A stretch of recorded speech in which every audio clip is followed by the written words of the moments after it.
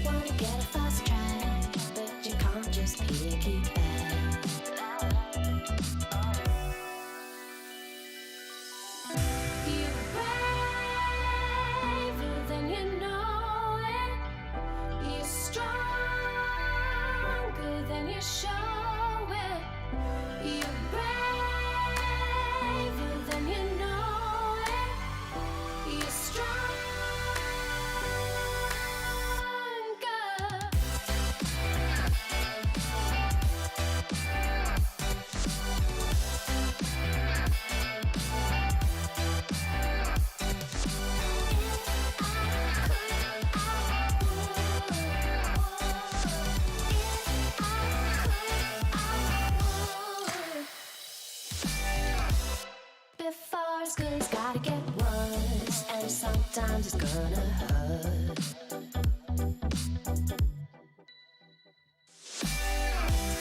If you're ever gonna get that bad, then you better plan your attack.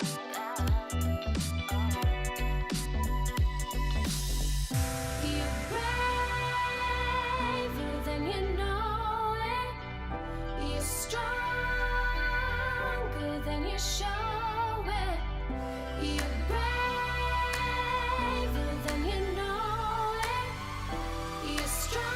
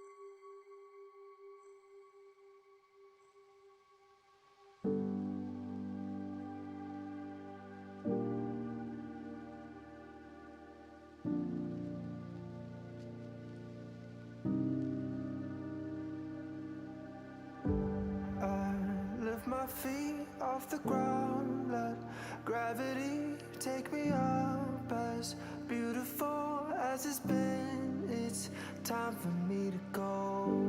I wanna sail away, I wanna feel the weightlessness of my soul. I've gotta go all the way to eternity. I will run all the way to see you. I've gotta go all the way through time and space to find my voice, to see you. And I'll go.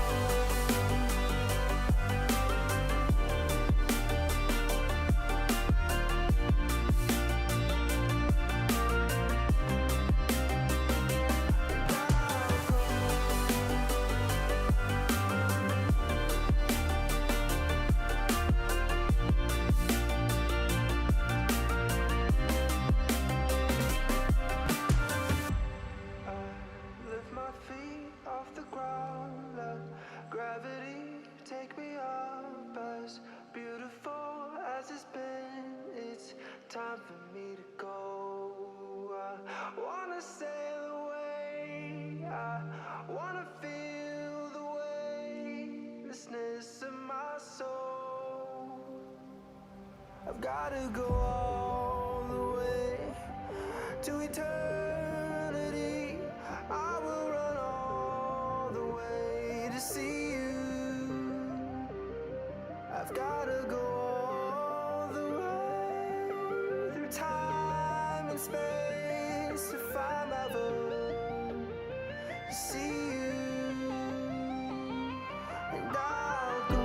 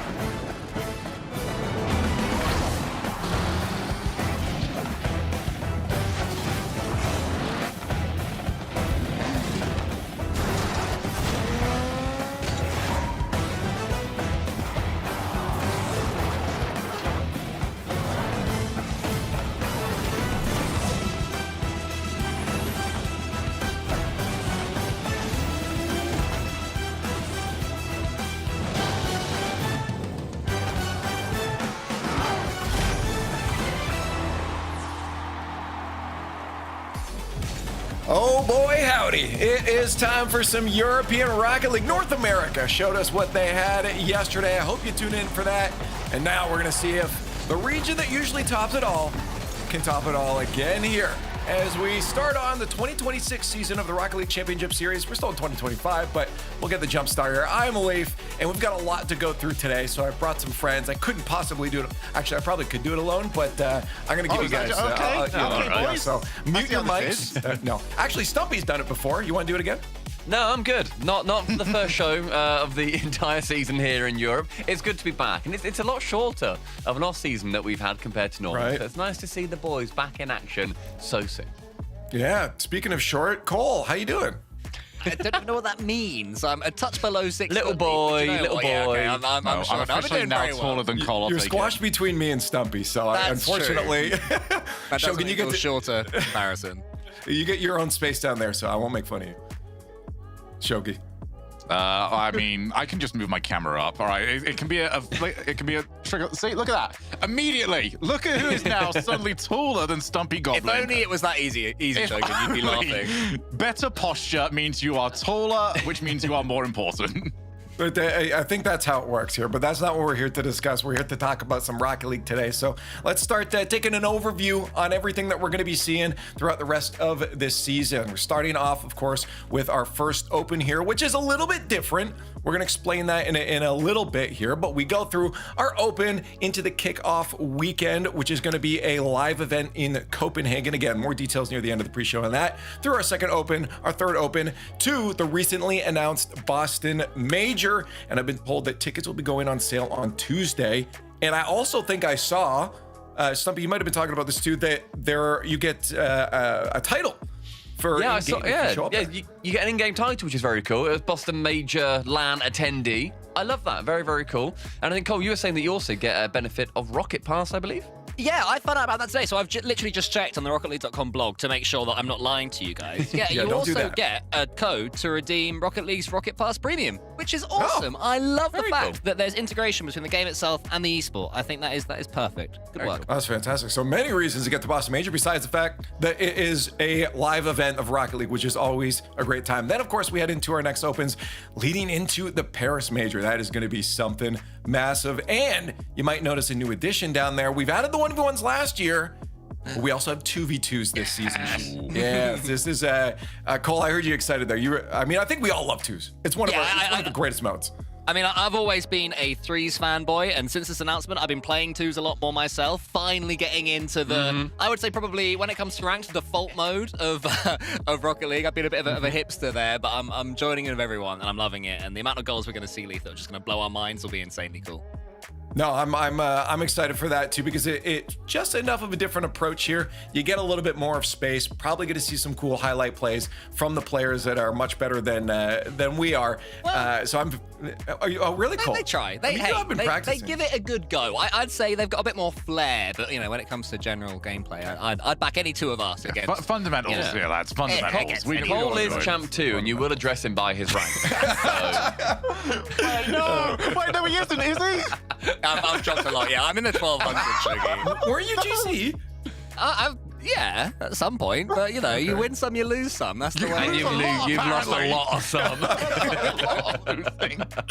Okay, well, we got again way more important things to talk about. So let's talk about the off season here and get you guys a little bit caught up. If you guys didn't see Subpar, but in HD, I've forgotten. You got it. These two over here put together some shorts with that with the roster moves. Let's cover it now. Let's do it on the actual show here. And there's a lot. Where do we start? Casey, Gentleman, they played yesterday. Let's start with those guys.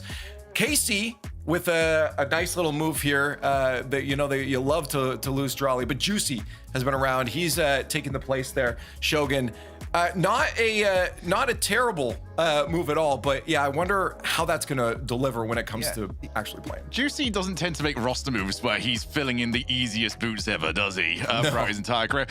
Obviously, there is absolutely no disrespect to Juicy whatsoever. There is nobody you could have replaced Rally with, and we would have gone, yep, that's an upgrade. Rally, to me, was the best player in the world for the vast majority of last season. Obviously, he has now moved on to a brand new team. But Juicy, I mean, he's really earned his stripes over the past few years. So I'm looking forward to see what he does. This is his big opportunity. Let's see what they can do with it. Yeah, I think also when you look towards like Drali moving over towards Mina, and then Monkey Moon has done the exact same thing over on Vitality. That was Stizzy's come in for him instead, and Monkey Moon is now over on that Twisted Mind side. And Gentlemates have picked up an entirely brand new roster. It is 2/3 of the old Ninjas in Pajamas team that are now completely different as well, plus Archie. Yeah, I was going to say, Cole, you guys are familiar with this roster overall. How do you feel, Archie slotting into this? Yeah, I feel like Archie is the sort of antithesis of Radosin as a player. Archie, probably one of our more solid players, certainly in Europe.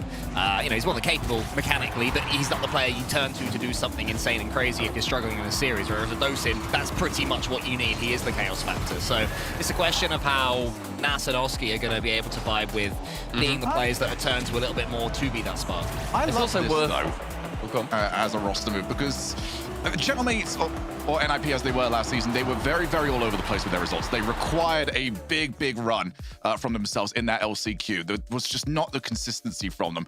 Archie, at the end of last season, very much had a shout, top 3 player in Europe with how well he was playing. If he is continuing that, Gentlemates, and we've already seen them during the offseason with a tournament they've already played and won, this is a dangerous squad now. That's what I was going to mention as well, is that it's not just the fact that they ended up winning that tournament, it's that they won it by beating Carmine Corp in the grand finals, and it didn't even go to 7. It was a massive performance by Gentlemates. Already a proven team. Carmine Corp, they've lost Drali. They've got a very good player in Juicy, but it always feels a little bit like, it's a little bit on tenterhooks. Like, how is this team actually going to develop throughout the season? Because yet again, we've pretty much got Carmine Corp as that #1 seed in general power rankings. Whether it's going to transpire to land results, let's see. It's just really quickly, Leaf, if I could bring up a point. I would say this is probably, and I'm saying it now at the start of the season, the weakest EU has looked for many years. Losing Monkey Moon, losing Drali, Rise hasn't come back. Some really big European players have come. Yeah. And I think because of that, there's not... We were wrong about Vitality being the super team last season, but we thought there was a super team in EU, right? It ended up being Carmine Corp, who were better than we thought Vitality were going to be. This season, there's no one team that I'm looking at from Europe and thinking, whoa, these guys are going to take it all. These guys are unstoppable. So it's a really... open is the positive word, weaker is the negative word. Yeah. What EU is so far this year. I think it definitely still feels like there's a topper heavy part to Europe that, okay, I know these teams are going to win here. And again, our next 2 rosters, let's pull this up while we're talking about it. Ninjas in Pajamas and GK. There's some top rosters that you're like, okay, they're going to win. But in terms of the larger landscape of the world, which you have to look at, I think you're right, Cole, when it comes to this. But Ninjas in Pajamas, keep it on, you guys, because this is the roster you guys were following last year. How are we feeling now about this new roster?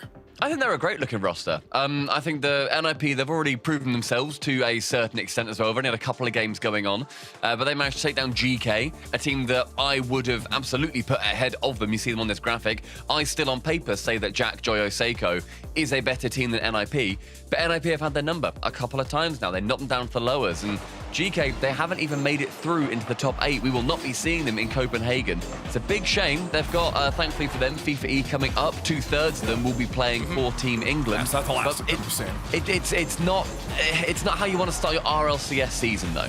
What I'd say as well about Ninja Pajamas, I had a little look at some of their matches, and their synergy already is so high. There was a point where CRR looked like he was the last man. He faked it, and then Joros is behind him for an easy catch. I don't care how long you've been playing together. That's a scary thing to do, right? It looked like it was going to be an open goal that went in. So these guys have completely hit the ground running with the Dutch duo-ship under Coach LBP as well, Shogi, who's from Australia. I mean, there's a lot of people coming back right now over to Europe. I mean, CRR spent a little bit of time away, was over playing with Complexity last season. But now he's back over in the European football, and he's so much better than when he left Europe. He's so much more established. He's so much more complete as a talent. And I'm so looking forward to seeing what he can do with other players as well that have maybe taken a little bit more time to find their footing. Joreous has been so difficult to sort of follow at times with the results he's been getting, but also over the last year and a half has really, really found his footing. So let's see if it's finally their time to step up.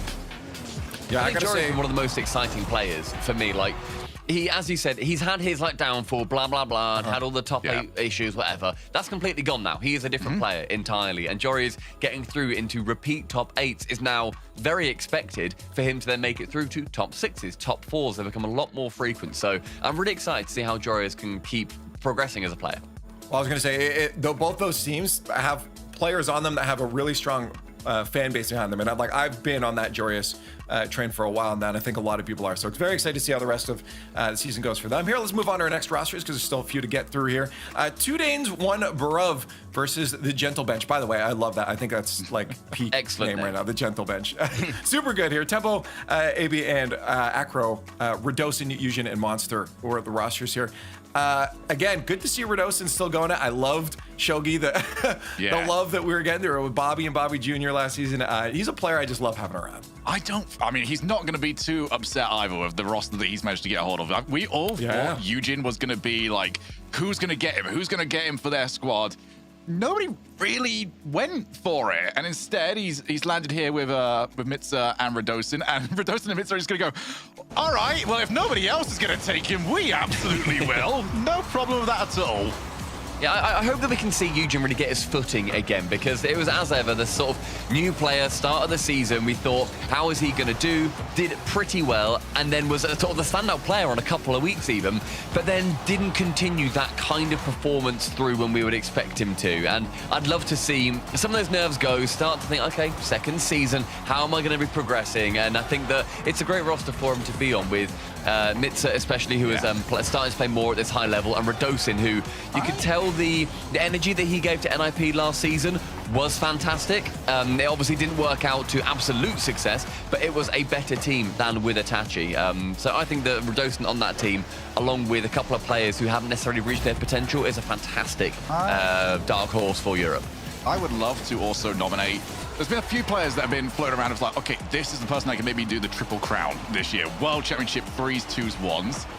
I'm going to put an outside shout here for Tempo. Tempo has been unbelievable for such a long, well, very recently, especially the 1s, the 3s. Now we've got 2s involved in this. Tempo is going to be a very big dark horse for this, but I think he's got a shot at it. Can someone clip that? And if Tempo wins 3s and 2s and 1s World Championships, Shogun, I would follow you anywhere if that's what happens. But not until then. No, exactly. Any of those wrong. Idiots. One last one to get through here. That's an obvious missing piece here. Team Vitality. We have to, you kind of, as one of you guys alluded to it earlier too, with Monkey Moon leaving the region now, you've got Stizzy in that place. Honestly, I mean, of course, Monkey Moon, incredible player, but I feel like Stizzy's Stumpy has been incredible. He was absolutely bonkers last season. Again, first weekend, didn't see the best out of him. And as soon as you look past that, he was, and towards the end of the season, one of the best players in Europe. Stizzy was absolutely mind-bogglingly good. He became consistent. He became energetic. The support that he was getting from his team just made me very happy to see. Really was a big fan of Stizzy on that Dignitas side. To be honest, guys, this is the perfect team for him. This is a stronger Vitality. This is a terrifying squad. When you look at the rest of Europe and think maybe a little bit weaker, Stizzy's been remarkable. Yeah, I think that Vitality have you know, both they and Carmine Corp have had to change. I think Vitality have had the better of those changes. Stizzy coming in, to me, does more than Juicy coming in for Carmine Corp, based on what you said, Stumpy, the fact that he had such a huge elevation last season, and last season as well. You know, they ended up becoming the number 2 team, clearly, obviously behind Carmine Corp, but that ability to improve as the season goes on, that's something that sort of the opposite tends to happen too, Casey. So Vitality, maybe, whisper it, might be our number 1 EU again, but we'll see. Well, I want to get your thoughts then on how the pros have looked. We got the pros to do some power rankings for us.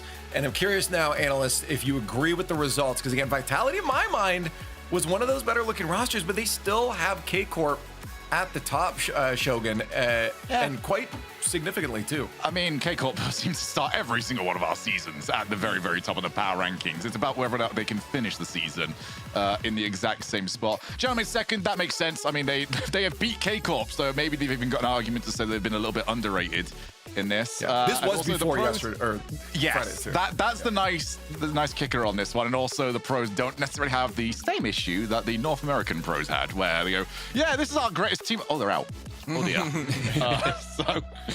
We'll see how all of this goes. Lads, is there anyone that we think is misrepresented here? Because I'm not actually seeing anyone I dislike massively on their positioning. I like the fact bench, that I'd say, is quite low of all the ones that sort of jump out to me. I'd say that those guys could do a lot more than what is suggested here, top 8 this season. Say again? I'd have them a lot closer to Magnifico than, what, 6? Yeah, there's a big jump between 7 and 8 there. Yeah, I was going to say about a big jump as well between 3 and 4. You can clearly see that there's 3 teams that the pros are ranking 1, 2, and 3. And then they're thinking, okay, NIP, they're about 4th. Like, the other ones are sort of all trading. They've got a very clear podium in Europe, according to the pros so far. So far, that's not actually lined up, really, with kind of what we've seen with all of the results, especially when you look towards GK over in 5th. But, we're going to be seeing how they look. Going 5.0, right on the nose. Everyone had them. That's where they're at right now. But yeah, I mean, I forget who was you were saying there. It was Novo, but I also feel like maybe they could be a little bit higher based off what we've seen. I mean, they had a great results yesterday, but overall, we got to see if K-Corp will deliver on that. Actually, let's take a look at our groups yesterday and what happened in those. Because again, as I just said, Novo had a good run through on their run into this weekend here, but we're looking at our Group A first, and Team Vitality doing, I think, what we expected. And there's Magnifico, team we haven't talked about yet, Cole. Razier's and Tox still here, still putting in the work. Yeah, I mean, Tox has been consistent for years now. I remember I first heard of him when he was in the Rlrs. He eventually made it into the Rlcs, and he's going from strength to strength. A player that I'd say is sort of a similar player to Archie in the fact that he is very solid, very dependable, more aggressive than Archie, wants to go for bumps and demos. An absolute nightmare to play against. So I think whenever you put Tox with more mechanical players, you're going to have a decent team. Nice to see him and Rlcs playing together as well. You know, nice to see 2 Germans competing together. It's a region that when Rocket League first came out, German players were so feared, and then they dipped for a little while. So it's good to see them having some high-level players too. And then Atomic, I've always really rated Atomic, Shogun. I remember towards the end of a couple of seasons ago when suddenly he was like one of Europe's best players. He's dipped a bit since then, but still, you know, he is wildly good when he wants to be. Yeah, it's just sort of been the nightmare for him at times, hasn't it? Of just everyone around him gets the credit and he doesn't really get the recognition for it. And we'll see whether or not that can be any different this time around. But Group B, the Leafbacks. Yeah, well, I'm not in this group, but we can talk about here. Yeah, if only. Team Leafback. Man, if I could be on the field instead of with you guys. KC doing what they got to do. I had to get one in. KC, and again, Nova was the team I was talking about. Bringing them to game 5, right? And then just crushing through the bottom half there for them when they're on 3 over GHT Stumpy. Yeah, I think Nova have got a lot to look forward to, obviously, during that series. Didn't end up going their way, but that is a fantastic showing from them. I think, though, the biggest result here is what ended up going on with GK. They didn't, unfortunately, make it through. Gentlemates took that spot, ended up winning that series 3-1. They are through, but it does just show that, of course, this is just the one weekend. It's just that for the first time in RLCS history, this is the one that ends up leading to a LAN. So it's a shame for them, but they've still got a lot more chances. It's not that they've missed an entire major. It's just the starting weekend over in Copenhagen. So it's not the end of the world. They would love to be there, I'm sure, but we're still getting a pretty strong squad over to Copenhagen. Plenty more games to be played in the actual 2026 when the season continues on in the next year here. But let's get to our top plays of our GSL groups here. It's impressive top plays from Group Shogi. Why don't you start us off? Well, let's go, shall we? And we're going to see right now why you do not give a player of Nico's standing this much time and space. You go too late on the challenge. You're going to see what happens to you. Look at this. Lovely first touch. A little bit of pressure. But the defender, you've got to go. You've got to go. You've got to go. You can't be there like a human Beyblade. You've got to get to him. Otherwise, you get torn apart. Oscar was one of my standout players from last season. Couldn't get the results he really wanted, but on this occasion, he just about squeaks it past Joyo. And it does end up being a slight team play. You see at the back, Joyo has a threatened bump on him. Nas just about turns around and then doesn't quite able to get him, but it has to jump early. Joe had to just sit and watch that one go in, but earlier in the day, he was able to score this one. And take a look at this catch and flick too. The first couple of touches are gentle, just little taps forwards, but it's this scoop right there without the ball bouncing. Perfect volley. And then we get into the just clean part of Rocket League. Over, ceiling, catch, reset, goal. Nice and simple, nice and clean. And I hate that I can use the word simple when it comes to these players these days. But that's just the level we're at. We've seen lots of solos, so a nice team play, I think, to cap it off. Our number one play, Oski Central Nas with a beautiful Zutch, immediate reset, and then Archie carries it over and gets a naughty double. It's a little bit, I think, lucky that it pinches out so perfectly, but Oski does get this challenge lovely and central, and you just see how delicate it ends up being from Nas. The quick reset to feed it to his teammate. Sorry, let's Stumpy, not you're Zutch. 83. Let's kill You that. don't get to wrong use with these Zutch? terms. It's so you don't get to ugly. use Zoomer terms, bro. No, I'm Zutch. this over here on the right side is Team Zutch, all right? Yeah, Team No, Zutch. because you don't really think that it's Zutch. the unpleasant Chat. Are ruining of Zen Touch. Does Stumpy get to use Zutch? Let me one in the chat if so. Two Oh, if I've not. turned chat off. Two if I'm not. not, Yeah. I'm not Let looking it at go. this. Zen Touch is a One beautiful Zutch to rule them all. Oh my. Okay. Well, It'd let's be a move real it shame on. if those two in the middle were casting Vitality and IP later on. term. Don't you dare. Let's get into the kickoff. We got to talk to you earlier about how we're going to explain it. Now's the time to start explaining stuff here. Just taking a look at the contenders first. Of course, North America played yesterday. They've already got their 6 teams that are going to be going to Copenhagen to play. You can see them there on the left side of the screen here. Europe still has to figure out our last 2 throughout the bracket. Let's go. Let's pull up the NA bracket so we can talk about some of those matches. In my opinion, Cole, these pretty much went the way that we would have expected to. There's maybe some teams in that 4 to 6 range that are a little bit not as consistent, but Genji Space Station, you knew they were going. Yeah, I mean, from this point forwards, it was sort of all right. But anyone who missed NA on Friday missed the real craziness, which if you're just tuning in because you only watch EU, fair enough. NRG went out before the top 8. It was crazy, ridiculous scenes. So my brain is sort of already jumped to what is going on in North America. I feel like for once, Leith, if Europe is crazier than North America, we've done well. And it's not normally that way around. So yeah, Space Station Gaming looking top from North America right now. Yeah, no, I'd be down for that. Here's the European bracket. This is what we'll be playing through today. The teams in the top there, already good. You saw it on the contenders. They're already qualified for Copenhagen. It's just about seeding and making sure you can get a little bit further in that bracket when they do finish it off when we get into that weekend. So North America and Europe will play their separate brackets in Copenhagen, and then they have an extra tournament. At the end of it, they'll play the top 4 teams from each of these brackets. Will get to join into the kickoff weekend gauntlet. And this one, Shogun, is a big one to want to get into here because there's a lot on the line for that prize for winning the grand finals. Yes, there absolutely is. We have got ourselves a intangible right here. You are unlocking the 5th spot for your region for the rest of the season. So that means Boston, that means Paris, that means the World Championship itself.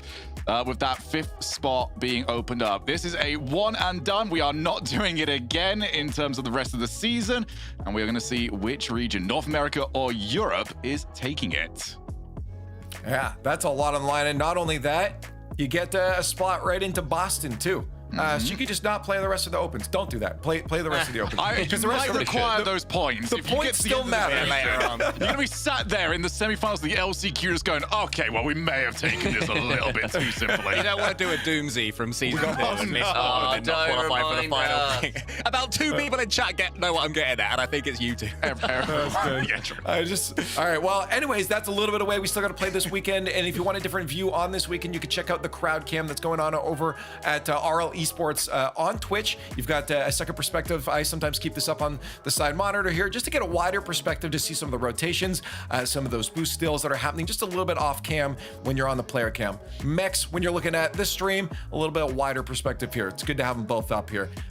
So blow it up. Well, let's take a look I'd like to call that one my angry that no one infielded, because then it becomes really obvious that a very pass was obvious. Yeah, available. Yeah, that's I true. can't anymore. I get angry. And of course, prize pool. It's going to be important to some of the players here. You know, the points, the big part of it, because that carries over again to your majors and to worlds. But you still want to make some dough along the way. So there it is, 2,100 for first place. But again, that'll be played later. Here's our schedule for the day. 4 matches. We're going to figure out those last 2 teams that are going to be making it to Copenhagen. Of course, our first few matches already done. It's all about seeding, and we're starting off we got K-Corp, 2 Danes, 1 Bruv. So why don't we start talking about this? We've seen some roster moves all around. We want to know if K-Corp is going to be able to deliver on that #1 EU power rankings. Stumpy, this is, I think, one of the hardest, maybe European landscapes to be able to deliver on that, especially when you've had such a recent roster move. Yeah, I think that this is a good test for Karmine Corp. As ever, like we said earlier on, they are rated #1 not only by the casters, but also by the players themselves, and I think they very much deserve that spot. Juicy it's not like he's an unknown factor. Everyone knows how Juicy wants to play. Everyone knows the shoes that he is stepping into. KC are theoretically not a solved team, but you know what they're going to do. You know they're going to be super aggressive. You know they're going to be hyper pushed forward. You know they're going to be a little bit set toward counterattacks, whatever else. Whether you can deal with that is an entirely different question. Most teams aren't able to. And I think when you look towards 2 Danes, 1 Bruv, it's a trial by fire. I think this does become the hardest team to play against early on as well, because Karmine Corp are going to come into this season feeling a bit scorned that they weren't really in the absolute, like, yes, they're going to win Worlds conversation. Right. They were one of a few teams. They've not been like how Vitality has been in seasons past. And I think that, especially Vatira, he's going to be thinking, no, I want to be the team. I want to be the big bad. Right. I always want to be that team that everyone wants to be. And I think that he hasn't really lived up to that last season after winning that major, unfortunately. Well, the progressive fan vote is live right now. You guys voted before whether Snumpy could say Zutch. It was about 70% no. Now we need your opinions again on whether we think 2 Danes, 1 Bruv is going to be able to shut down the powerhouse of K-Corp. Sure, it's not Drawley. It is Juicy, though. He's filled in these shoes before. We've always had a tough battle ahead of him. I think right now, most people probably expect them to. A spoiler alert, we definitely do. I don't think anyone went against KC on this, and I expect this to be pretty heavy on the side of KC. For 2 Danes, 1 Bruv, I mean, they're still happy. They're locked in, Cole, for Copenhagen, but you still want to make a statement here.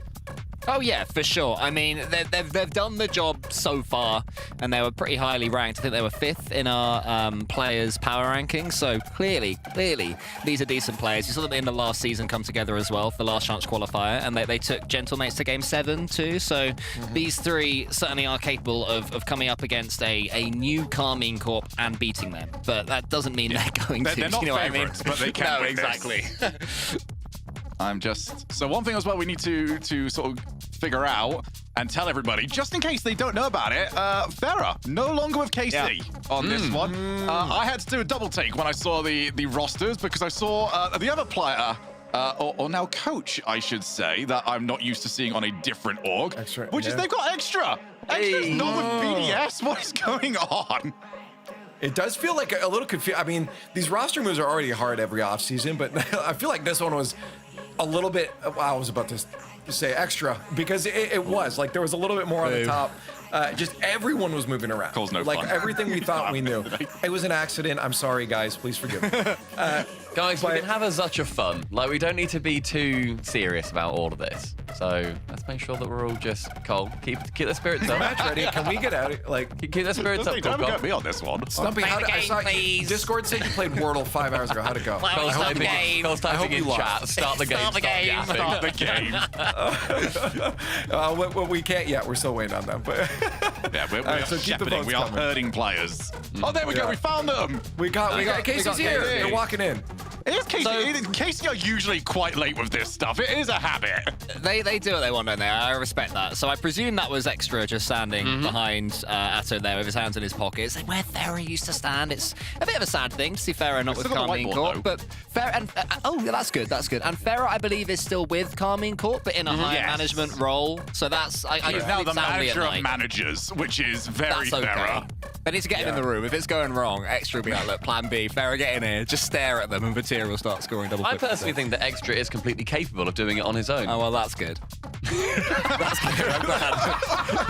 You've got no time for me today, do you? Tune in 1 hour where we are going to hear the implosion of Subbarber in HD live on air. Come on, have a bit of banter with me. All right, buddy, I'm sorry. But yeah, no, I'm happy to see Extra back there. I think that it's going to be a big test for him with a team with such high expectations, because when he was managing over on the BDS side, they were always a bit of a question mark team anyway. It's not like they were looking to be the #1 team by any means. It was, can we make lands? And they went through the LCQ and then they couldn't make the land from that. So they only really had one real chance to make it. Starting off a season though with Karmine Corp, Extra has got a lot of weight on his shoulders, and Shogun's 3v3, 2v2 and 1v1 MVP tempo stands in the way. I like how Dark Horse has gone from, maybe, just maybe, to he's doing it. He's definitely winning. He's Shogun's guy. Everything. Yeah, he's my favorite player ever. I've got good news, by the way, as the person in the lobby. Well, KC finally joined it, so we are getting closer and closer. Is it KC that was slower? Considering Vatira just joined in, yes, I'm going to hazard a guess on that. Naughty. I don't know. I'm not super surprised. Casey's always going to Game 5, all the time. Well, even in they're the always scrims? just bring things. Shut the scrim down. Get into the lobby. They're a really long ranked overtime. I can't leave. We have. Let's just say, trying to finish off a game of ranked Rocket League as the intro to the show is starting, not as stress-free as you might hope. Which we never do. You guys are just exposing yourself. Look, we love the game so much we can't help but play it. It's okay. Yes, we're rewarded. Our addiction led to us being able to talk about it. We're going to get call out of C2. Come on, there's priorities here. I've tried, man. I've tried. I guess realistically, to bring us a little more on topic as the players get, I gotta rein it in here. As they get closer to kickoff here, how do we think this goes percentage-wise? What are we looking at? I guess it's the only thing we can analyze here. For 2 Danes, I think they win this one about 15% of the time, probably. Karmine Corp will almost certainly have too much to them here. But what I would say, 2 Days, 1 Bravo, it's early KC. There's been many roster changes, coach change. It's a good time to play them. Yeah, many wobbles that have happened. I'm going to be taking KC on this one. But I'd say they've got 20, 25%, something like that, for KC to lose this and 2 Danes to take it.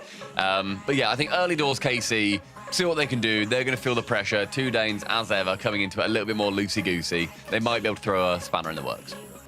Yeah, there's, again, no real need to, dance around it. Nobody, I think, is going against Kick. No, Shogun. There's no one's going against Kick. No, there's none. It's not going to happen. I looked at the sheet as well. No one else is going against them right now. This is actually much higher than a 15%. That's where I was roughly going to put this in terms of their chance of winning. So I think that's about right, actually. But they've got to find a way to shut down Atto. Atto has been unbelievable this offseason. Probably top 2, top 3, maybe even top 1 player, depending on who you ask, of the region. So you got to find a way to keep him quiet. Him versus Tempo at the top. Chat, you guys want some Rocket League? Let's get some Rocket League going. Kickoff is ready. The teams are on the field, and it's about time to start 2026 Rocket League Championship Series. Copenhagen is on the way. KC, 2 Danes, 1 Brub to start everything off. Welcome everyone to the first European event of the 2026 RLCS season. You guys know the drill by now. We're straight into the playoffs with our first proper look at the new Karmine Corp roster. On the other side of the pitch is the dynamic Danish duo who are causing real problems for the top dogs. Best of 7, a semi-final spot on the line, and this is game 1 by Progressive. Shogi, it's an absolute pleasure. That was actually incredibly well done, CJ. Let's see if the players can rise up to the standard that you just set with that intro. Yeah, we do get into game 1. Now, the good news for all of these teams is that they have already qualified for Copenhagen. They do not have to worry about that, but they do want to go into that in the upper bracket. They want to go and claim the best possible result. We've already got Vatira of a couple of demos. AB has to keep that away as Atto's on his way for a challenge. And Vatira's very low on boost, so is Acro. AB's, I think, going to be the interesting one in this series here, CJ, because he's been a very hot and cold player whenever the pressure has been on him. Yeah, you mentioned before just the importance of this match. I think you don't want to lose because the potential of going to Copenhagen to play 1 series, losing top 6, is not great. But look at the shot off the post, almost juicy. Having to come up clutch, but this feels like the first proper look now. We're into the best of 7s. We've obviously had, group stage. We've had qualifiers, Swiss and whatnot. But now we're into the best of 7s. I feel like this is where we really can separate the best teams from the rest. Yeah, absolutely is the case. 2 lanes, 1 bruv. Right on the outskirts of that top 4. Want to try and force their way into the top 4, really to establish themselves as that team. There's sort of consensus of, all right, we know who the top 3 is from the pros. But that last spot, supposedly, depending on how Copenhagen goes, that last spot is up for grabs. Now the team currently the front runners to try and grab it. AB waiting for the ball. Bit of a mistouch on the first one. He's not going to be able to get too much else going, but that was very loosey-goosey there from Juicy, and he's going to have to cut up the pace if he doesn't want to get dunked on in the future. Yeah, just interested in analysing this Karmine Corp lineup. Obviously, the Juicy addition, Drali hopping over, swapping regions and whatnot, and now with Extra, as you were talking about, Shogun, it is weird to see him behind the boys and not seeing Farah there, but I just want to, just see what he's bringing to the table. Are they changing up the play style at all? I mean, yet to make a Worlds final, and really the best team. They look like the best team all year, or at least at some point throughout the year, particularly early, but can they sustain it for the whole season? It's been the sort of the curse of KC, hasn't it, of the best team at the worst time. So, yeah, can they take that on? Obviously, they have now lost Farah, they've lost Drali. Arguably the best player and the best coach, as Vatira just can't quite get himself around that ball enough. Oh, to turn it in. There's a lot of demos here, though, from KC. Really heavy focus on Heavy Metal Rocket League, looking for the Doomsy Dish, and Vatira's got it. That's beautiful. Look at the delayed shot as well from Vati. He had 2 to beat in net, and he just held it. He just didn't want to go early. Found the 50 tempo bid on the challenge, and that has gone straight into the net. KC striking first. Well, it has been coming. And Vatira, the one to give us our first publicly broadcasted goal of the European season. Sort of pre-jumping 2026 here, but we are up and running nonetheless, as Juicy can't quite find the angle. Maybe on his way out. Again, that first touch, I think he's just having to try and chase the ball a little bit too much here. Tempo, realizes he didn't have the boost, gets knocked away for his trouble. Acro has to get that, he's done so well. That could have been a calamity. Absolutely huge. Grab the corner boost as well. Well, as I say that, they're still in a little bit of strife. Pressure still on. This is Karmine Corp last season, playing the same sort of way, all 3. So aggressive. Just looking to keep the ball in and peppering shots on there. Tempo has to make the save. Gets into the wall, but look at the rotation, cutting front post. Vatira looking for bumps. He has found 1, finds 2 as well. Juicy now. Gonna get there. He's just left the ball and left it behind him. We're looking at Exterminator role at this point. That could very well be popping up soon because Vatira has got so many demos. How many points is that worth? I always forget. Is it 10? Oh, don't ask me. I couldn't even find. The demos are so it's harder than hitting the ball for me. I'm very curious. I think they still track that. So everybody, open up Rocket League. We want to know how many Exterminators you've got in your career. There's gonna be that one guy in chat that's just like, yeah, I have 10,000. That's all I do. Waiting for Com to hop in the chat and let us know, or maybe a Rlcs. Speaking of Rlcs, he was very high on this 2 Danes 1 Bruv roster. Chatting to him in his kind of pre-season predictions. So, and that was so far, they've really been pretty strong, beating Gentle mates in the group, beating Gentle bench as well. Feel like they're taking down all the ex-Gentles, We're gonna have to Gentle cast players. it, and it's gonna be so difficult. Yeah, the mates in the bench, but so far 2 Danes 1 Bruv. As you said, they're kind of in that 4-5 spot. Can they push themselves into the top 3? We saw kind of with Dignitas last season, they were in that 4-5 spot predictions-wise coming into the season. Ended up being a top 2 team nearly in Europe. So that's kind of where I see 2 Danes 1 Bruv, improving into. They've got to find themselves a goal-scoring chance here as 1-0s go. This has been one of the most comfortable you'll see. And that was about as good as it got, and they still almost got punished for it. Acro off the backboard. Vatira, nice touch up, but it's straight into tempo. That's a brilliant challenge from Juicy because that shot was going top bins. Back into the midfield. Vatira's out of position, and that's awful. That's absolutely awful. You've got to find that on target. I want to check if he was bumped or something on his way. It's just nowhere near. No. That was so wide. Like, it looked like it must have been a pass to the corner. There has to be a reason for it. There was just no one there, though. It wasn't even a pass. It was a perfect setup play. They nearly stole a goal, nearly forced their way into overtime, but not to be. Karmine Corp overall, it's honestly surprising they only had 4 shots for the game because it just felt like 2 Danes 1 Bruv completely stuck in their hands. But the 1-goal lead, clean sheet, great start for KC. I had to remind myself there, do not save the replay and then jump on over and check that out. I can't do that right now. I'm in the lobby. Do not leave it.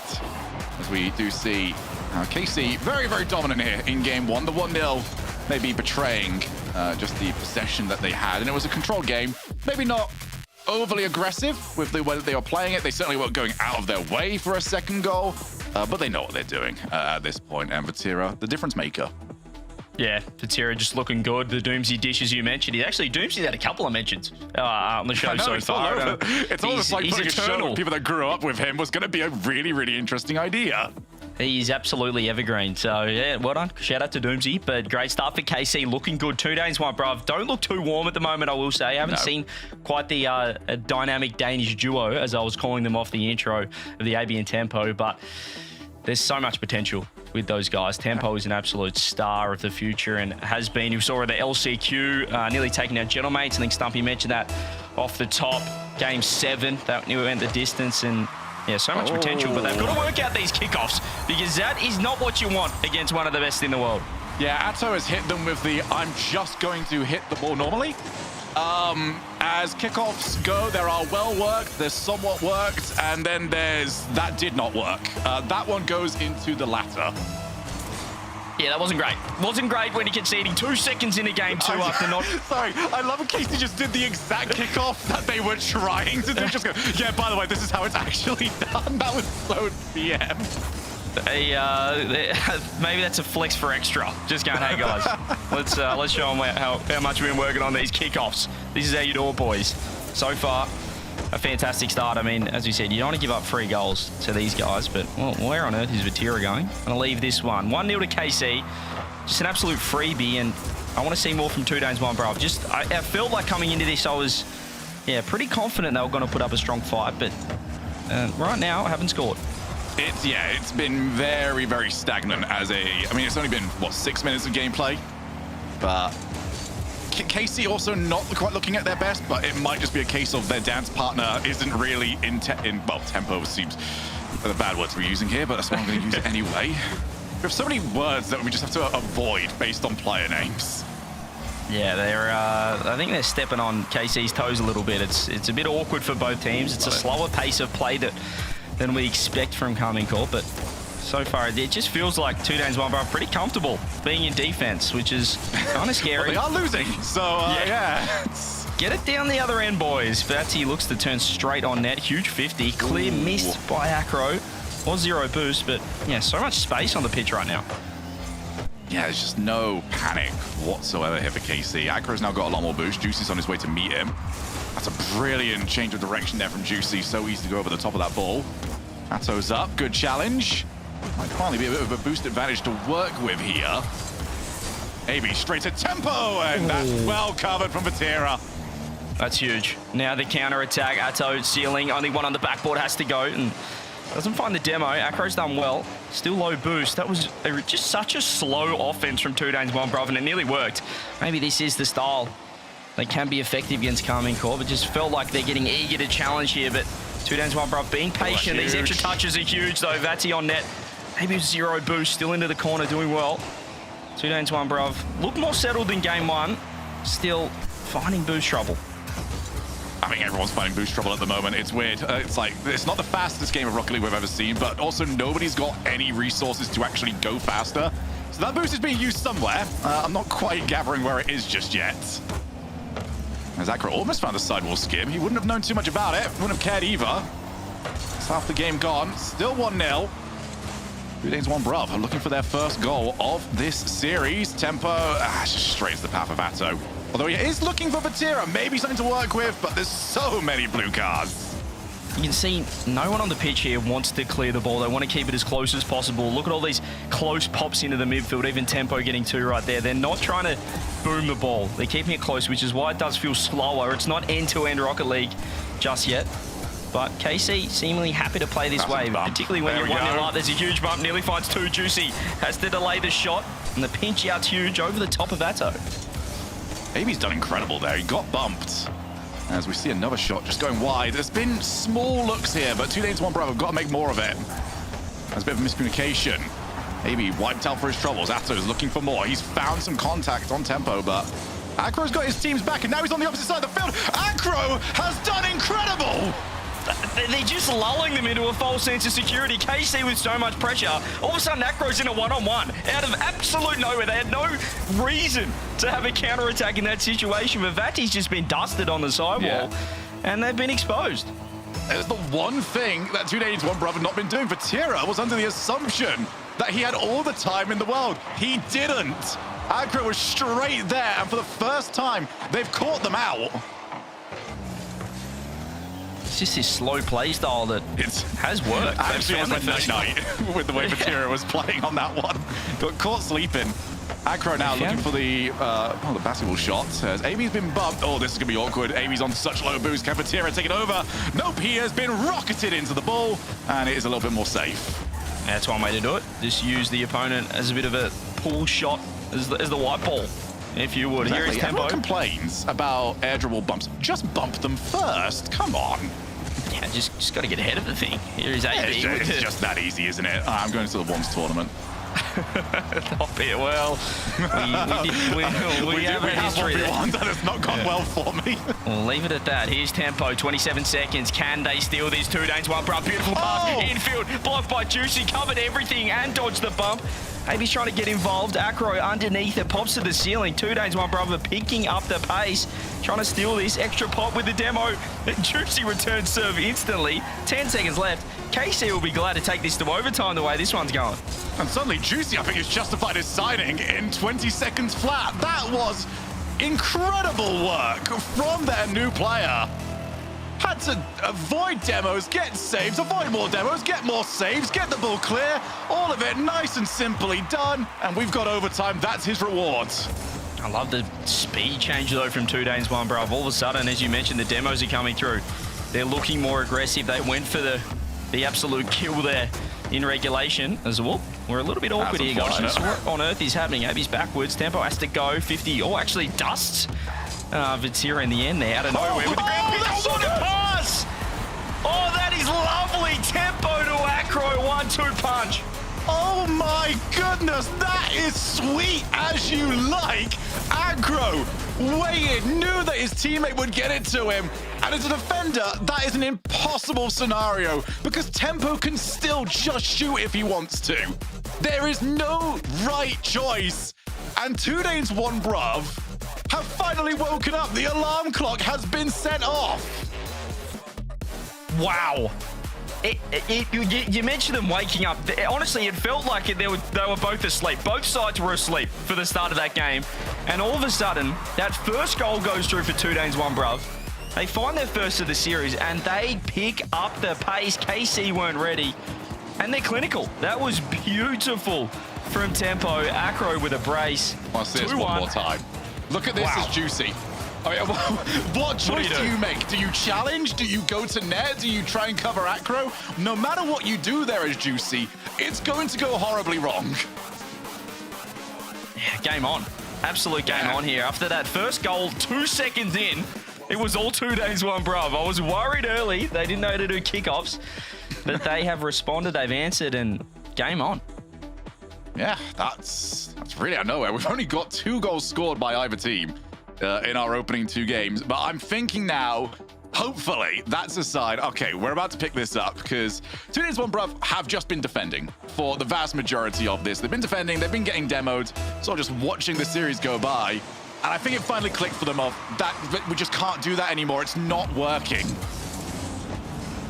Here we go. Go ahead game.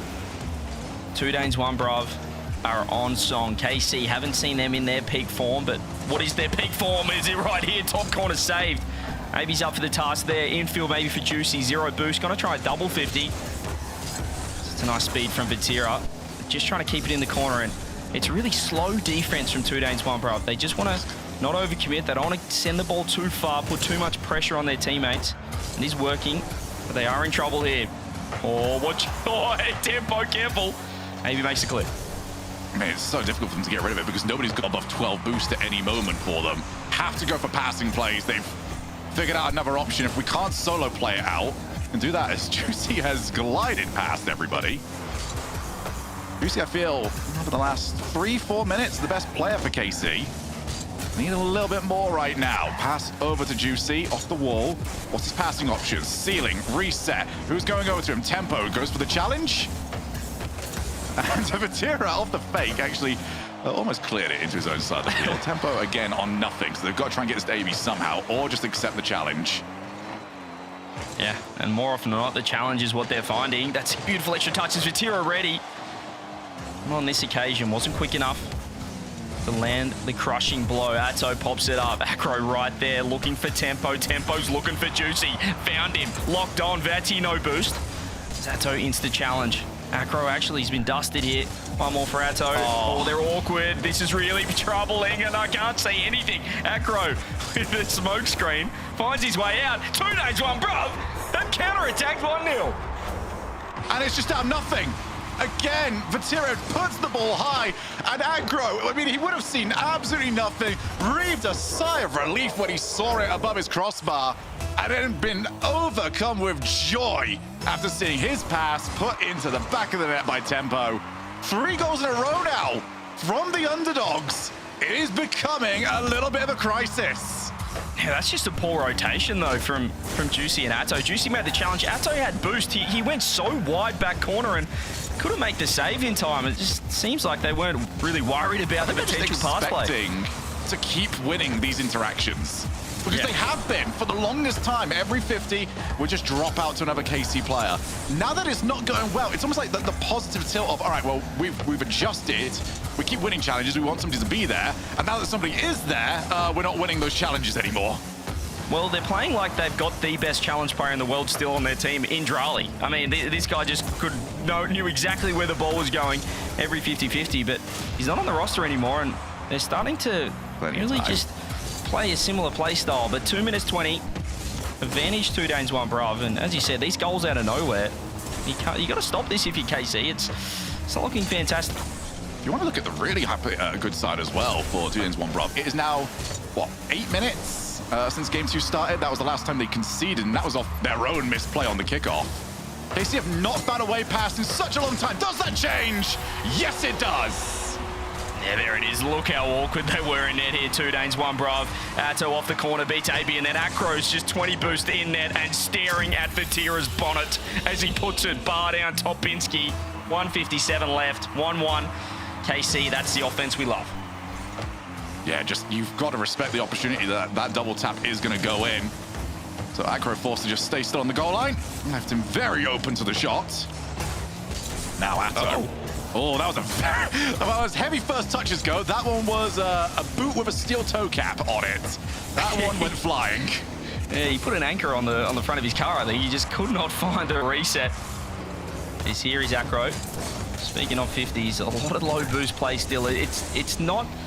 I wouldn't love to be a 2 Danes 1 bruv fan because it's never fully convincing the way they're playing right here. And case in point, Juicy 2-1. They are in shambles in defense. What do you do against this?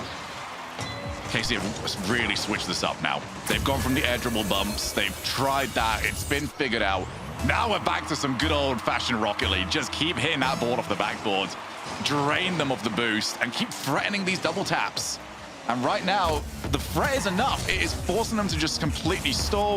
We've already noted the numerous issues that 2 Danes 1 bruv have had with their boost management, as AB is going to be just fine, but maybe a touch awkward. Stumbled with the clear, though. Got around 2. Last man Atto in business. Beautiful first touch, reset. Pops over 1. Acro's going to go straight. Would have loved Tempo to just push up there. There's one of those Zutches you guys were talking about. Are we Team Zutch, are we? I don't know. I never heard it before until Stumpy said it. Now I don't mind it. All right, well, I think that gives us a majority now on the broadcast of me, you, Stumpy. So, it is official. I'm all for it, just because Cole doesn't want it. So, that's good enough for me. Oh, can he go for Tempo? Oh, he's gone for net instead. And that is sweet as you like, a paper slice of a shot. What do you do if you're Tempo? He just thinks Vati's going for the bump, and as soon as Tempo commits to hopping up, he says, I'm just going to put that top left. I'll just put that behind you. 3-1, 34 seconds, KC bouncing back. Everything that 2 Danes 1 bruv have adjusted to is now wrong.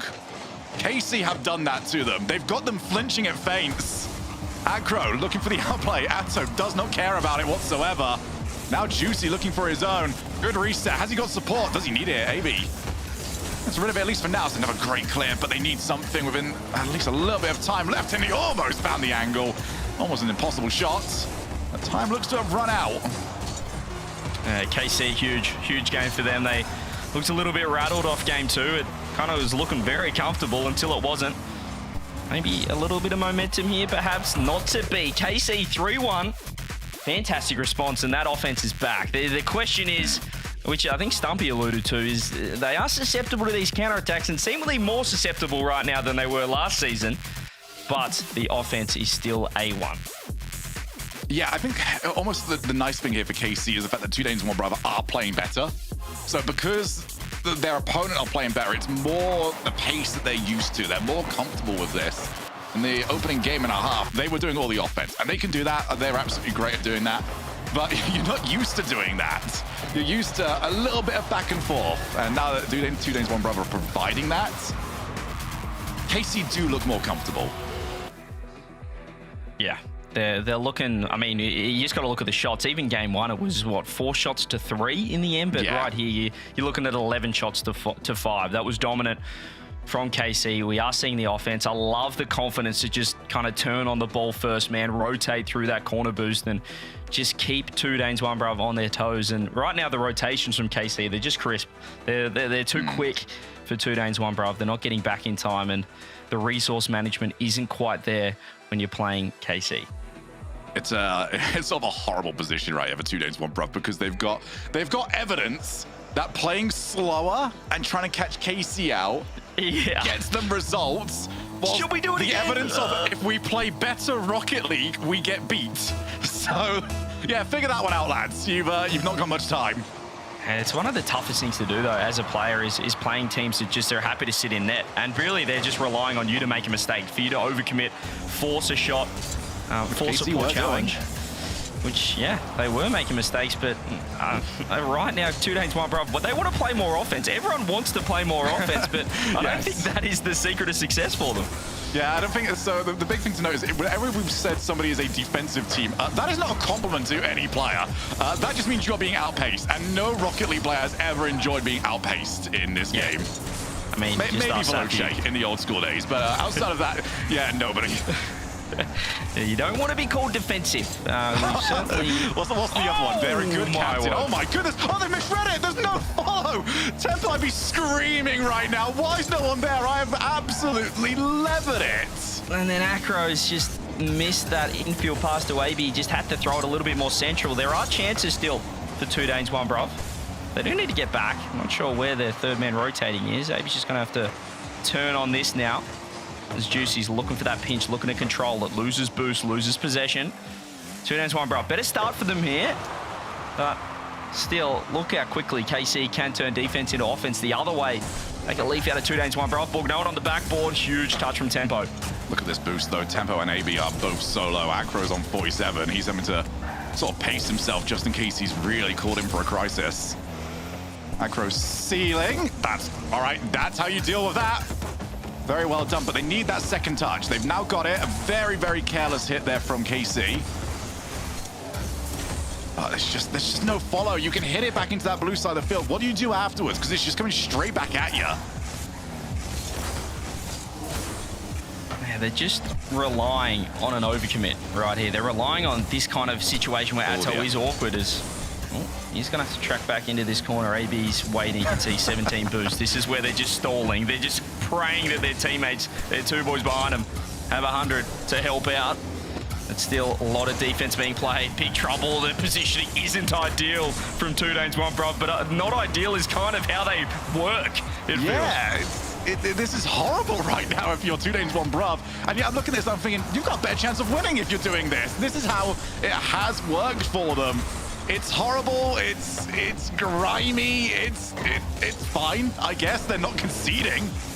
And if anything, there are less clear-cut opportunities right now for KC, despite how much of the ball they've got. Yeah, it's high-risk, high-reward defense, and then you get a one-on-one out of nowhere. This is what happens. They just score out of nowhere. They've been on defense for 2 minutes and 44 seconds, and they're 1-0 up.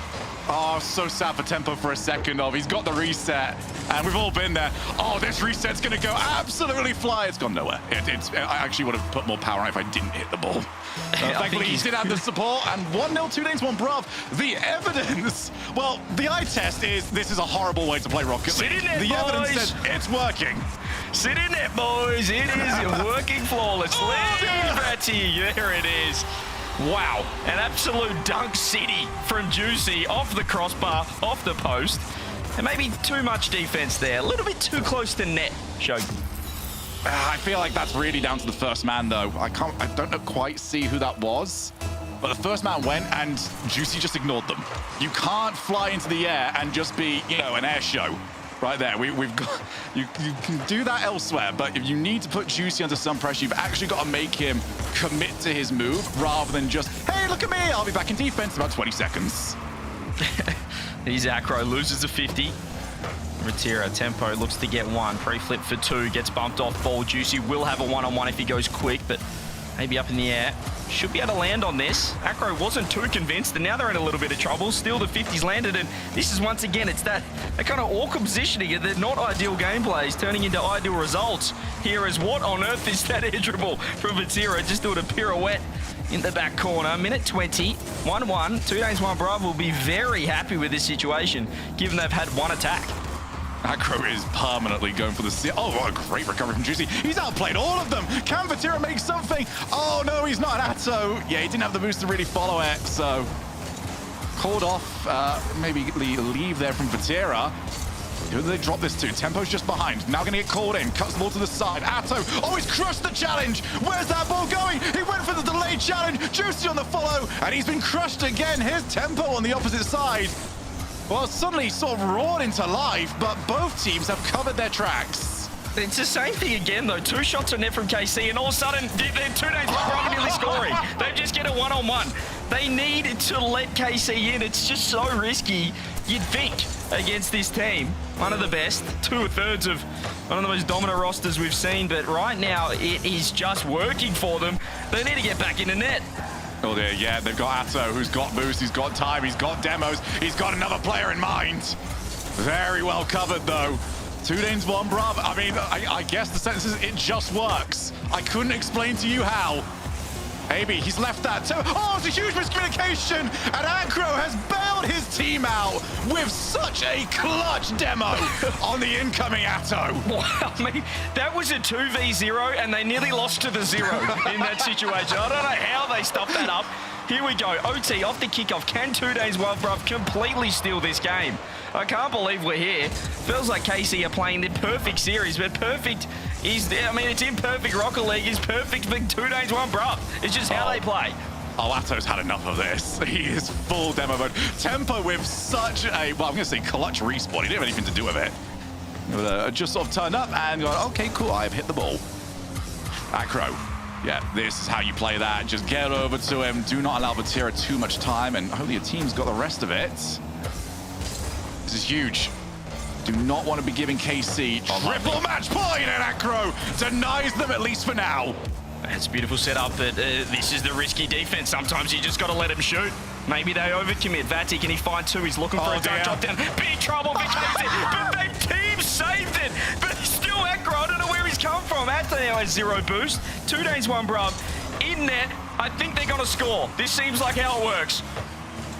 Oh, AB's already on his way. I love this defensive method. I'm putting it under I'm never trying it in my life. 1 player on the goal line, 1 player on the backboard, 1 player practically sat midfield as a supervisor. And the supervisor's been needed so often as they get rid of it. Here's Acro, his supervising role now called in. Somebody needs to talk to the manager. As Tempo gets rid of it. Another demo, another challenge win. Oh, they're going to find a way. They've done it again. Why? How? Who? Tempo, 50. Acro just said, I've had enough. And he removed their last man. You've asked to see the manager. The manager is asking to see you. And he's more than happy for the meeting. Acro has got the saves, he's got the demos, and Tempo provides the goal. I feel like this is the smartest zero-brain gameplay I've ever seen. Acro, after being in defense for 7 minutes, said, I've had enough of this, and drove down the other end, found a demo at the perfect time for a goal. What are we witnessing? I love the I'm bored now, I'm leaving. I have to go now. My planet needs me. He just had enough of defense. There was no reason for him to be down the other end in that situation. After the entire overtime, they're basically in net playing ping pong. And he said, you know what? I just want to fight a demo. Let's see what happens. He's getting so much right, he even managed to guess the side that Atto was respawning. When it's working, I guess. And for 2 Danes, 1 Bruv, it's working enough. They have now tied the series up at 2 each. I've not heard any calls here for a timeout, but if either team took a timeout, what would you even say at this moment in time? How do you deal with this? This is, I mentioned before, as a player, playing a team like 2 Danes, 1 Bruv, the way they're playing, sitting in net and just peaking. They are playing, as I said, the most perfect, imperfect defense. There's 3 guys front post, but they're passing it to each other accidentally, and it's working out. I mean, the communication has to be on song to play that way because it's not conventional. I've seen them almost 2v0 themselves. The communication is we saw the 2v0, but you've got to give credit to them. They are keeping this ball out of the net, and that is all you need to do. So for KC, I think the big thing right now is Atto is really struggling to be effective at the moment. He's got a lot of the ball, but he only finished that game last time around about 170 points.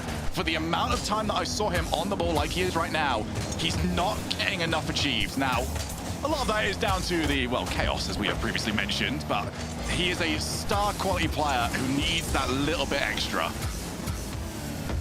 Yeah, well, I feel the longer this series goes on, the more frustrated you are as Karmine Corp, just struggling to find a way through. So, at least something for them. Oh, what to say from Acro? It's a beautiful pass. I'm not getting excited anymore. I'm just expecting it. Of course it does. Atto's already on his way in. He was expecting the ball to land for him. It was never going to. The ball is rigged, and it is to bounce as far away from a KC attacking player as it possibly can. Atto is that guy, though, that is creative enough to spark something for KC, but they're answering every question. They're answering every attack of Karmine Corp here as 2 Danes, 1 Bruv. They're just having some fun in defense and finding every 50 to go their way. It's a huge challenge as well for Tira. He's going to have a lot of time. 2 Danes, 1 Bruv. No interest in challenging that early. And maybe they might be able to get punished for that. Tira just dancing around everybody, and Juicy turned it in. Yep, let's not give Tira that time ever again. Yeah, this is where you do get punished. I mean, 2 guys front post. It's just, it shouldn't work, but it did work last game. And right there, you can see the cut. Acro trying to help out, just gets dusted for free, leaving their last man. That high-risk defense finally doesn't pay off. KC get the lead. Now, KC, all we need is 0 calamities. That's all you need, and you get double match point. I guess they sound so simple. There's Tempo on his way. Now, I don't want to make this sound either, though, like, it has just been, oh my goodness, cartoonish Rocket League. It has been silly, but when it comes to the execution of the plays, it has been on point. I do not want to take away any credit from what we have been seeing. It's just very different to the norm. Atto's just trying to dodge some demos. He's had to hop off the post. He's done really well. Found a 50. Here we go, 2 Danes, 1 Bruv. Situation we're not used to seeing. And this is to go 1-1. They need to get on offense more often because every time they are, they're finding the back of the net. It's like they just, oh my goodness, Juicy, you've got to do better than that. You've got to play the ball. Well, Acro has just done his perfect impression of Vatira's goal. And Juicy will be very upset that not everybody in the lobby decided to skip that replay as he just went flying past the ball. He's got to play the ball next time. There's no need to be, well, I'm trying to see the future. It feels like 2 Danes, 1 Bruv just enjoy getting just punched in the face time and time again until they decide, all right, let's go score. All right, let's go tie it up. Come on, boys, everyone with me. We're going downfield. Yeah, it's been entertaining. I've been loving absolutely every moment of this, and I really hope everyone is enjoying the return of European Rocket League, a region that has apparently seen NRG being eliminated from NA and just gone, okay, we can't really provide a result of elimination of that quality, but we can provide some entertainment on the field. Yeah, I mean, the reason Johnny Boy's in here at the moment, he's just absolutely celebrating NRG's demise. He can't contain himself. He had to have a day off. It's been the best weekend of his life, he said. But here we go, Juicy. Can he find the flick? Can he find someone? 50 instead, and he's beaten 2. KC 2-1. Yep, that's how you make up for it. Nice and simple. Just, we're going to go for it. Low 50, and he crushed it. That's fantastic from Juicy, and they're going to want more of that. Yeah, you called him out in that defensive play leading to 2 Danes 1 Brav's first goal, and he's responded down the other end. Finds the lead once again. Tempo, 0 boost. Demo removed. Vatira, first on the scene. He's been just deleted as well. Zacro just trying to put it in an awkward spot. Juicy with the 50. This isn't the best position here from KC. They're happy to just sit in net defense. Tempo, does he get an angle? Vati has the pressure. Bang, top in. Zacro 2-2. Well, you caught it out. It was a slight misposition. And it just got worse and worse and worse. Every touch from 2 Danes 1 Brav made the situation so much more difficult. Well done to 2 Danes 1 Brav, but I think Casey just saw it and just went, all right, well, there's no immediate shooting opportunity here, so we don't have to go for it. And yeah, in hindsight, they did. This is a misplay. Vati's in net again backwards. I mean, you never want a situation, if you're the guy sitting in net, where your teammate is looking at you, facing the net. I mean, Vatira just stared at Atto, who's sitting in there going, oh, g'day, well, I'm backwards and I'm in big trouble. 2-2 here, 2 Danes 1 Brav, looking to get the lead in the series. What an entertaining series, as you said. It has been so far. Vatira finds the 50, still 2 Danes 1 Brav, playing a lot more offense, a lot more time in the blue half than we're used to. Yeah, we're going to see how this works, because the last time they had this sort of space and freedom, they actually ended up losing 3-1. So can they make this work this time around? So far, the answer is yes. This is going a lot better than it did. Strands the path of Acro. Very, didn't get enough on it, and he also hit it too heavy. So middle ground there for Acro that he doesn't want to be in. And now above, they're trying to play with them. It's off the crossbar, and they couldn't find the finishing touch. The fake was beautiful, but unfortunately, you can't fake a crossbar. Why are they playing so safe? Just shoot the ball. Shoot the ball, Carmen Corp. 2 seconds left. Do we get any magic? Atto, you want to keep it up? Do we want the ground? He's got 50 in the tank. He's got 30 in the tank. Over the top of 1. Here we go. Ball down. OT once again. This is the most awkward series I've seen, but I'm loving every minute of it. I have missed this so very much. Acro off the wall. Vatira on his way. And Acro realized that he spilled the juice on the floor and had to clean it up. AB out again. Over to Juicy. Heavy first touch. Trying to follow it, look for a 50. Back into the path of his oncoming Atto. Atto, he's always there, and the ball will not settle for him whatsoever. He's going to be... I would not be shocked if he gets a ball that just comes out to him, he can lever it, and he misses.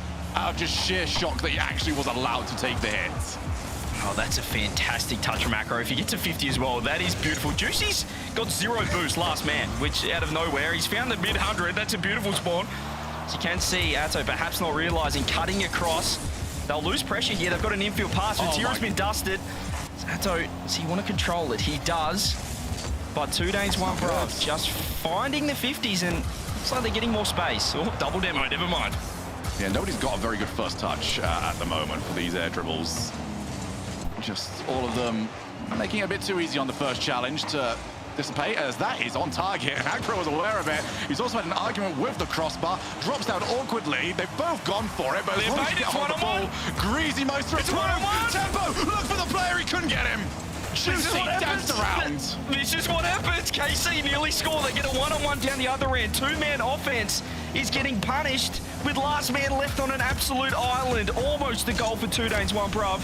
Their defense is just spectacular. And Tempo is getting better and better in these positions. Really struggled in that opening game, but every time he's got these 1v1s, he's got them really moving.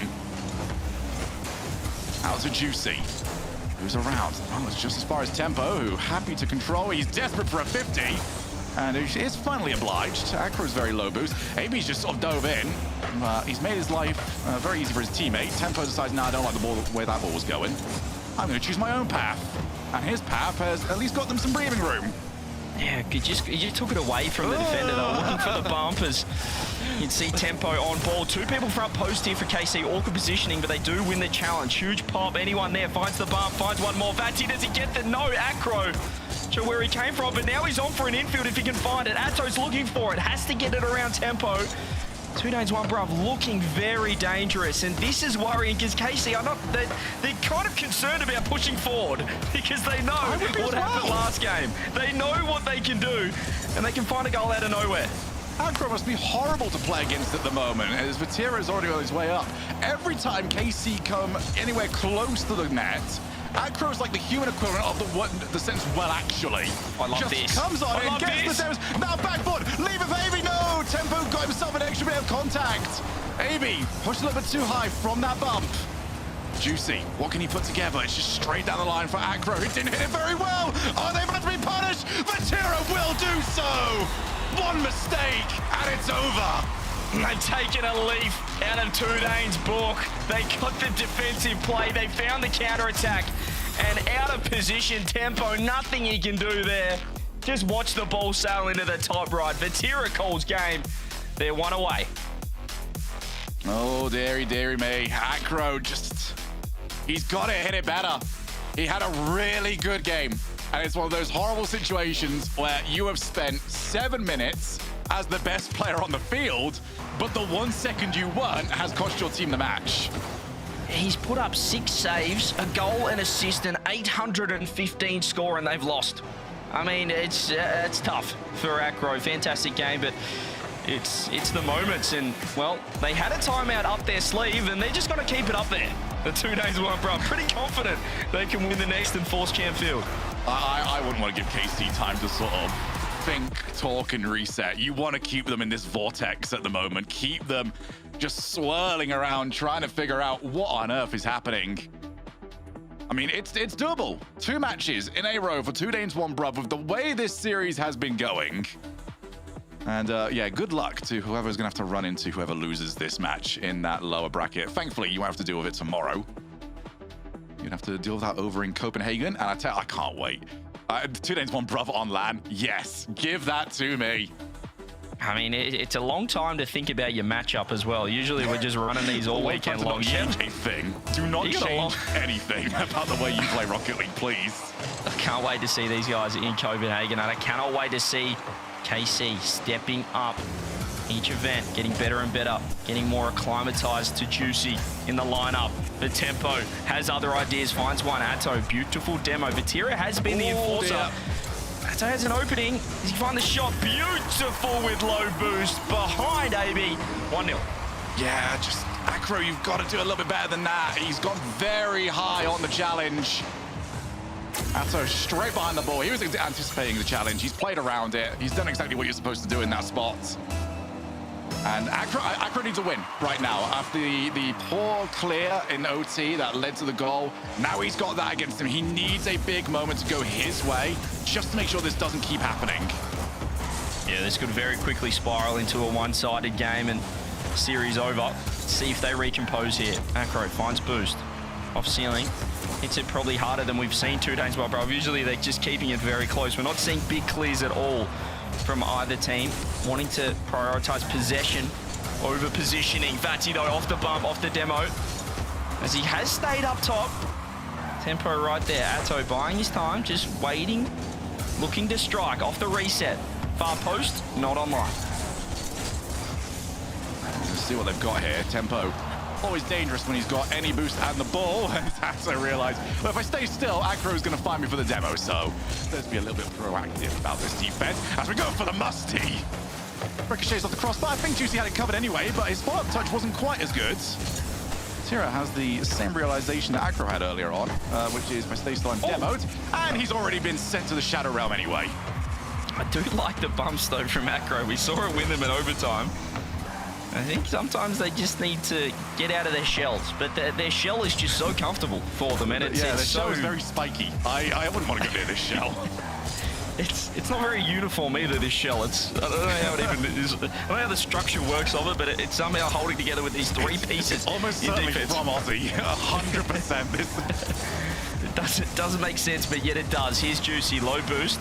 has Vatira, but also has the defense of 2 Danes, 1 Brav. Tempo getting bumped, still recovers, finds him.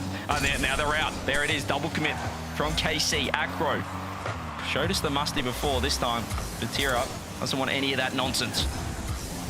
Juicy pops it to himself. To Vatira, and yeah, they just... KC have to keep changing the questions here. I'm loving how there's almost a very obvious way that they are changing their way of play. As AB is like, yeah, Vatira's going to try and get an air dribble here at some point. Okay, I'll leave the ceiling, I guess. Need to see some more demos. Some more demos would be huge. Yeah. Oh, a pre-jump would be nice as well. Vatira, though, it's probably been the MVP so far, but they've been caught out. Juicy's a touch on. One actually open. That toe rotation was huge. Back in time. Oh, now they've got the cut across. Juicy just left the options a little bit too open, but Acro, no worries about him being riled about those earlier plays. That was so good from him off the backboard. Tempo on the chase away. He's low boost. Picked up a little bit, but changed on direction just to pick up another 12. Took him out of the play. Vatira. Well, I hope that wasn't an intentional fake. Actually, I do hope it was, because if it was genius. And if it wasn't, it was still genius. It's Vatira. We'll give him credit. I think he's just covering that touch. If 2 Danes, 1 Brav, if they hit it, then he's got it. If they don't, he's not hitting it at all, but he's covering the shot, which is huge. AB will lose possession. Atto, we've seen him in this situation on land. Same map, reset, double. Might get it to land. Tempo's looking to land on it, or perhaps land on Vatira, but he has looked like the best player on the pitch. Acro, obviously been fantastic himself, but that's a huge touch coming through. Can they find the net? They're just flirting with the goal, but still holding the lead. Yeah, I wouldn't be playing too much offense here if I'm KC. It's been a very open game so far. And I do feel like that is better for them, but now the shell, it could be there. And do not get yourself caught doing so. AB, oh, there's just not enough power. Had the reset, couldn't quite get the catapult. Still time, still space here. Zakro's, nearly landed in great spot, but Atto, should I say, has landed. An even better one. Low-50's coming through. Can they force Karmenkov to overcommit? I feel like they won't, given they are in the lead with 50 seconds left, but that's a beautiful fake. Acro, you wanted him to make up for it in the last game. Extra touch, tempo shot, Juicy out of net. Keeps it out. Oh, Juicy, when it comes to clutch defense, he is that guy for KC at the moment. Acro changed the script, faked that he was going to go for a reset, switched it into a regular air dribble. The defense completely caught out, except for Juicy, who is in the net. No one can see him until the very moment that he's got rid of the ball. 17 seconds, is that the moment that secures this for KC? KC looking at a semi-final, Copenhagen, but Tempo says not just yet, boys. Well, it's been forewarned, and it's been foretold, and it's been foreshadowed. Tempo keeps pre-jumping so often, and he doesn't change it. Keeps going at it, and they finally have got it to work. 1-1. AB threw him a dime as Champion it's a demo play. Acro's throwing himself low 50. Juicy will get the last attack of the game. Takes it up top. Tempo, pre-jump, ceiling. Did KC want to keep it there? Vatira gets one. Has the reset. Atto redirect. Tempo wants ground. Ground not found just yet. More 50s coming through. Juicy, extra. Atto. Oh, what a save from Acro. Get the ball down, boys. Game 6 OT. Well, Acro jumped up so awkwardly, but he got it to work. Played the shot rather than the ball. And it's worked out brilliantly for them. Atto. All 2 players have gone, but this is where they do their best work. Acro's chasing, Juicy's running, and he's got rid of it. He was hunting, he was circling, but he doesn't find it. Tempo 50, Atto, huge touch around 1. A little bit awkward here. Acro, if he can find a redirect. Oh, net! Acro! Give it Sheffield, this is ridiculous! That's unreal! Acro! He is behind the last man! Of course Juicy doesn't know he's there. Why would he be? We go to Champions Field. We have got Game 7. And we've got what we deserve. This has been... it's the start of the season, and we're peaking early.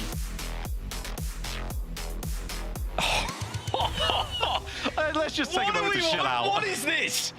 You're talking first series, RLCS 2026, first series of Europe, into the playoffs. And we're witnessing peak gameplay. Acro, he's had enough. He said no more of this nonsense. And we have, the players, the team, Shogun, have forgotten about timeouts. KC say, give us 7. Let's get straight into it. I've got to point out what our producer said, by the way. He said both teams are saving their timeouts for Copenhagen, which is just fantastic. I like and he's it. absolutely right. Think back to where we started this series, CJ. What was the word? I used the word goofy. It was goofy Rocket League. And in the space of an hour, both teams have just got better and better and better. It is a whole new ball game here. We've gone from what is that to what is that? They are playing such quality Rocket League, and we're about to find out who takes it. Game 7, Champions Field, 2 Danes, 1 Bruv against Kami Corp. No timeouts. Both teams say, let's dance. We're going the distance. And what a response from 2 Danes, 1 Bruv. What did Kami Corp have in response? All the momentum to the side of the Danish boys. And an English fella as well who's absolutely peaking. Here he is on ball. Has the reset. Over the top of Juicy. AB has stolen that corner boost. Off the kickoff already. Nice bit of pressure here from 2 Danes, 1 Bruv. Yeah, Case are going to have to be so worried about this. Oh, they've got so many demos, though. They ain't got anything to be worried about. Worry about the shot if you're Juicy. And he's got it on target. Brilliant start here from KC. That's a poor touch. It's a really poor touch from Acro. He had to get that up the wall, and he's just infielded it. Double demo comes through as well. Atto, 0 nonsense in the first 30 seconds. First goal, KC. There's a couple of mistakes here. Bit of nerves coming through for the underdogs. Acro is the best and the worst player in this lobby right now. There is no in-between from him. And for KC, the one thing I was going to say is you do need to be worried about something, and it's well, exactly what we're seeing on the backboard right now. The good news for KC is they will always have 2 people in their side of the field. The bad news, only one of them is theirs. Just, what was that? I mean, Acro's just, g'day, mate, how are we? How are we? Just on your back board? Hang on. It's just, there's no reason for him to be there, and there's no reason for this to be a one-on-one. Why is it a one-on-one? He hasn't even hit the ball! Acro refuses to rotate and refuses to give us stuff about Juicy. What if I just did nothing? A little doink, put it on target, put yourself in front of the ball for the bump, and it all falls into place. The world revolves around Acro. If you're last man as KC, you turn around and you've just got an English bloke saying, good afternoon, how are we? I'm right behind you. Time and time again. How are we? He is, it's sadistic. It's scary what he's doing. We need Acro Cam, but he is the difference maker at the moment.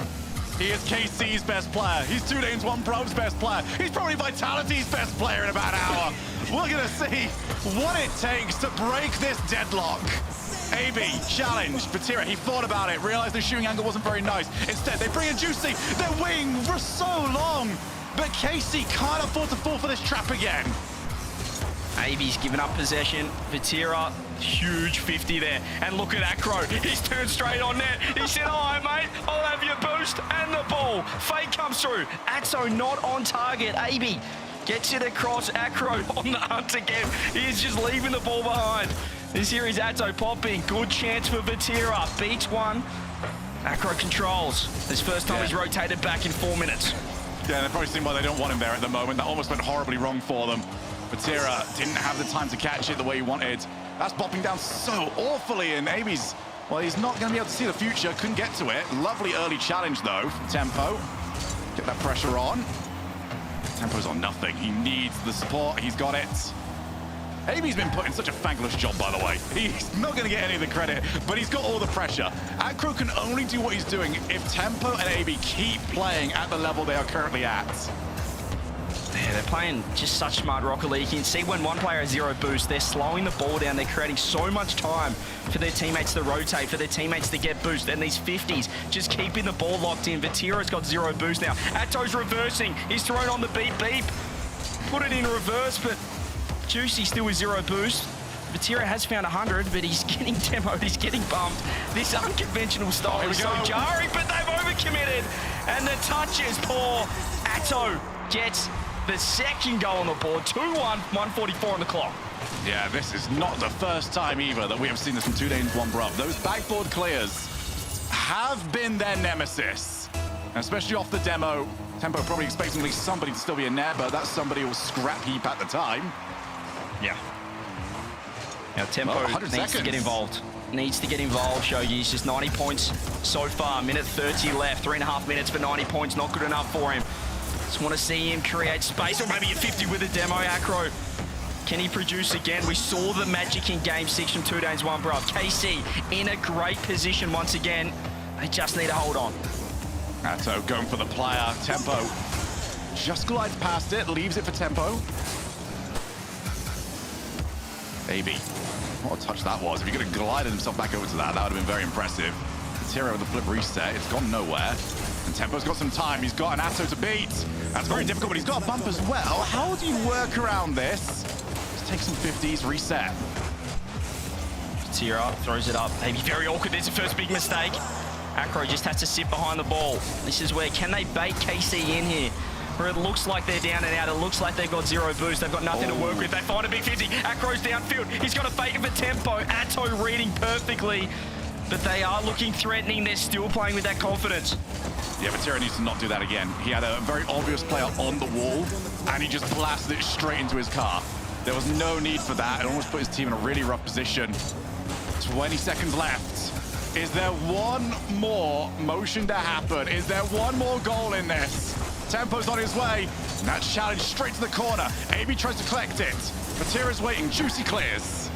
Give the people what they want. Give the people overtime. Tempo has to track back. He's got 0. Does he have a teammate? No one in support. There's the shot. KC, cold game. It took 7, but they were too good.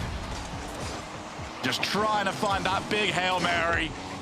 And instead, the quarterback was sacked. 3-1. And KC have survived one of the most difficult to manage games you can ever see from a team. Extra, he's the new coach on this squad. Didn't think his team needed any timeouts. Apparently he was right. They march on in the upper bracket. They made him earn it for sure, and what a way to kick off European RLCS 2026 action. Can we get some W's across the board? Because my goodness, was that an entertaining series to open the season with. 2 Danes, 1 Bruv. Can't wait to watch more of them. KC, we know what we get from them. We know what we expect from them, particularly early on in the season, but my goodness, that was some good fun. I've heaped an awful lot of praise as well on 2 Danes, 1 Bruv. I want to heap a lot of praise onto Juicy. He was so consistent for this team, and a team that really needed that consistency. So often was he the player. It was basically him versus Acro at the back a lot of times, and he dealt with it as well as you possibly could have done. And he was the difference maker in this one. So many times, found those crucial goals, and it is KC. Well, you can have the plot armor against them. Doesn't matter, they've still got the sharper swords. Well, a brand new season, a brand new rosters. That was exciting, and we have, plenty more action in store. Speaking of a couple of more new rosters, Vitality, Ninjas in Pajamas, they're coming up right after the break.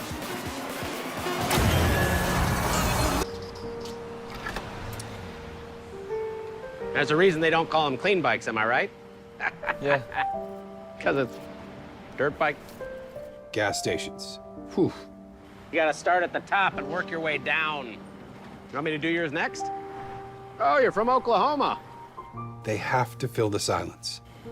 The bathroom code's 9914. Progressive can't protect you from becoming your parents, but we can protect your home and auto when you bundle with us. Look at this hot rodder! T-Bates here, and today I have a special unboxing from Blacklight. It's gonna be something you've never seen before. ASMR. Let's get into it. Oh my gosh! Sorry, oh my gosh. It's cool. These are the instructions. It's a piece of art. Smooth as silk. And now, for the finishing touches. The Athena Pro. Blacklight. RLCS. Available for pre-order right now.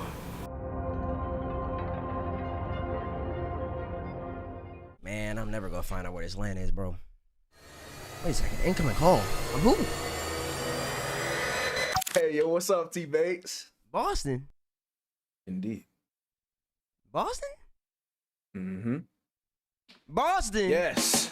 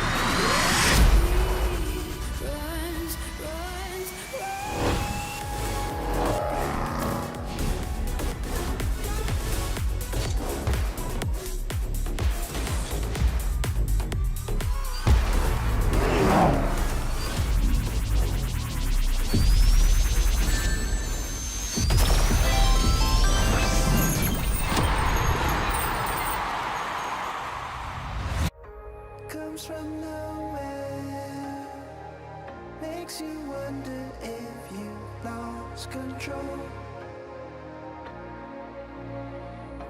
leaves you breathless, changes what you think is possible.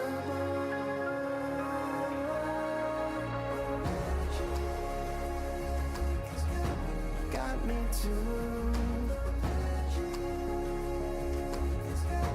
Brought me to you. It's got you too. Your magic's true.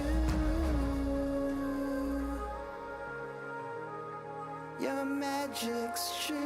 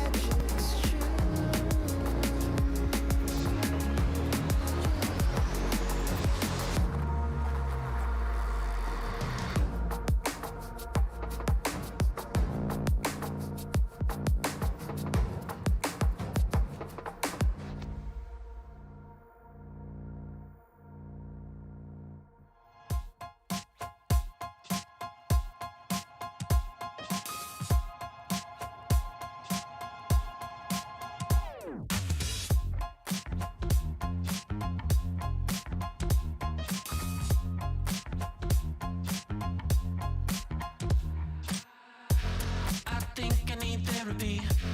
My feet gets the best of me. I can't seem to understand.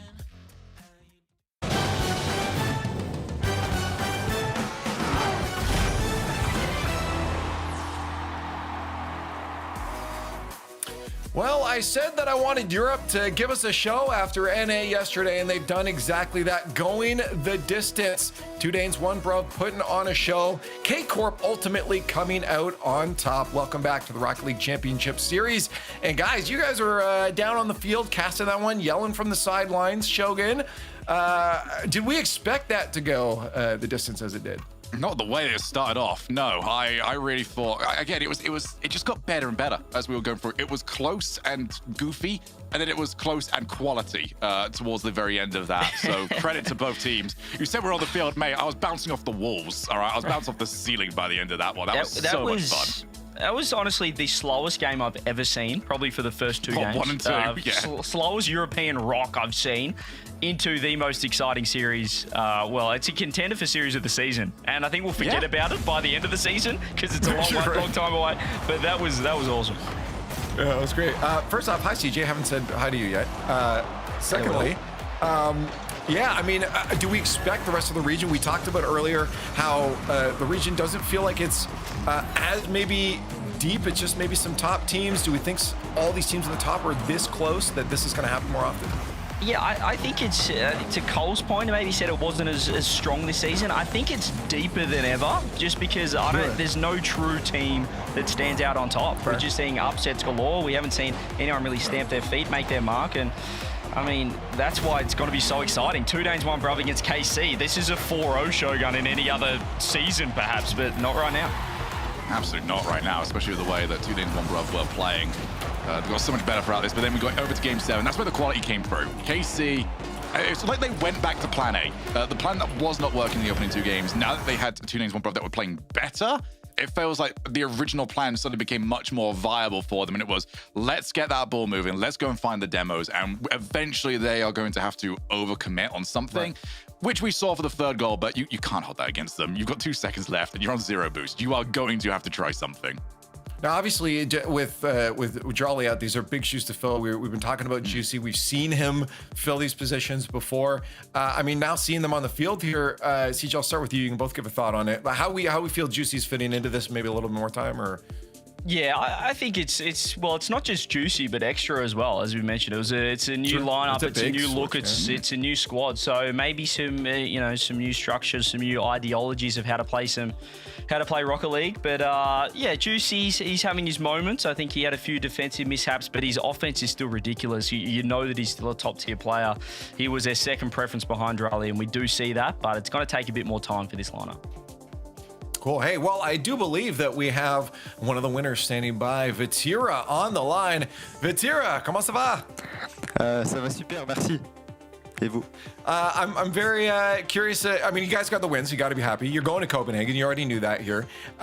For you guys, though, these have been some pretty tough matches. You've been going the distance, Game 5s, Game 7s. We've seen you do this in the past, though. Do you feel like this is just normal, or maybe there is a little bit more work to be put in? Yeah, I think we definitely need to work more. We struggle against those teams. I mean, they're playing well, but it's always mistakes from us than them playing well. Obviously, they play good, but I think there is a lot of mistakes that we do in tournament that we don't do in scrims. So yeah, we need to keep working on it. Timeouts called by either team. Well, what was the reason for that on your side? Why did KC not call for a timeout at any point? Did you just not feel like you needed it?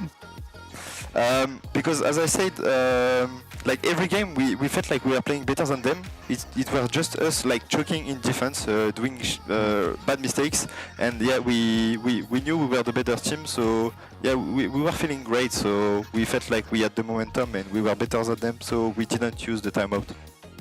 Vati, looked like, and from my own experience, I hate playing teams that just sit in net. And it looked like 2 Danes, 1 Bruv, for at least the first few games, were just kind of sitting in net, waiting for you guys to make a mistake. And for the most part, they did. I mean, you guys had 5 shots, and then it'd just go down the other end and they'd score a counterattack. How kind of frustrating is it to play a team that kind of plays slow and a little bit awkward?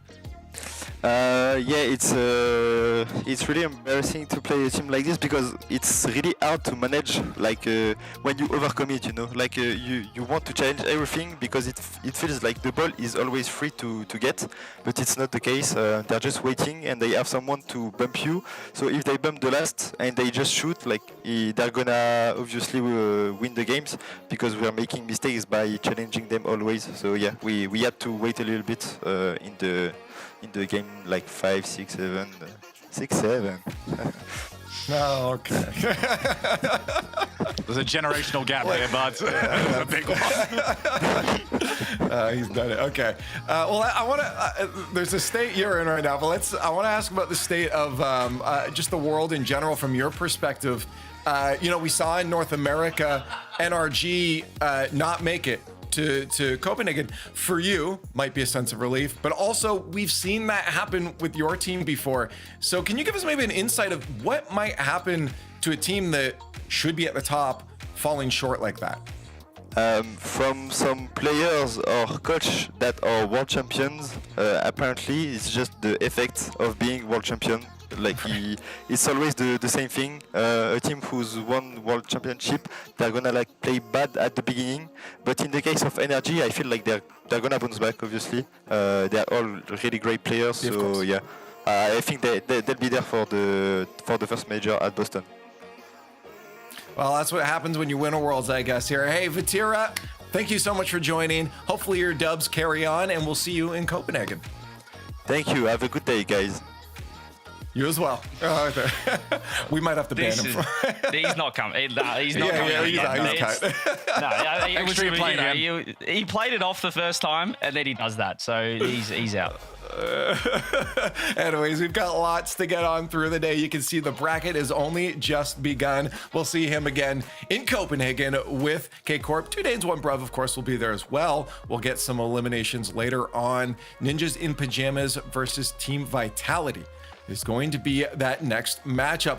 Team Vitality, of course, one that looks like they've got a good roster move on their hands with Stizzy joining in, but they also have Ninjas in Pajamas on the other side, which is a different roster. We got to let you guys know it's not the same one as last time, but it is familiar faces, CJ. These are players that are tried, tested, and true. Oh, absolutely. These are world-class players right here, and yeah, it's going to be interesting. I think Team Vitality, big shoes to fill. I'm pretty certain that Stizzy isn't the same shoe size as Monkey Mood either. Just quite a height difference amongst the boys, but a fantastic player, Stizzy. He was fantastic as well with Dignitas last season. But Ninjas, they're kind of the up and down team. I don't know where to place them right now, Shogun. They're losing in the open quals to a 64 seed, and then taking down everyone and going 3-0 in Swiss. It's absolutely ridiculous how we can change the players, and yet the team identity seems to always be the same, doesn't it? It's new players, NIP, same old, never making it easy for themselves. But yeah, LBP over to coach this squad. I'll let you take it, mate. I'll let you take that. Good. Former coach of Renegades, former coach of Elevate. He had no idea what Rocket League was until I brought him on board. Now he's found himself over in Europe. So great to see. He's currently up, same time as me at home, and all roads leading to Copenhagen. But yeah, good to see a change. And he actually coached Joris as well. Or is he moved? Still all right, so he's here, dealing with the time zone as well. All right, that's great. Yeah, dealing with all of it. So good to see. He's coached Joris on Chiefs at the EWC, and now they're back in business together. You're talking about Stizzy earlier. We just saw them on screen too. Team Vitality working in Stizzy in place of Monkey Moon there. But again, Stizzy, his stock has been on the rise. He's been looking good. Let us know what you think. The progressive fan vote is up. Hashtag NIP or hashtag VIT in the chat. Honestly, this is probably going to be a pretty close one in my opinion. You said the ups and downs before, CJ, of this squad in Ninjas in Pajamas. I think, every team has their downs. I don't think you can hold them to those kind of matchups here. These are players that, sure, fair, fine enough. Well, then what do you say? What do you say? Put it on the board. Well, all right. Well, no, I'm not saying that. Yeah, that's what I thought. That's what I thought. I'm still going Vitality. I can't really switch away from that. It's not really in my nature. It will be interesting to see, though. Obviously, we've talked about LBP, but also Eversax now over coaching Vitality. No more Fairy Peak over there. So we'll see what that adjustment is. The player to watch, though, for Vitality, I feel like this season is going to be Exotic. There was a lot of people that were questioning, I'm like, all right, we're going to need a roster move. How many are we going to do? 1 or 2? They moved Monkey Moon on. There were questions whether or not Exotic would also be moved on. Zen obviously loves playing with Exotic, and they're going to see if they can make that work this season. Yeah, nah, it's not bad, not bad. And look, I was going to predict Vitality leave because I think Zen's the best player in the world. So every time I see Vitality, I just pick them, but I'm not going to do it this time. I'm going for Ninjas. I'm going for an upset, especially what I saw in that first series. I think EU was closer than ever. I'm not gonna lie, that actually did catch me off guard. I mean, like, I believe in Ninjas and Pajamas to be a good team, but like, I'm still on the Vitality train. I'm still here with them. I believe, I agree with you, Zen's the best player in the world. He's so good. He's single-handedly held teams in matches that they should have been losing sooner. I really feel they have to pull out a hair. But you're right, maybe a mix-up with Stizzy in there could throw them off their game. The only way to find out is to play the game. You guys think it's gonna be Vitality? Let's find out in our next best of 7 here. Again, both teams going to Copenhagen, but of course, you want to further your way through into that kickoff gauntlet. Ninjas in Pajamas, Team Vitality, the battle of the shades of yellow. Let's find out who wins.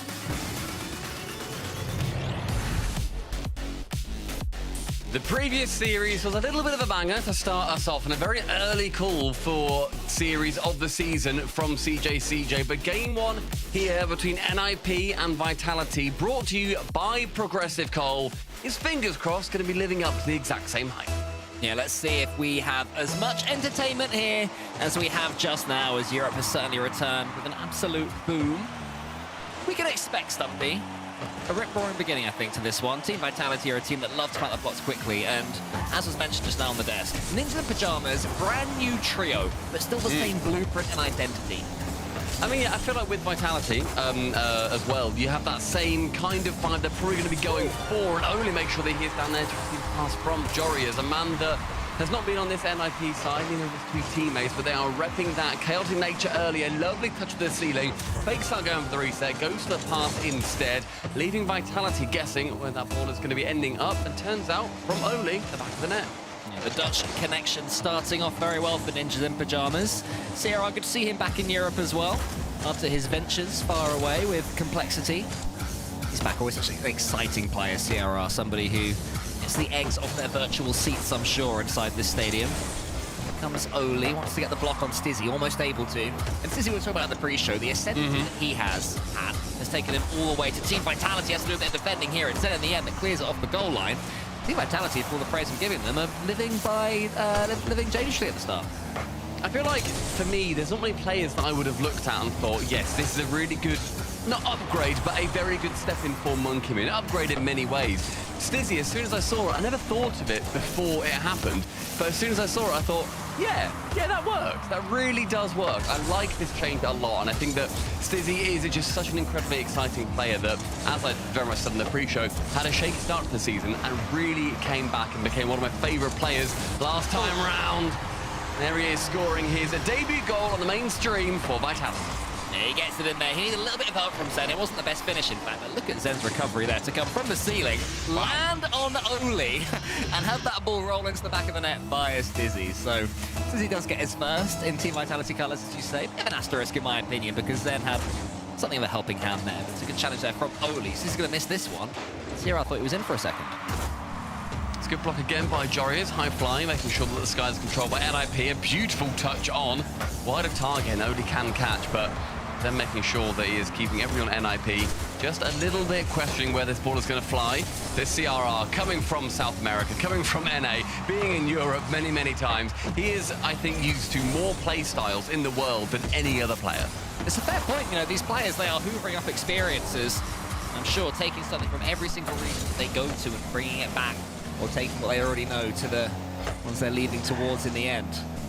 CRR has been a bit of a poster child of that. As Oli puts into the centre, here is CRR, just about slams that one wide. Still take blocked down by CRR, getting all sorts of involved here for Ninjas in Pajamas. And the thing I noticed the most when I watched back some of their gameplay yesterday is how synergistic they're already looking. They're faking for each other, they're making massive passes. And the only goal they've conceded so far is from the back of a massive demo from Zen. That was very awkward. We have seen Jorius, though, we can say he has called DC before that goal went in, so if I was to completely guess, This one would not be allowed. Stizzy still fancies it, though. So we're going to be going for a quick pause here, making sure that all the players are nice and happy. Otherwise, yeah, as far as I'm concerned, that goal should be taken back. And Vitality back in their golden hornet's nest. And it really is good to see Stizzy on that side. Yeah, no, working well. Apparently it was Oli who was disconnected, so... Oli didn't just want to sit there like a lemon on the wall doing nothing. Oh, all right. I mean, you know, if we were in this lobby something, that's what we'd be doing. But I reckon Oli's got slightly more skill than that. Hopefully. That's what we expect to see from him. But yeah, they'll be back to sort this one out. So I would imagine it goes back to 1-1, but there is a review happening. And yeah, I mean, it's been a fairly open game, number one. Often you find that these players, these teams, just sort of search each other out, but they're all feeling confident, they're all seating up for it. We've had quite a peculiar start to the season in, I think, the best way, where we've only got one day this weekend where we're going to be on the main broadcast showing off the European games. And then we see you next in Copenhagen. Like, immediately we go to a LAN. It's very, very cool. I love this change that we've had coming through from Epic and Psyonix and Blast and kind of all of the different companies kind of took part in this decision. Very, very cool. And these teams, of course, they're already through no matter what happens, Vitality and NIP. Then earlier on, Carmine Corp and 2 Danes von Bruv, they are all heading through to Copenhagen already. They're through into the top 6. And then we're just going to be deciding between Magnifico and Gentlemates later on, and Novo and Gentle Bench. So 2 of those teams will not be making it through those final ones. And we can confirm the goal is not going to stand. We're going to add 5 seconds onto the clock and resume at 1-1. Yeah, you sounded very professional when you said that. That sounded beautiful. You sounded like, I don't know, some sort of Tannoy announcer. The little eggs in the stadium that mentioned. They were like, oh, okay, thanks for letting me know, Stumpy. Cool, all right. It's like I'm the ref on the pitch, you know, when they mic them up and they can, like, say it out to the arena. That's so cool. Firstly, should be done more. I think it's amazing. I want to see Stacks do that in RLCS. When there's an error on stage, I want Stacks to go up there and say, the review has happened. And all the eggs go, ooh, what's it going to be? The goal for NRG does not stand. Boo. Said the NA crowd. We won't be hearing that in Copenhagen. Well, there's not a crowd anyway. But yes, I see your point. And NRG on there. No, I know. I got what you meant. I got what you meant. That was my joke. I know. I just wanted to boo Stacks, all right? It's the first team that came to mind. They are still the all-American team in my mind. Yeah, we'll be starting this one any second. I'm excited. I'm really excited. It's, as you say, it's great that already early doors there is this thing to focus on, the fact that there's this Copenhagen LAN will get us going for a huge season of Rocket League 2026. Yeah, very exciting to see that we're going to have a LAN straight away. We're going to have the finishing off of the championship Sundays, as it were, for EU and NA. But here we need to decide who will be going through in hot spots on our bracket. As I said, 2:36 remaining, a fake kickoff, and immediately that's going to be a decent chance for Jorias. A little bit too far back, and a pinch ends up going wide the other side. Yeah, it was Team Vitality that faked the kickoff, but it led them to have a little bit of danger against them. It wasn't ideal. They were able to pick the ball away in the end. But while I admire Team Vitality trying to be clever with these kickoffs, that was not the best, as Oli sends that one forwards. Then he tries to clear a path for his teammates, who wisely realised that Vitality would be able to come back away with this ball. Zen and Exotic almost getting in each other's way, so Stizzy has to go up and try and keep the attack going. Then gets it past Oli. See Vitality, despite that awkward kickoff, looking a little bit quicker. 1-1, 2 minutes left. Yeah, I think that kickoff for Vitality didn't quite go their way. I thought it was a really good kickoff in the end from NIP, to be honest. But yeah, I think Vitality just let it slip through. Didn't end up leading to anything. They did that team pinch coming through for Vitality, however. CRR Central drops it down with Stizzy, who goes 250s in a row. That's going to deplete a lot of NIP boost, who is now stuck with Jorias only having any, and he gets bumped into the net. Only that back corner is his. He can flick it not quite as far as Stizzy, who reads him from the wall. Yeah, it looked like Oli had control of that one, but Stizzy was tracking him all the way. Was able to slam it down. CRR up against 3 defenders, gets it past 2 of them, but Stizzy was there on the goal line. Only now tries to get past Exotic. Jori's having to do some reversing there in the center, so Exotic should be able to come away with this one. Has control of it. CRR can move it into the center. Stizzy is almost in there. Zen could be.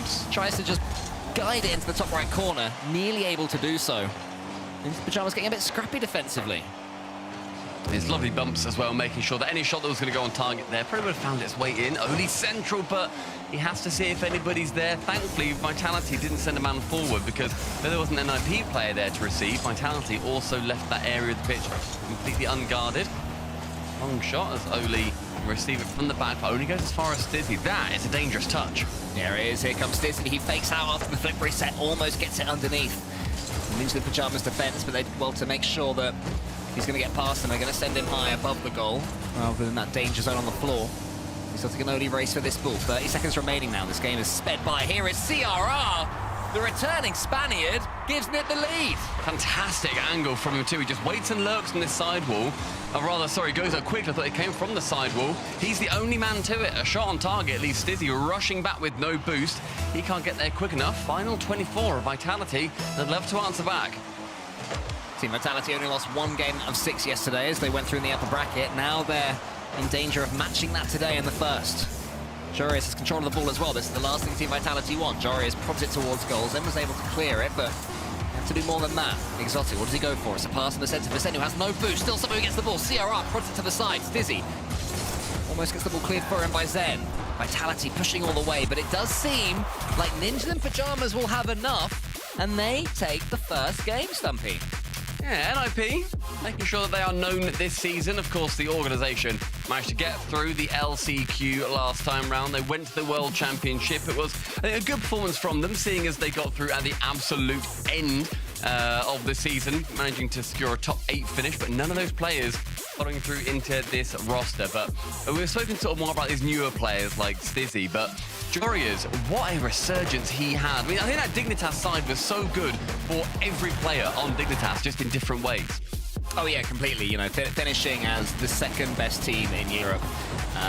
For Dignitas, it was a huge amount of progression that Dignitas were able to make week on week. You know, it's one of the most impressive sort of upgrades that we've had from players' individual skill levels throughout the season, and Jorius was a huge part of that. From going from North America, where he had that thing about him where he could, you know, never make it past quarterfinals, to suddenly winning regionals, suddenly making it deep into grand finals at events as well. Huge season for him, and he's been rewarded with Ninja in Pyjamas. Yeah, it's weird then thinking that every single one of them has now gone to a completely different team. No one has stayed the same. They've all gone different directions. And this is where 2 of them are going to be meeting. So far, Jorius has got the first laugh. Yeah, for sure. And I mean, you mentioned Jorius, but I'd say that the real player who has had the biggest improvement individually would be Oli. He's someone who was always, you know, he was one of the players that was there, if you know what I mean, for many years. Like, you know, he'd pop up in top 8s, he'd pop up in top 16s and events, but never really do too much more. And then in the last couple of years, he has just pushed himself further and further up the tree to the extent that you wouldn't be surprised to see him winning an event. You know, it was that event when with GK on the Gen GK weekend. Something seemed to change within him, and since then, he's been a top-tier EU pro. Vitality want to make sure that Oli does not continue building on those highlight days. On the backboard, he's going to receive it with no boost. He can't keep it away. Then onto the ceiling. Uses his flip late, get it past the line. Jorius now wanting to wait towards the backboard. Gives Zen more space than I would have done. There's a chance for him. But I just would have thrown my face at it. In the end, it's worked. But I just feel like if you're giving anybody space, you just don't want that to be to Zen. You don't want to be going to the backboard necessarily, because the 50 that he will get, or the challenge that he will, you know, work out, is probably going to benefit Vitality.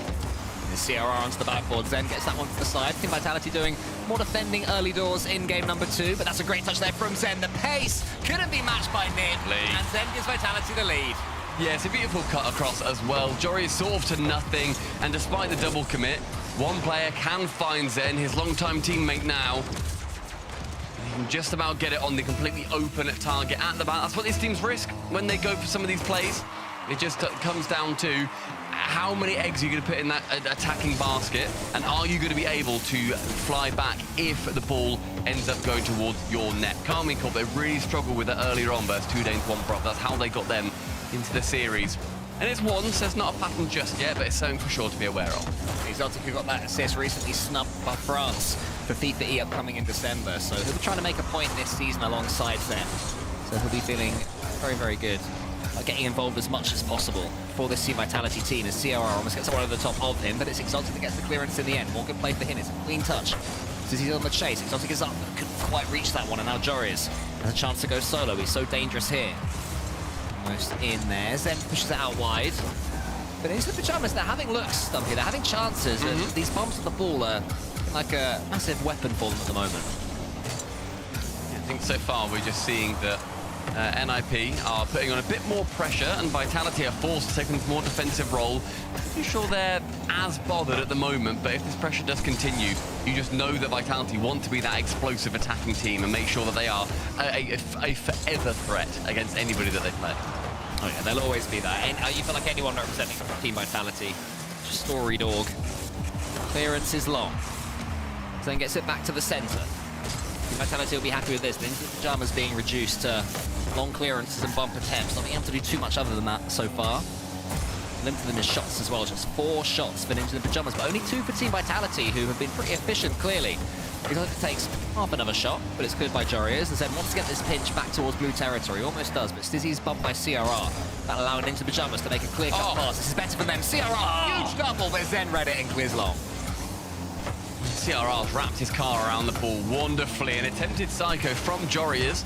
It's a little bit too much on it, so it goes straight into the ceiling. He stays in the same spot to get a clear away. Whereas Exotic, 50 attempted, but Odie's just going to be shoving him into the corner, and the ball falls back towards CRR. Stizzy takes the catch. Exotic underneath him. This is where you want to see Exotic pulling rank against CRR, against Stizzy somewhat really there. He was able to call his teammate off of 100 boost. A bit slow to do so, and the attack came to nothing, and now it is Into the Pajamas who control of this one. CRR into the center. Joriers is there. Can he get past Zen? He can, but in the end, Zen bumps him out of the way, even though the ball had gone past him. So, decent defending still from Team Vitality. The longer this one remains at 1-0, though, Stumpy, the less comfortable Team Vitality will be feeling, because the Into the Pajamas are getting this ball forwards now. And the heat map is absolutely glowing on the side of Vitality. They want to alleviate some pressure, or they're just feeling very comfortable being able to defend against this team. But I think it's probably the former. Sitting midfield, challenging with Joriers. Exotic commits with him. We saw that a lot last season with Exotic. He had a lot of mispositioning, and that was a big reason as to why Vitality didn't quite seem as threatening. This time he positions himself in the middle of 2 of the players on NIP and gets demos. Good 50 there from Exotic, recovered well as well, just to steal a few more seconds away from the clock. Team Vitality looking to take their first game this season on the mainstream. Exotic almost gets bypassed by Oli. CRR can't come in there either, he was just too far away. And Zen with no boost is able to 50-50 that one to safety, and Into the Pajamas, a real half chance there. Stizzy gets in the way. 30 seconds left now. What can Oli conjure up? Nothing, because another bump off the ball. Team Vitality have been doing brilliant, fantastic defensive bumps.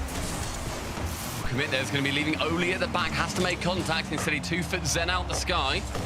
The corner with CRR now, challenging that left-hand wall. No one from Vitality is going to meet him. They don't necessarily need to, but that pop out central. And a miss from Stizzy or a fake. Either way, it became a little bit scary. A pass central, CRR to receive. And from Oli, NIP draw it up at the death. Yeah, it was Stizzy who did the fake. It didn't quite work out. Oli, fantastic decision to find CRR in the center there. And CRR had no boost, but the pass was that precise that it did not matter. 3 seconds were left, and NIP get their equalizer. And Exotic can't work it past Joriers either. That is to the ground. And overtime, and Vitality, I'm sure, must have felt like that game was near enough wrapped up. Yeah, it was so close. Now they're going to have to score all over again. Joriers' touch is heavy towards Oli. CRR could be in again with no boost. Never afraid to play in front of the ball with nothing in attack. Knows the passes are that good. They may well find him. Zen has to get this ball away. It's boostless though. CRR clears long. Exotic and Stizzy underneath this one. It's Stizzy that calls it. As it waits on the goal line in case Stizzy gets dunked. It's good team play here from Team Vitality, but CRR does take out Exotic, and then Stizzy returns the favour on Oli. So a trade between 2 players. CRR tries to put it for Joriers. Takes out Stizzy almost. Lovely idea from Joriers. Oli to the backboard. Is anyone going to be following up? Not this time. And Team Vitality survive another wave of pressure. CRR, very intelligent pass. He's the last man back, and a lovely play ends up stemming from him. Only with a reset over the top and backboard. Nothing happened from it, but I love just those little bursts of enthusiastic play from NIP coming through. Jori's using that wave dash reset. Get it a little bit further than Vitality anticipated. Dizzy on the attack, on the prowl. Who's central for him? It's going to be Zen following up for the shadow at 50. Exotic with a lot of boost. They just can't get it past his final players. Yeah, that was loose there from Exotic, and Team Vitality almost got done getting tackled on their opponent's half of the pitch. CRR to the side, can touch from him. Is there anyone in the middle for him? Not this time. Jero's too far back, but he does get the dunk on set. Stizzy is this catch. Oli's waiting in the center. Team Vitality not less waiting to launch an attack, just building up to something. They had to swallow a little bit of Ninja in the Pyjamas pressure for a bit there, but they have managed to at least get some boost now. Now they're attacking more on the front foot. Oli, though, does take control of the ball. CRR's in there again. It's these two combining once more, but this time it is read by Team Vitality. Approaching 2 minutes now, and that's Stizzy from the back, but actually CRR is in a great position. A bit more boost he would have been in. Only a lovely catch against Exotic. And then does read him nicely. Jorius goes on target, maybe a little bit too high, but Zen, just to be safe, clears it away into the corner. He carries on, and now they are actually giving Zen a little bit more space, but it's when he's low on boost, they're intelligently doing it. And I've seen, yet again, Exotic just getting in the way of his teammate. Yeah, a little bit awkward there again, but Zen was able to get that one to the side. Here is Exotic. Keeps the pace on the ball up. It's not bad play from him. Goes to the bump too, so the ball will roll to Zen to at least get a 50-50. Will this one spawn for either of them? Not quite yet, so it's still there, waiting to be picked up. Stizzy nearly bypasses Joris. Exotic has 100 boost here, has to race against the opponent. CRR is going to be bumped here by Exotic. But only takes the clean touch away, and once more, when Team Vitality have control of it, Ninja in Pyjamas, just that they're waiting for their moment to counter. It was almost it. Joris finds CRR. CRR is on the back of every single pass from his two teammates right now. Yeah, their synergy is looking fantastic. You think they've played together for months at this point, and of course they've had Jorius and Oli. They have played together a lot more. They are countrymen. They are playing in FIFA E together, both on Team Netherlands. CRR does not quite fit into that roster, geographically speaking. 3 minutes now in. CRR can clear it away. Oli decides not to go for that ball, as Zen is going to get there before him. And Exotic ends up beating out another NIP player. Being to the punch now twice in a row. Stizzy's going to be keeping it close. I think he wanted maybe a little bit more power or have it a little bit closer. Either one, he found an awkward middle ground. Lovely play there from Zen to then get the 50-50 as well. 3.5 minutes of overtime later. This game remains deadlocked. Vitality thought they had it. 3 seconds left. Into the Pyjamas got their equalizer. They have a chance to go 2-0 up in the series. Exotic though. Stops that attack before it really developed, and then gets the bump on CRR. Now Zen is in here. Jorius survived. Being bumped, he can. That's good pace from Jorius. Yeah, brilliant. He's had to commit to a corner. That's exactly what Zen wanted to shoot as well. We just read him nicely. And on the wall. Then get one reset into the second. From the back ball can clear it high, but look, you see Vitality here wanting to keep this ball high. They're actually low on boost, and so they can't continue with that play. It ends up going too high, in fact. Hard to commit along with that pass from Jorius, and it gets in Oli's way. It's awkward. It's not led to anything too disastrous just yet, but it could be the catalyst. Yeah, he dodged into him and everything did Jorius. I think he was trying to get out the way, only made it worse. Then takes a couple of seconds on defense. Buys himself some time and is able to get a clean hit on this ball. Zen gets in the way then of Stizzy, though, who'd been called in. You'd expect that one of them made the call, but the call's not good enough. Only huge 50-50. That's what he's been making a name for himself over the years, these 50-50s, and it almost worked out perfectly for him there again. Lovely 50 from Zen along with Oli. That was unstoppable force, movable object. Oli to save it away from the top corner from Stizzy's shot. 5 minutes in now. Looking at, I think, a very even overtime. That dunk is going to go just higher the crossbar. Stizzy has to make contact. Of course he does. And this is just pressure building. Chances showing up for both teams here, and defenses staying pretty strong. CRR takes it away from one. Exotic has to make a touch, but backwards he will be awkward. Jorius central. Stizzy just shadows that ball and follows it, shepherds it, corner bound. Yeah, that was great defending there from Stizzy. Gets himself behind the ball, so even though there was good weight there from Ninja in Pyjamas, didn't rush into it. 50-50 was a solid one for the Spaniard. Now, what can Stizzy do with this one? He's got no boost at all, but he can at least chase down CRR. Exotic wants to get the linking touch, is almost able to do so. Exotic, does he wait? He goes for the bump on CRR. It's a good decision there from Exotic. Just to cause a little bit more chaos. That's what has meant that Stizzy is able to take control of this ball. Jorius gets it past nearly Exotic hands then. More miscommunication there from Team Vitality. Their comms don't quite look as sharp as Ninja in Pyjamas. Zen gets it long, above and high, all the way to the center, and that was a key touch, Stumpy. Yeah, you'd think as well, Oli, just he wished he had some boost there. It was floating right in the 6-yard box. One shot, probably would have done it with the demos. He wasn't quite able to muster up enough boost to get any air. CRR, a reset, leaves it, wants to pass it across to Oli, but play gets in the way instead of Vitality. Zen goes for the solo play, and Jorius again thwarting the Frenchman. Yeah, these players continuing to cancel each other out. 6 minutes into this one now. I don't know the stats, but I presume this is the longest overtime of the season so far, unless I'm forgetting another biggie. Stizzy up against Oli. The 50-50 goes into the air. Oli keeps perfect control of it. That's really seeming like a good way through right now for Ninjas in Pajamas. Oli just bullying Vitality, and it works out in the end. It was Oli's good work. Jorius' follow-up. 6.5 minutes, Nip take it. I love having Oli there. Fake out the reset and goes for the bump instead. And Jorius just has to shoot it low, does so, sneaks it for a worm burner underneath every Vitality player. NIP go 2-0 up in their opening series on the main channel. And Team Vitality take a tactical timeout immediately after Zen was straight in there saying, Tio, we will have an extra minute for Team Vitality to think about what has gone wrong. And in my opinion, it's that the challenge game isn't as strong for them as it is for Ninjas in Pajamas, and also their comms. A couple of double commits and a couple of really awkward moments. Obviously something Ninjas in Pajamas had that moment where Jorius bumped, I think it was CRR as he was rotating out.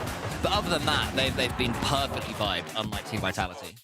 Yeah, I think that, which is weird, right? Because you'd think that Vitality, who have had these players that have played together a lot more, especially in Zen and Exotic, you'd think that they have this synergy. But I think that, honestly, the fact that we have got a different team coming in who are playing a little bit differently, they are going for a lot more of these sort of like lower 50s. They're playing a little bit more aggressively, and Vitality are being pushed back further than I think they want to.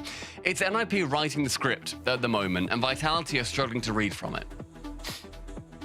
Well, Vitality certainly are more than capable of putting this one back in their own hands, and we'll have to see what the team are going to figure out over the next minute or so. Plenty more in the tank. We haven't seen too much from Zen. You know, he had the pace to get their opening goal in that second game, but apart from that, you're not looking at him terrified of him every time he gets the ball. It seems that he's stretching to reach the ball as opposed to having it with 100 boosts and being able to really get it under his spell. I think that Team Vitality, this is definitely it's one of those timeouts where you want to change something as opposed to just taking a breather and keep going as you're going. Yeah, I think that, I mean, yeah, you want to be slowing down NIP as much as you can. I think that Vitality, they're still stumbling a little bit. And I think that, annoyingly for me, we're seeing similar issues that we saw from Vitality last season.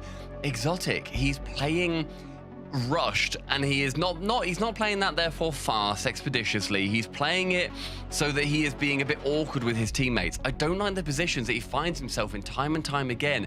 He got in the way. Don't get me wrong, 99% of the things he did last season was brilliant. But it's those 1% differences that I think I really spotted from him previously that was just getting in the way a little bit, going for a ball that's not necessarily his, not communicating with his teammates, whatever that problem is. We're seeing it follow through to this season. And that frustrates me, because I know that's not the player that has won the World's MVP previously. You know, Exotic did not get in the way when he was winning that World Championship MVP. He has been last season. He is starting it off in, admittedly, a very small sample size this season so far in this one series.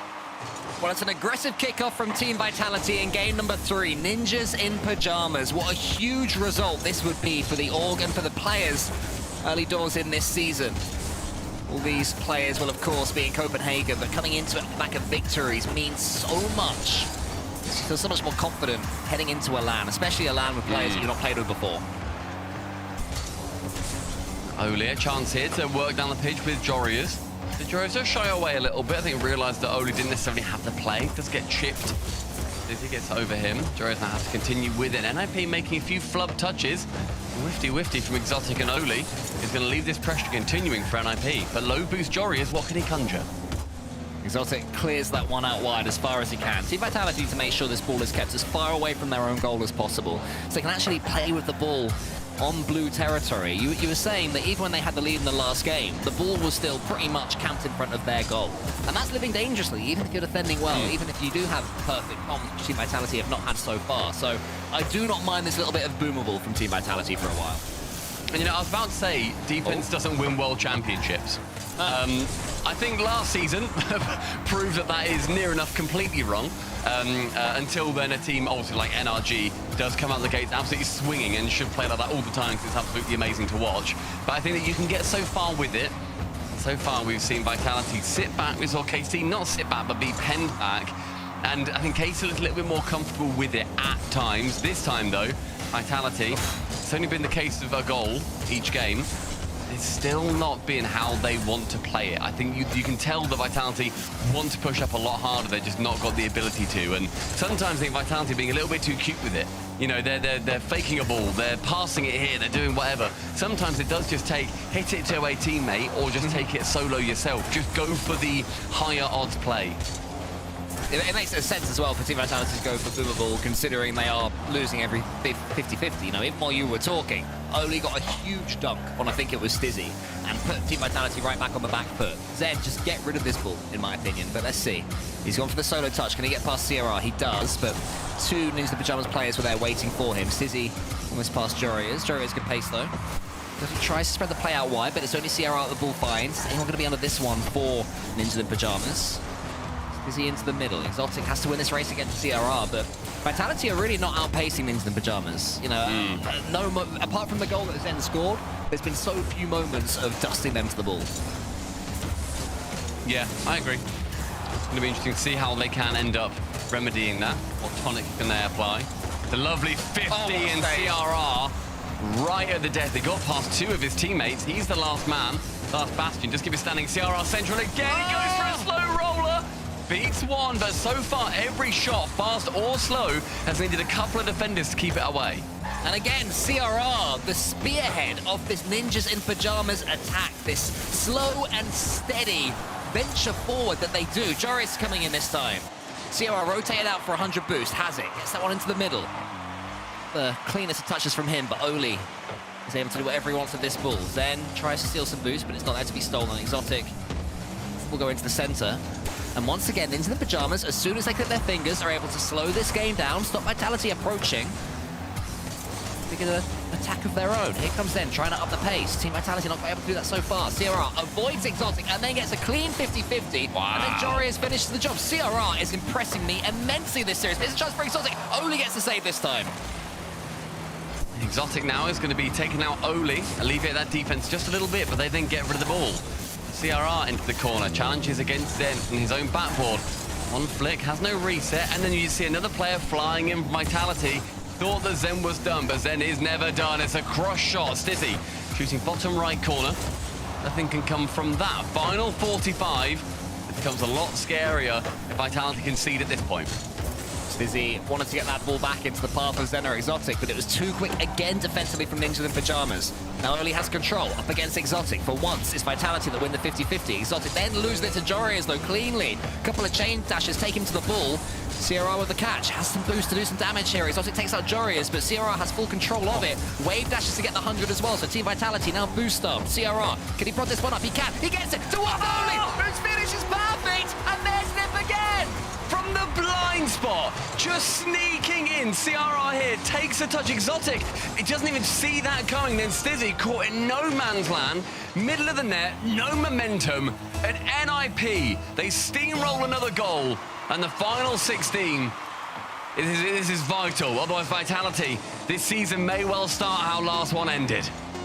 Well, Team Vitality conceded at the death in the last game. Can they return the favor? That's a great challenge. Exotic has control of it. Zen in the middle, wants to take over. Zen does take over. It's sneaking towards the goal. But it's not going to be enough. And Team Vitality, minus their tactical timeout, find themselves 3 down in the series. Yeah, beaten off the back of a tactical timeout as well. I mentioned last season because, yeah, Vitality, they did all right. They were okay, but this isn't a team that should be playing okay. You never expect them to do that. You never want them to do that. In Birmingham, they got 5th to 6th. At Raleigh, they got 3rd to 4th. Esports World Cup, they got 4th. Then Worlds, 9th to 12th. They never got to a grand final last season. They were meant to be our super team. That is not good enough for Vitality. So yes, we hold them to an incredibly high standard. And this is a continuation so far of that story. NIP, a full team change. 3 new players that have not played together before have come together and may well sweep a team that we look to time and time again to say this is how Rocket League should be played, and they just can't get it working together. Yeah, Ninja in Pyjamas, they're making Team Vitality look slow and cumbersome. At no point is Nip seeming uncomfortable with what Team Vitality are offering, with what Team Vitality are attempting to force upon them. We go into Utopia Coliseum, and Team Vitality are going to have to dig out some genius from somewhere. There's one player on the team that we know is capable of doing just that. And It's almost Exotic from the kickoff. And it's almost Zen from the kickoff as well. Oh, so close to Team Vitality, but the luck is just not swinging their way. You know what, though? I would have loved to have seen that save turn into a shot, turn into a goal. I love those. And Zen, he goes for the Champ 3 double, gets it off the crossbar, and then follows it up on the floor. That's great pace from City, to be fair, though. I was saying that there's been too few times that Team Vitality have straight up outpaced Ninjas in Pyjamas. That was an example from Stizzy. And yeah, Zen, he ain't going to miss with 2 bites at that cherry. And this series so far has been remarkably low scoring. It's been a 2-1, a 2-1, and a 1-0. So each of these goals is going to be incredibly important. We are not seeing 7-goal thrillers so far in this series. And NIP starts to look a little bit disjointed. Stizzy can air dribble, sees Oli on the goal line. Oh, he's going to get a save, and Jorius nips in to get the second. Massive, massive block there from Jorius. I'd say it's his teammates that have been having the better of this series while he's been sort of chilling and slotting in. But that is a massive moment for a player who reached a grand final at a major last season with Dignitas. Huge from Jorius. Just when Team Vitality looked like they might be about to pull away, but Team Vitality, they have to keep on going. Great play from Zen. Chain dashing his way towards it. Exotic punches it high. CRR is almost in there. Stizzy was coming in, but Exotic got a touch. That was angsty from Stizzy, and now Oli's going to try and take out Zen. And Zen, how did he wrangle his way out of that one? I mean, Stizzy pre-jumped that. I don't think he should have done. I think he needed to. I think that it was a 2v1, and Stizzy's made it a lot harder for him. Oli with a ceiling pinch just above the crossbar. With CRR to commit now on this. Oli's middle, just picked up 100 boost as well, works it round. And how else does he score other than through the method of a 50? The classic Oli dunk. My man is huge. Look at this against Exotic. Oli has this read all day. And when it finally seemed that Team Vitality were living up to top billing, Ninjas in Pyjamas steal back the initiative to make it 1-1. First 90 seconds already seeing about the same amount of goals we've had in an entire, 11-minute game, especially in that second game, 6.5-minute overtime. So maybe both these teams want to go a lot more aggressive, make sure they put a stamp on this series, because Vitality, they may as well chuck everything. Good pace again from Stizzy. He's the one from Team Vitality that looks like he's doing his best to force the issue here. Exotic almost gets the touch on Oli, but that's a good touch from him. Zen is coming back with no boost, so should be able to get a clean clearance away despite that. He gets the 100 as well. Oli up against Zen. Oli gets through it again. How does he win every... And again! How does Oli do this every time, Stumpy? I feel like we have brought it up so many times about his 50-50 ability, and he truly is just remarkable. Years ago, we saw it. We were like, oh, okay, it's this sort of gimmick. No, it stayed on. It's like 3 years later now, and he's just still one of the best 50 players in the game. Along with Rlcs, as was brought up by CJ last series. But halfway through this game, then he's going to alleviate the ball over towards the teammate, Stizzy. Jumps early, so gets an awkward little shot off. He now wants control with only 40 boost. He can't get this one too far, so flicking away from it. Zen retreats into his own half, but here's somebody jump, and there he is, it's Oli. CRR has control of this ball, but Zen was waiting for him in the depths. There's a couple of touches into the corner. The Ninja in Pyjamas touch only takes it more into danger. CRR has to get this one clear. He tries to go for a touch himself, and that's a wise decision in the end. It was risky, but it was clever. And now Oli stares down Zen, almost goes underneath him, but Zen is having none of that. This is better still from Team Vitality. Ninja in Pyjamas to get their equalizer. But Vitality are looking more like themselves this game at the very least.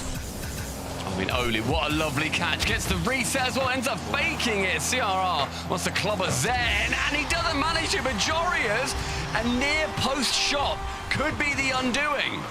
So Exotic got faked out there. Zen made a save. Jorius then follows up. Oh, Exotic puts it in! And Stumpy, I was praying that wouldn't be the case, and it was. I didn't see that. Exotic, after the issues we've pointed out, he puts that one in. Ideally for him, that's not the nail in the coffin, but CRR here has got space. He's got time to think about his mistakes as Zen sends him to the scrapyard. Exotic does have boost here, leaves it for Zen. Looking for a bump.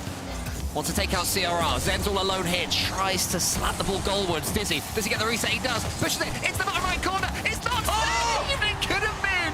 The ball just goes out of their grasp, and they couldn't claim it. It's 2-2. CRR thought he had boost here. As Oli lands, you see him fly across, and he runs out of boost at the last second.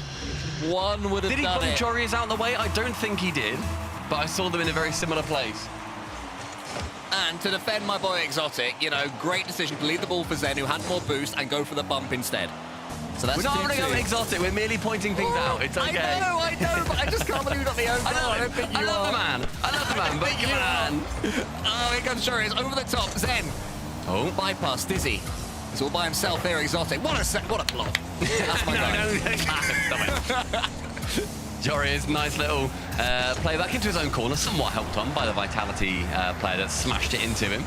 CRR 50, ends up going back into his own half. Stizzy wants to drop it. Who's next player to it? Unfortunately for him, it's going to be CRR. Then with 0 boost into the corner, CRR's now going to be grabbing another, setting up for the long play here at NIP.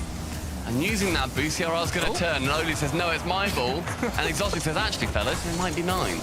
I only really fancied that one. Here is Zen, nearly gets over the top of Joris. There's a serious danger here. But into the pajamas, Oli, no boost, does what he can. Zen, onto the backboard, Oli misses. Stizzy did not predict that, and why would he have done? And CRR wins a 50 against 2 players. Oli now immediately goes on a rampage. Very central, tries to get any touch that he can. Exotic sent a little bit floaty with his own half, or rather his own net. The touch from Oli keeps that ball in play in the orange side of the pitch. Opposite corner found from Stizzy. Final second. Oh, Oli didn't fancy it. And no, we're all good. Overtime it is, boys. Yeah, Oli does not want to put his team under any more pressure after that bump from earlier. Here is Zen, straight from the kickoff. Has the 100 boost, goes underneath Joris, and pinches it in. And there's the little dash of spice that Team Vitality have been missing. That's beautiful. Joris, he has to challenge. He has to go for the high play. And then Oli has to cover the second play. And then goes opposite on both. Gets the goal.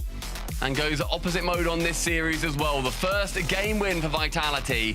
And the start of a potential reverse sweep. One in chat, if you think it's possible. Let's see what people are feeling. It's a long way away from that, is what I would say. Team Vitality, far from their best. Zen, though, with 747 points that game, that is not a good sign for Ninjas in Pyjamas. Because the Zen machine starts whirring, then it doesn't matter how well you're playing as a team, doesn't matter how good your 50-50s are. That Fennec will find a way through. And that overtime winner from him, from their real talent. Be a huge moment for Team Vitality. And suddenly Stumpy as well. You know, when you're 1 goal away from a sweep, right? And you lose it, you don't win the overtime. Little thing comes in that we like to call winner's tilt. It does indeed. I think that can change how NIP might play here. They think all of a sudden, oh, we could do this. Let's not be as crazy. Let's not go for this. Let's be a bit more defensive. That's then when you start losing because you're not playing the same style as you were to win. It's completely natural. You have to fight against your urge to think, oh, we need to play differently now because we're suddenly winning. You have to keep playing the same game that you were that got you in that position in the first place. When we head into Boostfield Mall, a lovely little map. I do like it a lot. We're going to be seeing who has a game over sign show up in front of their screen. Will it be Vitality after this game, or do they keep fighting?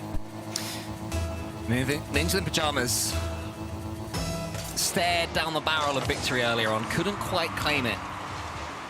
Maybe that changes here. They've certainly been the better team this series, and the scoreboard is testament to that. Another clean win there from the 50-50 game from Jory is great from him. He stepped up in the last game or so. I said that he was the quietest of the 3 Ninjas in Pyjamas players, and he really seems to be beginning to whir into life himself. That's great from CRR, almost around the corner, into the top corner. I love that idea from CRR, making sure that they're playing nice and quick Rocket League again. Quick Rock is the order of the day. Chance central there. Stizzy can send it on to an Exotic who, lovely idea. I love the movement, moving up the pitch. So he can be an exit man. The double tap from Stizzy does not come through. Zen keeping the play in question. Only wants to alleviate pressure via the medium of demos. And he clears it to CRR, or attempted to CRR, but in the end, it's a little bit central, straight down the throat of Stizzy. He is dunked hard there by Ninjas in Pyjamas yet again. Jorius gives control of the ball, control of the boost. Exotic, lovely touch from him there. Wants to follow it up. CRR tackles in though. Stizzy watches his Exotic and Ninjas in Pyjamas fight for 100 boost in the corner. And it was Team Vitality that got it. Should help defensively, and that's awkward from Oli. So Ninjas in Pyjamas, oh wow, fire above. Nearly, I was just about to say, this attack doesn't really seem like it's too dangerous. And then the bump came in, and suddenly it was very dangerous. But then all of a sudden, Joris' shot was quite rubbish. It was a little bit slow. I think he necessarily thought that he was going to have the opportunity to. A nice 50 low from CRR, but that one pinches quite awkwardly. Joris has to send it back to a teammate. Clearance to Exotic. Takes a touch. Nearly past CRR, who plays completely fearlessly. Early out wide.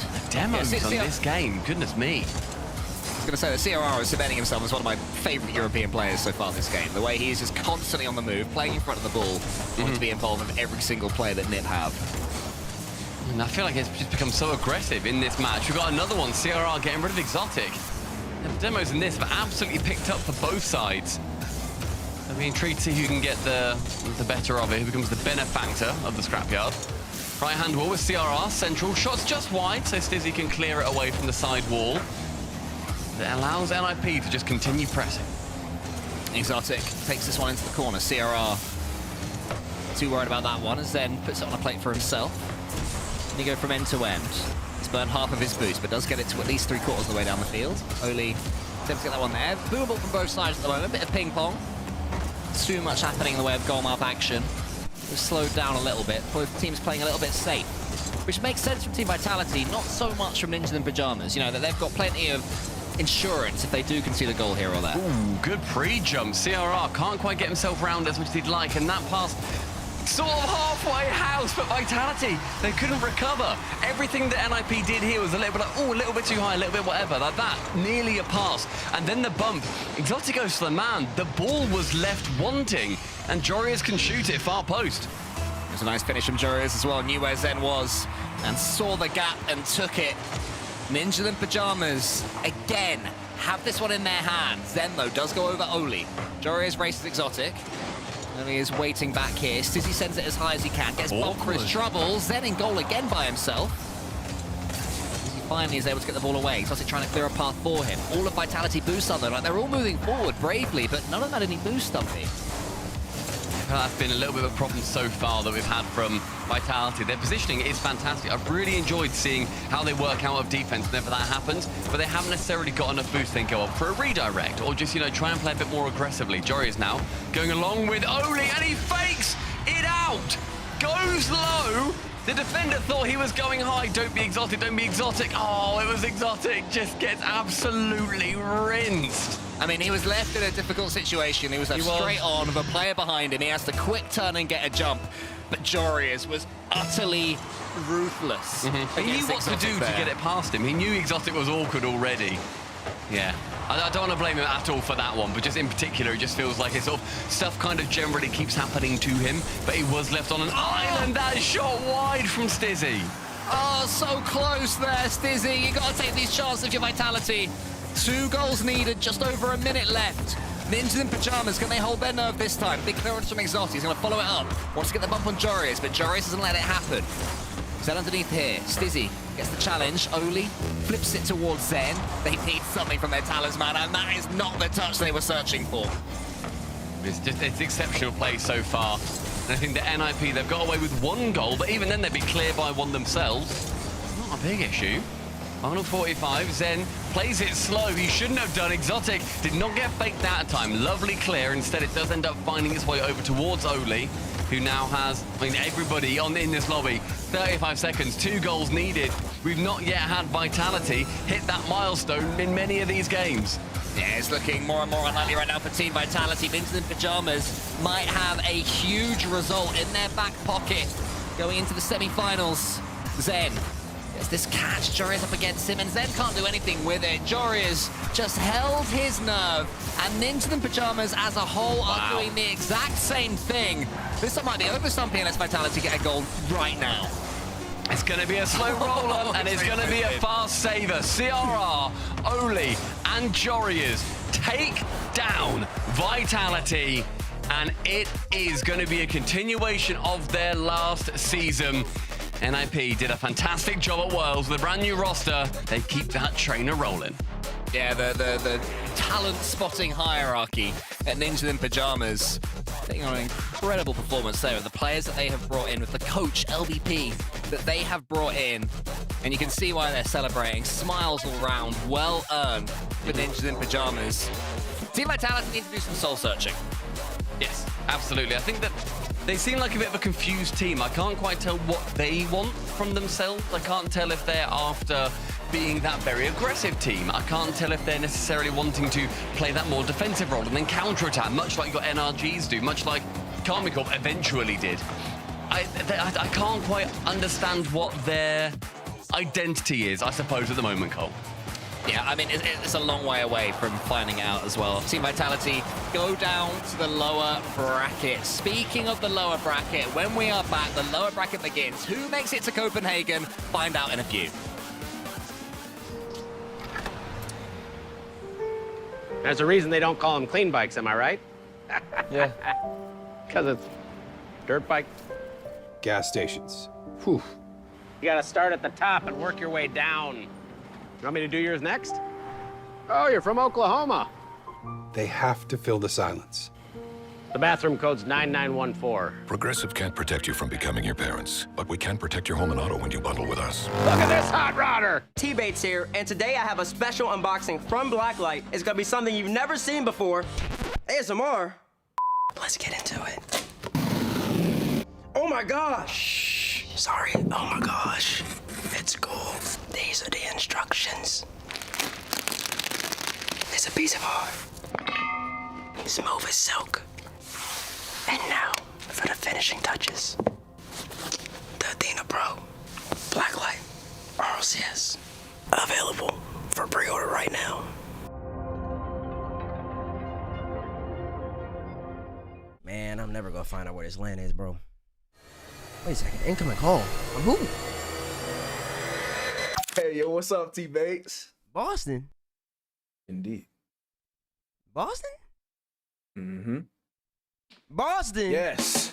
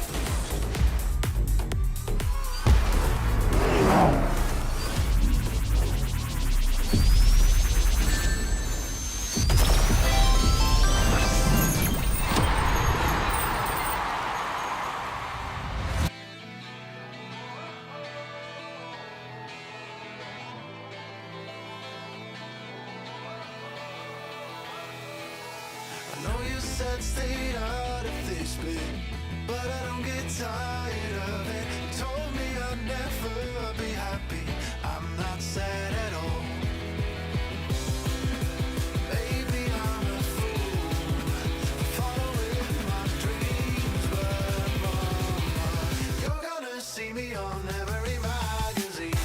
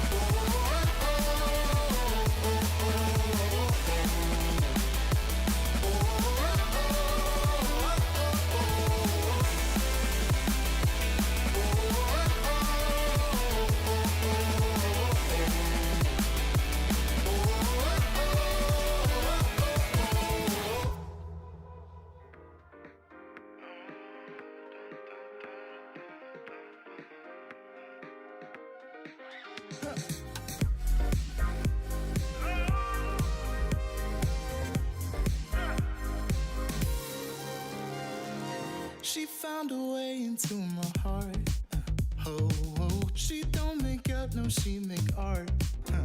And I need a way to treat it, cause I keep getting high off of her. Off of her. I know that you'd be bad from the minute I saw you. But somehow I keep running back to you. Back to you. Back to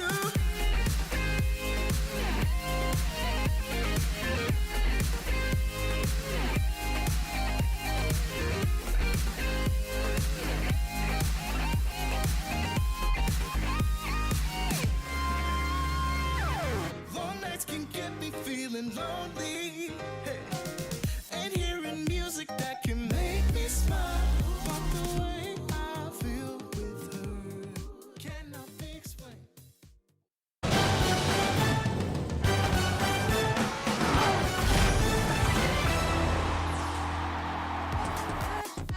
Well, a couple of us are going to look like fools, just as Vitality have in that matchup. A little bit of a clawback at the end, but it was far too late. Ninjas in pajamas, despite the roster swap, looking good still.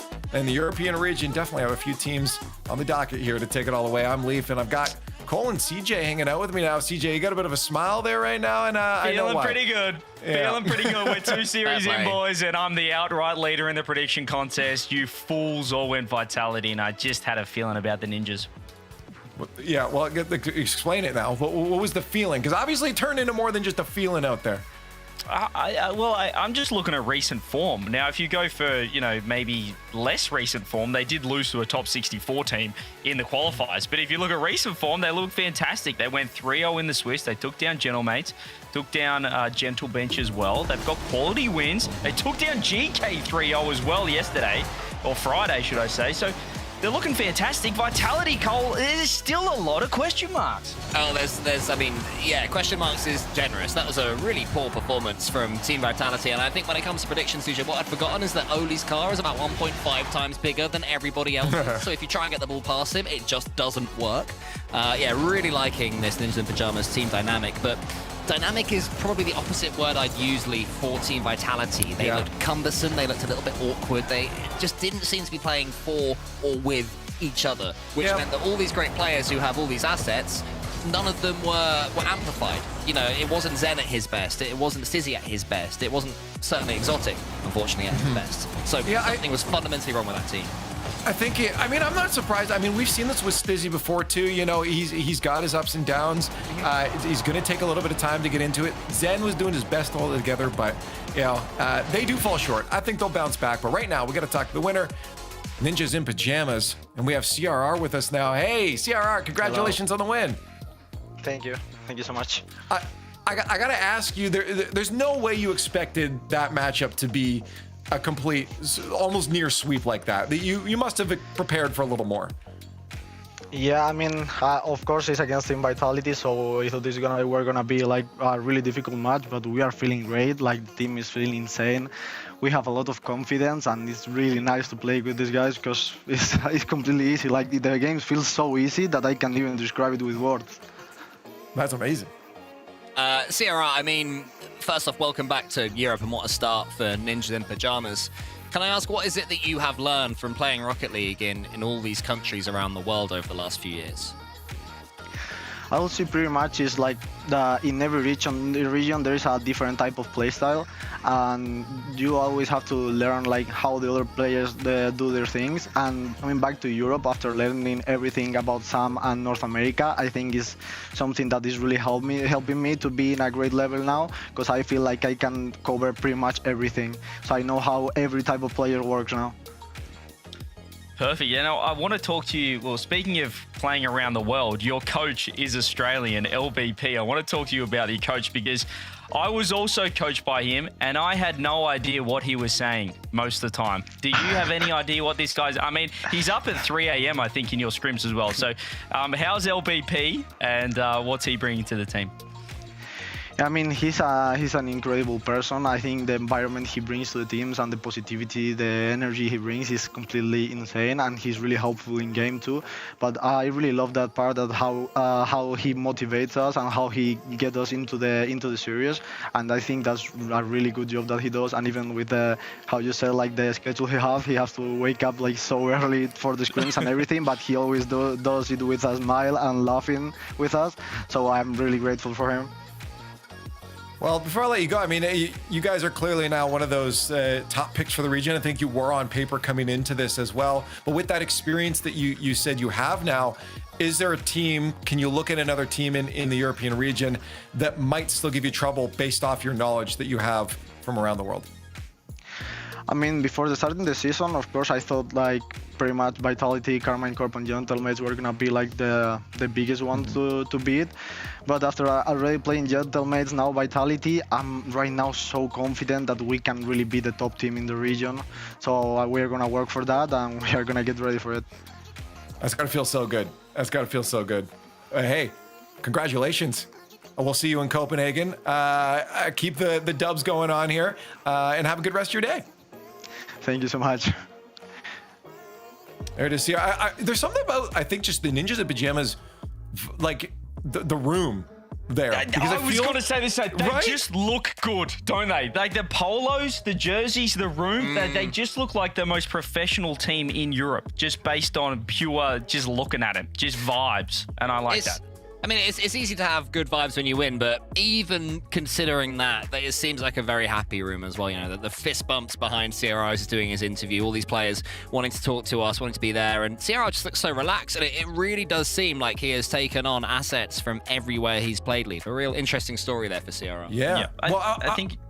I think as well, Leaf, like I mentioned the 3-0 in Swiss. They lost, the fact that the day before that, they lost to like a 64-seeded random pickup team in the qualifiers to go through the lower bracket and then bounce back. They played Gentlemates' first matchup of Swiss because their seed was terrible. But to bounce back, go 3-0, I think already shows a brand new team. They've got that positive mindset once again. From CRR's words, shout out to LBP for that. I mean, they feel like it's scary, the confidence. As he said, they feel like they can just beat everyone now because they have beaten most of the top teams. Yeah, hey, well, we got 2 more matches to go, but while we're looking at the schedule, I just wanted to ask you a follow-up there on that, CJ. Looking at Ninjas in Pajamas now with their confident wins, especially the 4-1 on Team Vitality, the matches that we just talked about before that they won, do you also agree that this is the team, or do you think there's maybe still another roster that maybe slightly stands ahead or will give them a big challenge? Well, the only team they haven't beaten is Carmine Corp. So, I mean, that's the only team that is a question mark. Outside of that, they're number 2. They could be the best team in the region. Well, we're only going to find out once they do eventually play them. Off to be later, because they're not going to do it today. We have 2 matches left. This is where things get dicey, though. This is where you might get eliminated. No guarantee for these next 4 teams that they're going to be making it into Copenhagen. They've got to win it now. Cole, up first, we have Novo Esports versus Gentle Bench. Radosin's coming back at it again with a pretty solid roster, but looking at their opponents, it ain't going to be easy. Oh yeah, not at all. No, Nico, Acronic, and Juke. Acronic, who now goes by Acro, which still annoys me because there's already an Acro, but whatever. But for Gentle Bench, and I'm trying so hard not to say Gentle Mates. My mouth really wants to say Gentle Mates. I'm like, no, it's Gentle Bench. That's why I say it's a good name. Yeah, it's a very strong team. You know, Eugen, Radosin, and Mitza. And Radosin had such a strong end to last season, CJ. He was huge for the previous version of Ninjas in Pajamas. And then Eugen, the fact that he's ended up without an org is so surprising to me because for Gentlemates, he was, you know, the next big thing. Yeah, he was the prodigy, really, for Europe. He was the guy that everyone was looking at. He's the highlight reel player. And he's ended up kind of on the leftovers team. I think the name Gentle Bench just kind of doesn't give you much confidence, I guess. They're all kind of stuck in non-org kind of limbo at the moment. But a great team, it just... I'm not too sure on them at the moment. I think they're a hard team to kind of read. Chat, guys, get all your votes in here. The progressive fan vote is up. Let us know if you think it's going to be Gentle Bench. They have, I mean, I love the vibes behind Gentle Bench. We've seen it with Bobby Jr. We love Radosin. Again, we've seen Eugen had so much stock in it before, but Novo, they got the results from Friday. They've been looking good too. This is where I think we are also split. on the decks potentially here. Cole, I'm going to let you go first. I mean, I'm a little bit scared to go against CJ, but I have gone with Gentle Bench here. I just think that the raw power of this roster is going to be too high. But shout out to Novo. I mean, for anyone who wasn't watching on Friday, they took Carmine Corp to Game 5. Had to be reverse swept by them. So by no means would Novo be a bad pick here. Yeah, well, good, because I'm going to pick Novo. Novo would be a terrible pick. You're only an idiot to say that. I just, based off of the immediate results, and you have to go off that right now, any of the other rosters, again, we saw it with Team Vitality. I think on paper, a lot of good players, but it's not showing yet. In time, it might, but right now, Novo's getting results. They looked pretty good, and they got some good dubs, 3-0s yesterday. CJ. Yeah, I think I'm just going on that Swiss form. It worked for the Ninjas in Pajamas series, and Novo beat them 3-1. So I'm just going on that. The rematch, I think, will go the same way. But having said that, Gentle Bench did go to 5 against Ninjas in Pajamas. That form is only stacking up the further Ninjas go in the tournament. But Novo. Right. Yeah, I mean, you might be right on the depth thing, CJ, that you said earlier. Is it like this is overall, anybody can kind of beat anybody at this point, and maybe as the season goes on we start to see that refine a little bit. Again, I still think some rosters are taking some time to get used to those new players on there. At this point, Novo for Gentle Bench. I mean, this would be a fun win. You know, the vibes are going to be, Cole, immaculate on that squad. I think they're going to win with a lot of fun, but they also have to know that this is elimination. So there's going to be a little bit of seriousness there. Yeah, 100%. This is not a series that you want to lose. So there's a lot of love for Novo as well, I've seen in the chat. So the people might know something I don't. Well, chat, this is it. Elimination. Only one of these teams here can make it to Copenhagen. Let's find out who it's going to be as we cruise on through here on our first European Sunday. It's going to be Novo versus Gentle Bench. Let's just watch some Rocket League.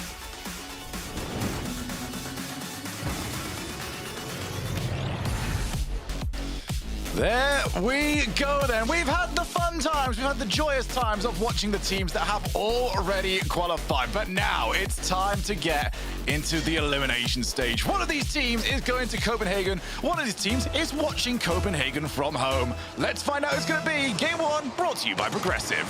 I mean, all of a sudden, everything is on the line. It's going to come down to who can hold their nerve when this is going to be deciding not only, your own start to the season, but if you're then going to be able to have a little bit of practice before any majors that you might qualify playing with a brand new team. I think to me, Gentle Bench, they're going to be just about squeezing the advantage here because we know a bit more about these players. We've seen them play at a higher level, but we've also not necessarily seen them all individually peak for a little while. It was very much the let's see who we can throw together. For those of you wondering why we call them leftovers, by the way, is a reference to season 3 of a team literally called the Leftovers. It's not us trying to disparage. It is Rocket League history for that one. Nico, well, Acro maybe to work with, doesn't even need him. Eugene has to make sure he doesn't get jumped on. Acro's on his way. It's too many Acros. It's too many Atomics. There's not enough things for me to complain about. I mean, as far as I have seen, Acronic is still called Acronic officially. He just lets go himself Acro in-game. So I might just go full Acronic mode. I need a match with one team with Resi, Acro, and Atomic, or Acronic. And then I need the other team to have Acronic. Wait, I'm already confused. And also Resi on the other side. Or Revsi, whichever one. Let's see, it's even difficult to try and put together in fantasy. Let's see how we do in real life anyway. That's the fantasy match I want to see. We have one of these teams going to the kickoff LAN. I want to start off pretty well here. It's been a difficult day actually for European teams to really get their footing in on game 1. And we've seen KC, they obviously struggled a lot earlier on versus 2 Danes, 1 Bruv. They put up a lot bigger of a fight than I think most people would have really anticipated. Vitality got nothing really going against NIP. They had their number throughout, and NIP were just the better team in that lobby, and they made it very known in every aspect of the game, aside from that one overtime loss. Now, I think this is a relatively even one, with Novo being a bit of an older name in Rocket League. It's a miss. And Radosin can get that save. Duke can drop it towards Acro. To the backboard. 1-2. Pass. Over again. And Nico, who is a firm repeat character on the apparently Jack 2v2 channel. He's a guy that Chad loves to play with, and you can see why. It's a great assist. And Acronic can get Novo going. Yeah, that was just so awkward to deal with your gentle bench. They had no boost throughout the entirety of that sequence. They were trying to find any 50 to work their way. Unfortunately, the 50 popped out straight into the path of an oncoming attacking player from Novo. So far, so good here for Novo. They've had the better of the opportunities. I feel like, though, just that one mistake we saw earlier from Mitsa, they never really recovered from it. Can't afford, backboard especially. Backboard is sort of like a figured out position of Rocket League at the moment. You can't be making mistakes there. And the way that you can really force that is to make it sort of an awkward floaty ball towards the backboard, so then a player needs to use boost to then go from it, and then you can boost starve them, but you can't just go for a raw backboard play. That's never going to work. You need to have done a little bit of homework, a little bit of setting up, put in the legwork to make a backboard play worth it. A double demo, a triple demo actually. Juke attempting to get it past Mitsa. A nice slow down play, and then Eugene comes in for the demo. It's a lovely 1-2 punch, and Gentle Bench straight back in it. I'm sure you've imagined all the different ways you're going to score in an RLCS game. That's an open net. Not usually the way that you imagine it, but you certainly do not complain either way. Mitsa gets his team back into this, makes up for the earlier backboard whiff. Radosin straight in, and it's a little bit of a sumo match between Radosin and his opposite number on that kickoff. Radosin's still around. I have a team really willing to settle to a midfield challenge. They keep cutting rotation. They want to settle on the opposite side of the field. 90 seconds, though, has so far seen both these teams managing to draw blood from the other. Juke with a demo. Radosin, as that one wraps up a little bit awkwardly, he can clear it away. But low boost means that he can't get it too much further than Nico lurking in the midfield waiting for his error. Quick jump up with Eugene, who is going to have the better of him. And this left-hand wing seeing a lot of action, but the ball not working its way towards the goal. Until now, Radosin attempting a doomsy dish, an awkward floater Nico can clear. Yeah, Juke did fantastic with that. He would have to avoid a demo earlier on, go in and out, use the arc of that back of the goal. So just propel himself into clearing it as Acro's faked. Nico's also faked, and Juke is under so much pressure.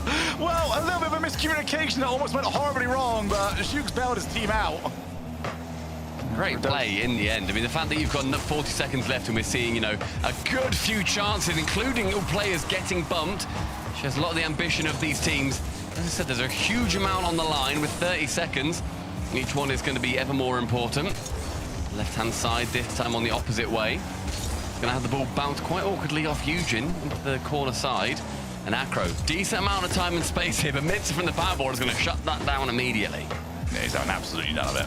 And why would you? Radosin on the reset. It's dropped down pretty early on, so not a tremendous amount of issues. However, who deals with that? It was a double commit. Nico leaves it for Acro, trying to get it back over to Nico, but that was shut down. Well played from the defense. Nico pops the ball back up. Juke's not got really the position to do anything with it. And it was a bunch of maybes and half chances that no one could really utilize. And we're seeing a very slight, you know, the nerves coming through with a couple of these shots. So she's Mitsa now is going to get this one central. No one's going to be there to commit too hard, but I think that's what we need from these teams. Commit as hard as you can. We've seen two players go for a lot of these players, Eugene and Mitsa, most notably for Gentle Bench. Eugene onto the backboard. It's actually a very awkward drop down. It's a complete misjump from the goal as well. The final keeper didn't stay seated. Eugene, it's such an awkward touch. Radosin then dives in.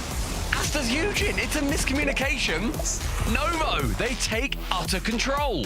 Yeah, that's horrible. That's really, really poorly done from the Gentle Bench.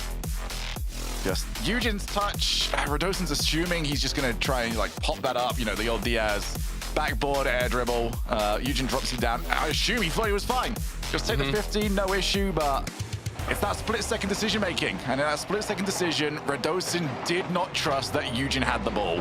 And yeah, trying to be a little bit too cute, as we said. Like in the previous series, sometimes you can't just go for, okay, I'm going to go for a little catch, so I'm going to try this, I'm going to try this. Sometimes you just need to play a little bit more off instinct. I think, yeah, Eugene has put Radosin in quite an awkward position there. Yeah, I don't blame Radosin, really, because Eugene...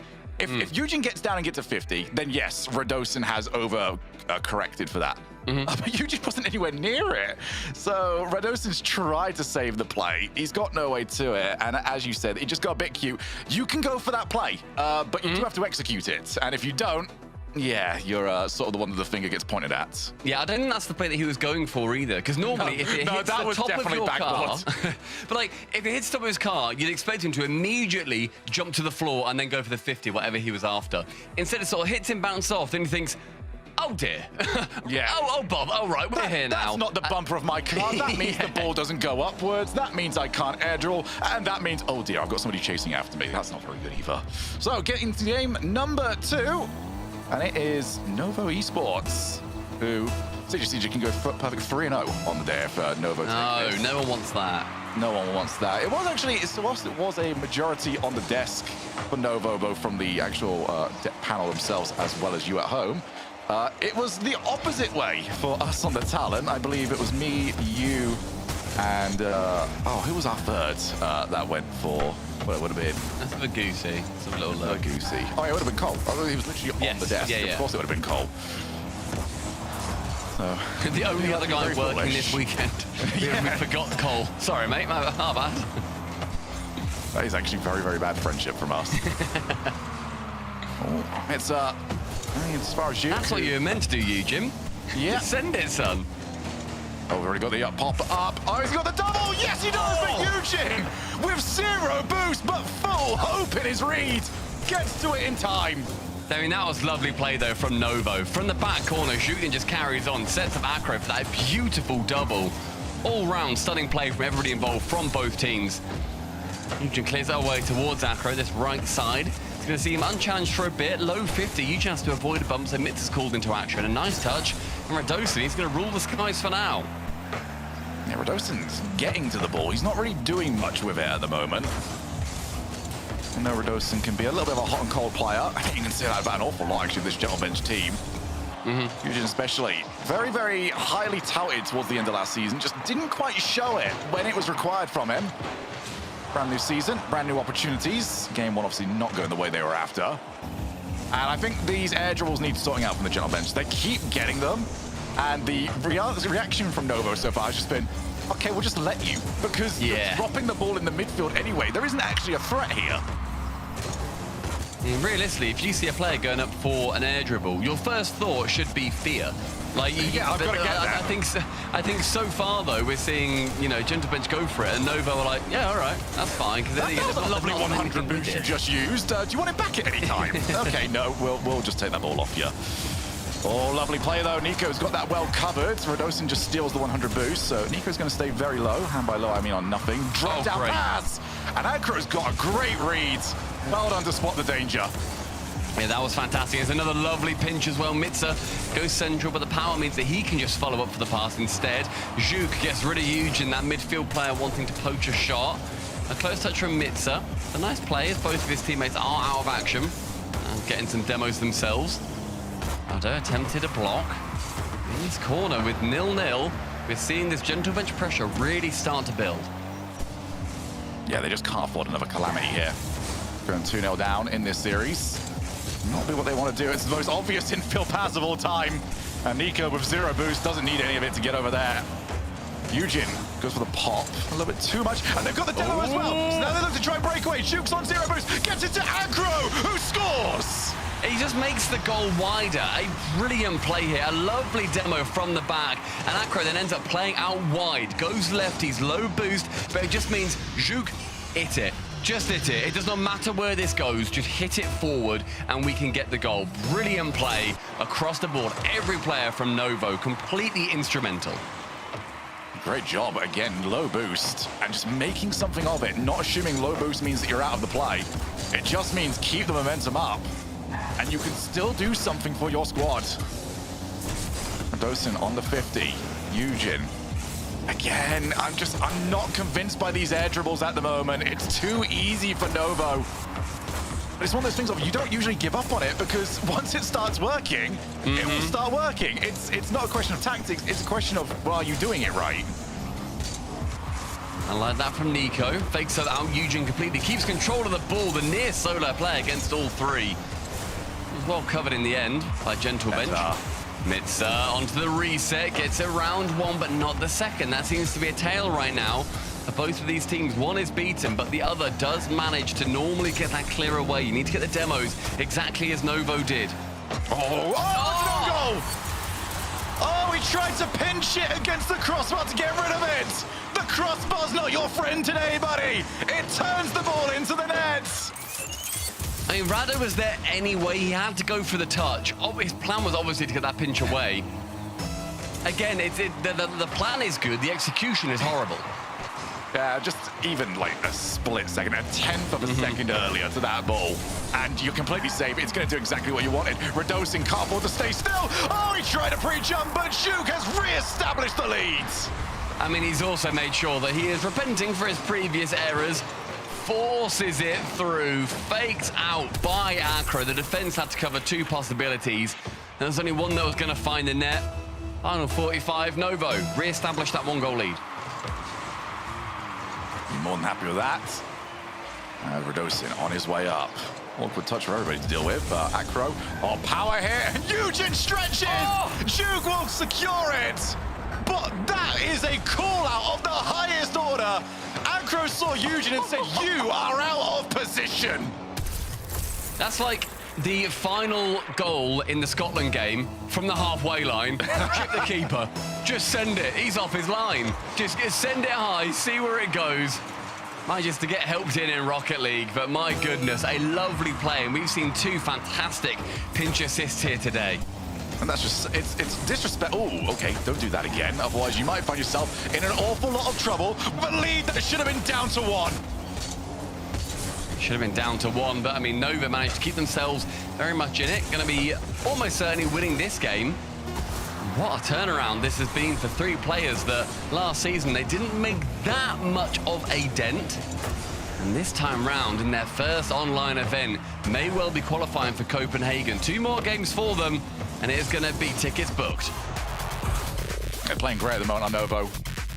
But Gentle Bench, I mean, take the time out, look in the mirror, and you'll see the person that's causing the biggest problems for you at the moment. Gentle Bench cannot get out of their own way.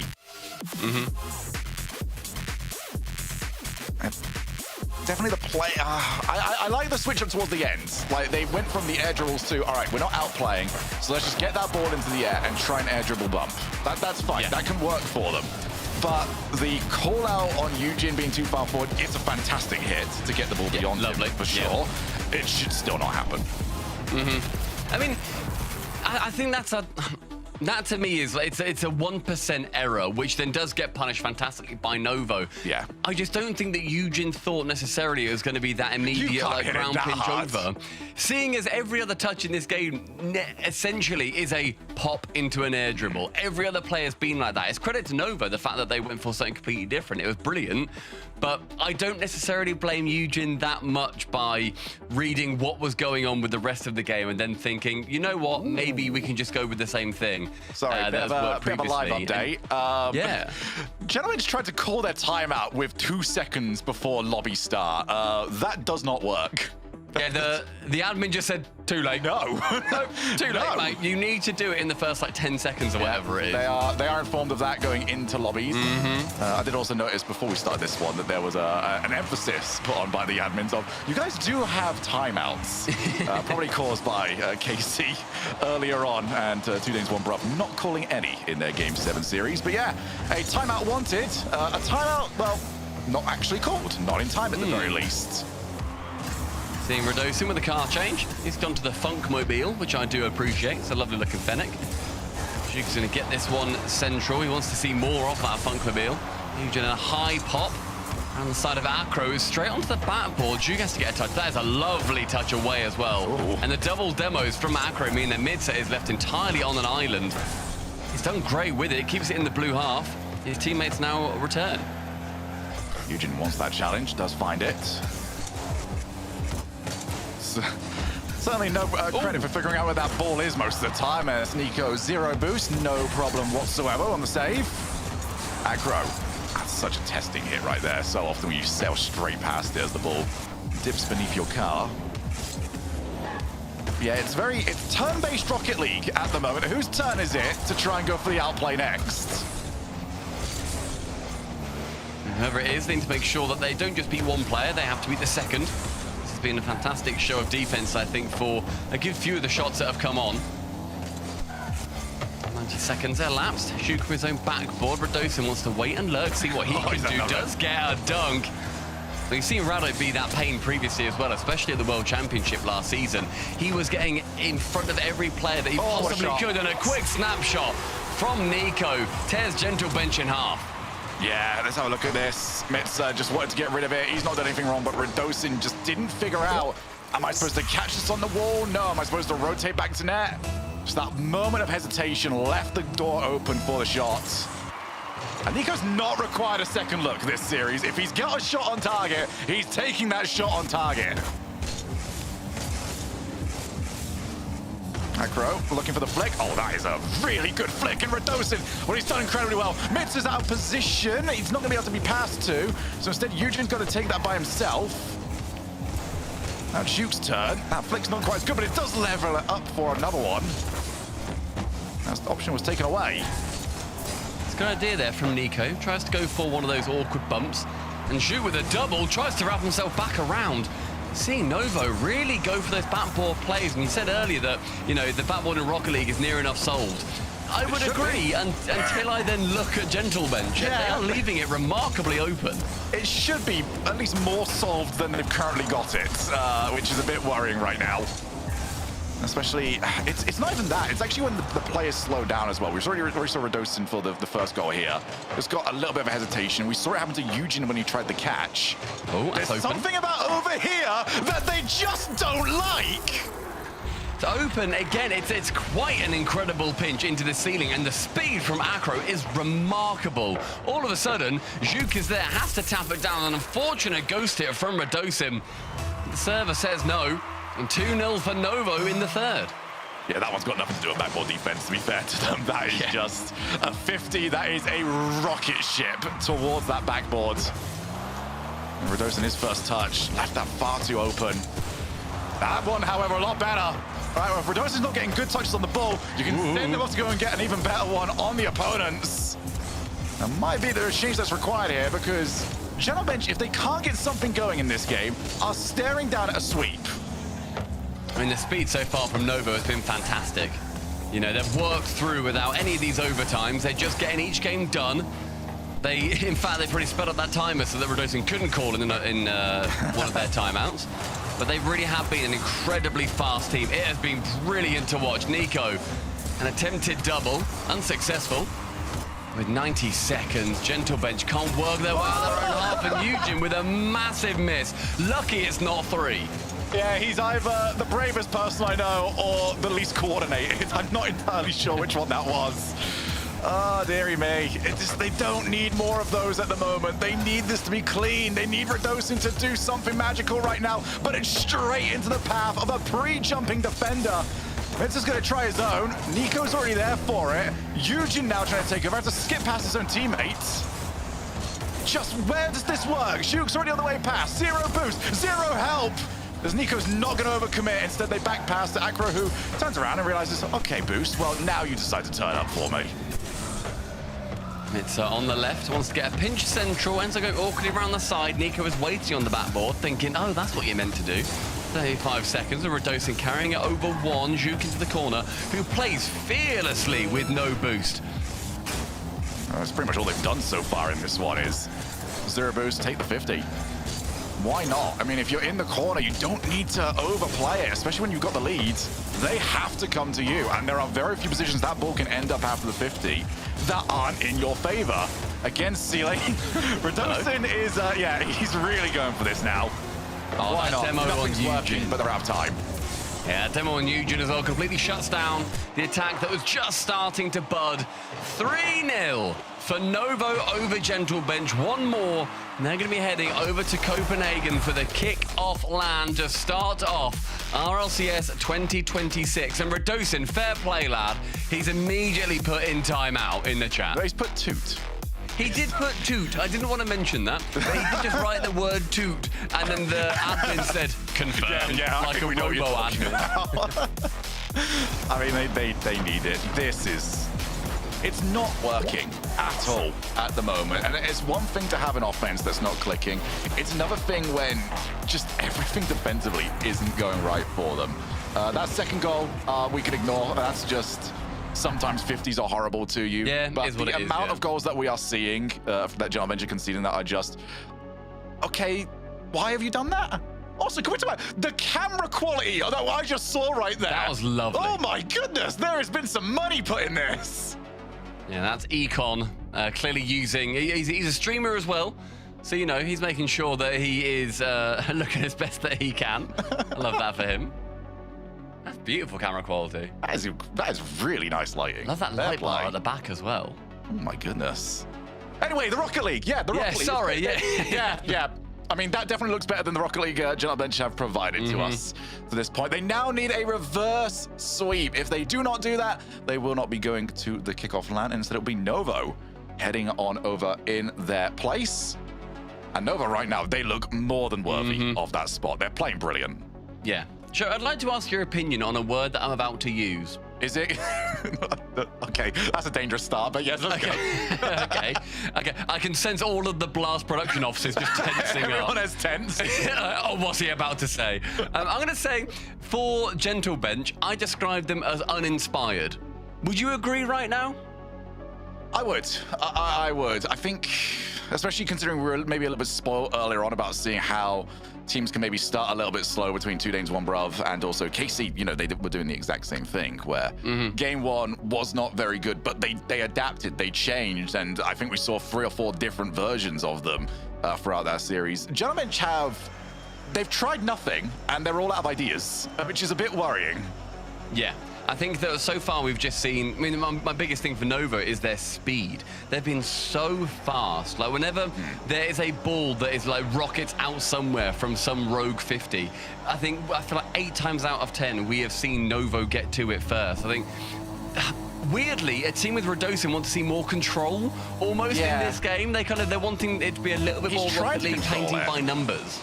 He's trying to control it, but they're all trying to control it, and it's not working. And that's kind of surprising for Eugen especially. I feel like that's Eugen's specialty. But I want a wild card. I want the Radosin wild card from Gentle Bench. Well, they certainly need it. They need a reverse sweep right now. And for Nova, I mean, this is a massive opportunity as well. Looking at the actual bracket for the European side, winner of this one goes on to play against 2 Danes, 1 Bruv. And then the semi-final on this side is also against NIP. Compare that to the opposite side, which is Vitality into KC. This is a golden opportunity to secure points. 40 seconds in, it's Acro to catch. Mitza and Radosin both committing. That is a lot of boost used. Thankfully, Mitza does let that ball, or rather Radosin does have that ball caught on the backboard. Eugen opportunity for a double, but unfortunately sticks a little bit too close to the backboard, so he can't get anything from it. Yeah, he just caught that little arc at the backboard that just sticks the ball against the wall itself. So Eugen would have positioned himself. Oh, I'm ready for this. I've got the double tap. Oh, that is actually impossible for me to double tap. So it's just sort of, when it rains, it pours at the moment. They need, again, an answer. They need a goal. That is pretty much where you start here. Just get this first goal, work from that. Eugen with no boost though, can't get it too much further than the midfield. Juk swipes across, challenges Mitza, misses that, so there's a chance now for Novo to reassemble towards the backside. The failed flip reset ends up going to the midfield. Acro low boost, but can spot that one lurking in the corner. It's a lovely read from Eugen, and now this ball goes straight back down the other end. Feels a bit more 50-50 so far, but we have seen the floodgates open when 1 goal's in for Novo. Yeah, again, it's that first touch. It's just handing the ball straight back to Novo every single time, who seems to have not actually wanted the ball. So, hey, maybe keep doing that if Novo are going to step on their own shoes or their own shoelaces more often. Novo have got away with it. They've got the demo. The shot's not on target. It would have been covered anyway by Mitza. Again, 0 boost. Looks at the outplay. Oh, lovely, that's a huge dive from Acro. It's well played because Mitza, I think here, maybe he just feels that Acros wants to go off the backboard for him, or rather goes to the ground for him. He never should have jumped. Acro needs to, if he's going to like fake it, he should stay grounded, push Mitza into then having that second touch, and then before he even gets it, quickly turn back and then cover it. It's a silly play from Acro. It's a very silly play. He's seen ghosts, and apparently those ghosts had hands on them because he must have seen, like, okay, this is going to be a reset and outplay. And unfortunately, his opponent is just like, no, I've actually got no boost, so I'm just going to hit it. Nice. Great layoff over to Nico, who has got Radosin to contend with, so that play is going to fizzle out. Yeah, he went a little bit high on it as well. I think as soon as you go that high, you're starting to limit your options a little bit. It essentially becomes, will you just let this ball fall slowly back to the ground, or are you going to try and pinch it in some way? You're going to the pitch challenge is pretty much what you're after a lot of the time, and Radosin. At which point you're very Radosin was not having any of it. He's like, yeah, I know. I'm not giving you the challenge. Oh, that was so close. And Drew able to get there in time, as Radosin just going to guide this to the corner and get the troops back, who have been demoed. Okay, well... So much of your reward there, Radosin. Yeah, there goes the reinforcements. He's doing a nice touch. Can't quite get it on target. And Acro with nothing, Juke with nothing. Nico has to be the savior. The full court carry shut down by Rado on the other side. And Gentle Bench entering the second half, 1 minute 40 left, and they have got the advantage here. Yeah, Radosin's playing a lot better in this game so far. He's been bumped again. He's not really getting the rewards for the way he's playing right now. But I guess that's the way the Gentle Bench has sort of seen this series go so far. 90 seconds for step one of step many for Gentle Bench to get themselves back into this. Eugen on the reset. He can keep this going. He's kept it going. That's an unreal save. But as the series goes, a great play does not get rewarded. Eugen's great play, however, has certainly been rewarded. That's lovely. It just means that Acro at the back has to wait to jump. Does so off the post, which I thought initially that's gone quite nicely. But then the man on the Gentle Bench side is able to just quite neatly tap it home. 2-0. Gentle Bench hoping that this is this game shut down, but with 80 seconds remaining, I think Novo have still got a little bit up their sleeve. That's the reason why we've been very vocal on the distaste that we've had for these air dribbles so far, because that's what Eugen's capable of. You compare that, which, again, you're not going to expect every single time, but against his norm, as I'll let you talk with somebody very loud with their bike outside my house at the moment, but he's now gone. Yeah, we do have to do these ones from home. We have to deal with those. Yeah, my dog was barking earlier. I don't think everybody heard it. But Acro, no worries. He doesn't care what's going on the main broadcast because he just looks at the goal, sees it's pretty open after the double demo, and he can just tap it underneath a falling Eugen. Lead for Gentle Bench cut down to half. It's a really good play as well. Just off the ceiling. The ceiling touches, when you can get them, almost always seem to work, because I do not actually know how Acro has managed to be ricocheted into that side of the ball. Eugen on his way up. Oh, that's so awkward, and Juke's not going to get there! Mitza didn't read, though, that he's got the misplay. Decided to wait and see. I think he could have been more aggressive. It doesn't matter! Eugen has finally found form! From Eugen's perspective, you can see that's exactly what he's going for here. You can tell that he goes for that reset, but there's no world where even if you had the boost, you would think it would go that well. And they also both had 0. It's a stunning outplay from Eugen, who has now come online. And Novo Esports, they suffer 3 goals, the most they have in any game this series so far. Oh, but they're still fighting. Nico, I feel like I've seen him miss 1 shot so far. Acro, lovely play. That's so good. And there's no criticism to be had here for Gentle Bench. You don't deal with that. Radosin actually was very close to clearing that one away, tries to dive in front of it, but if anything, he was too quick to the ball. Touch from Nico ends up going in just a little bit slower, which works out nicely for Novo. Acro, a touch down, wanted it to go towards Nico, but he didn't have enough power on that chance. Juke and Eugen with Nico wants to go central. Acro again waiting lurk. He's in about 3 times in a row. Now the other side, a touchdown kept high.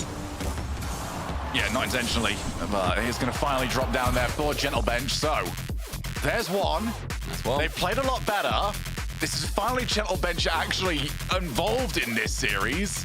Just have they left this too late? Because Novo just need a single good 5 minutes.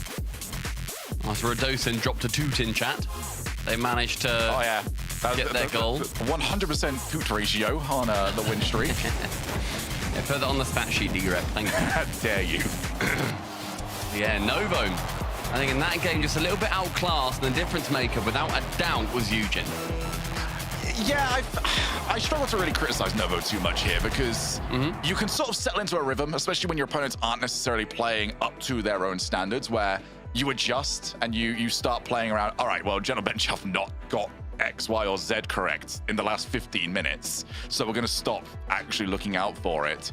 And then suddenly Eugen goes, oh yeah, flip resets, air dribble. I do those very good. I'm just going to go and sort that out.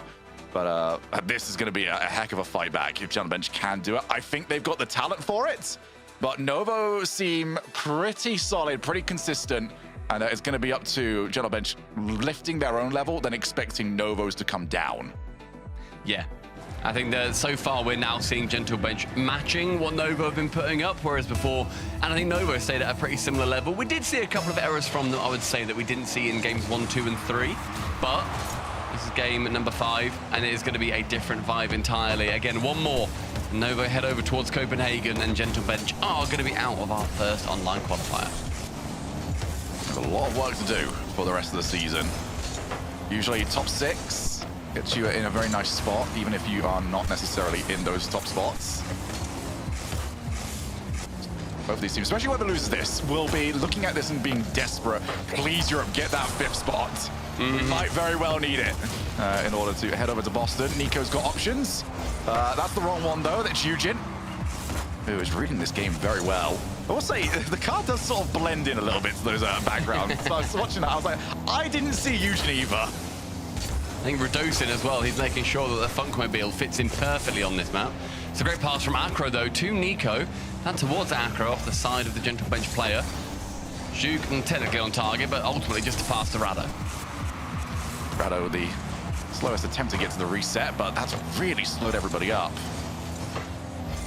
A lot of this here where defenses arrive very early for the shot that they are expecting, and the moment it's not at that pace, you have to do the most horrible thing in Rocket League defense, and that is stop moving, which, yeah, you don't like that spot whatsoever. So the timing is hard to get correct for both these squads. I mean, in a momentum-based game, any point you need to just completely arrest yourself with any of it is going to be horrible, especially when you've got the ball flying towards you. A lot of these players, you've seen how much it can really mess with their flow as well. And Nico earlier technically took the shot later, but Radosin was there first, but he still managed to be the benefactor. Into the corner, Radosin goes, tries to low 50 with Nico, who low boosted again as Gentle Bench. They just continue, and Eugene is dangerous from that right-hand side. Got a goal there earlier. Mitza keeping the ball close on target, and 2 going now. We're seeing double commits from Novo.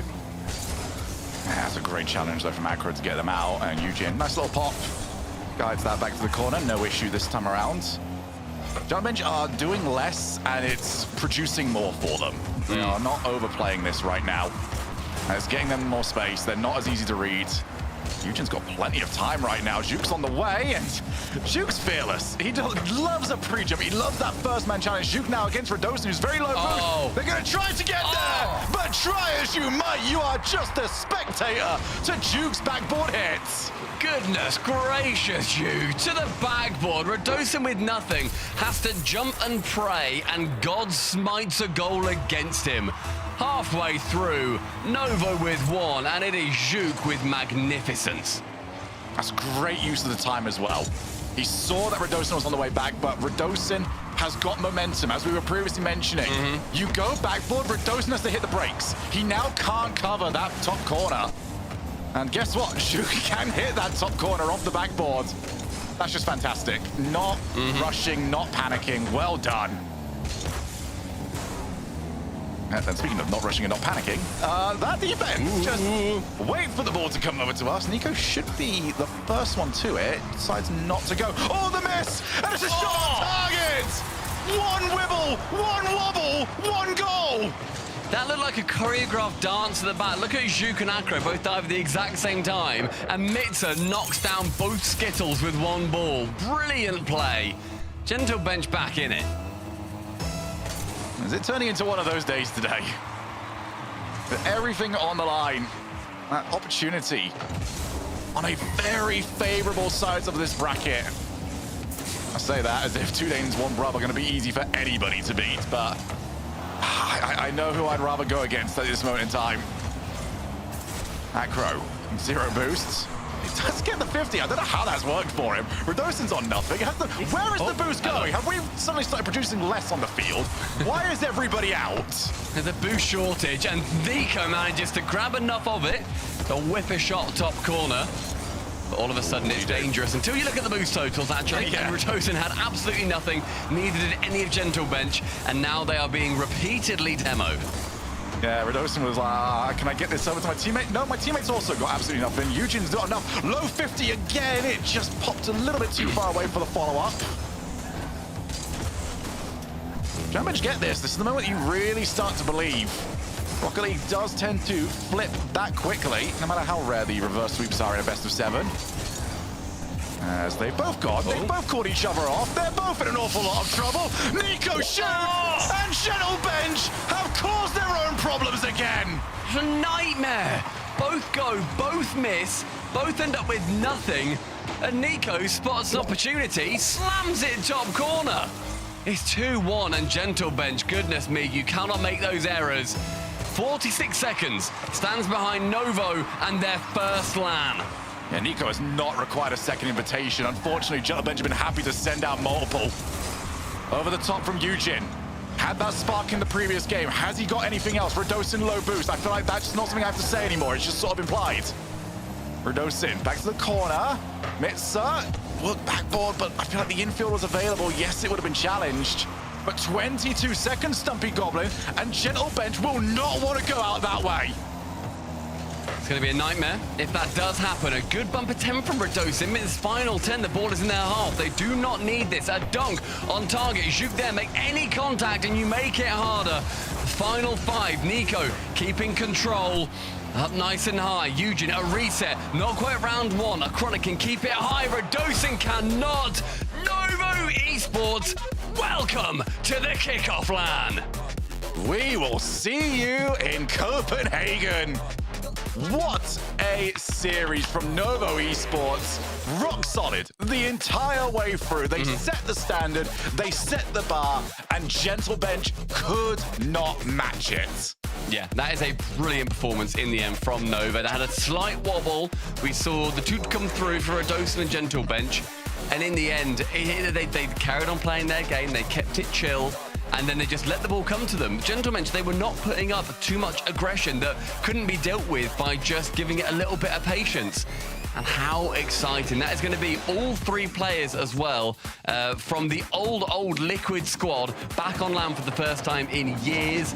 It's such an exciting time as well to be a Rocket League fan. We see these new players, we see the old players coming back together to compete on LAN against each other. And we've still got 1 match to go, Shogun. Yep, we've seen players leave. Drali's gone, Monkey Moon's gone. It's about the next generation stepping up.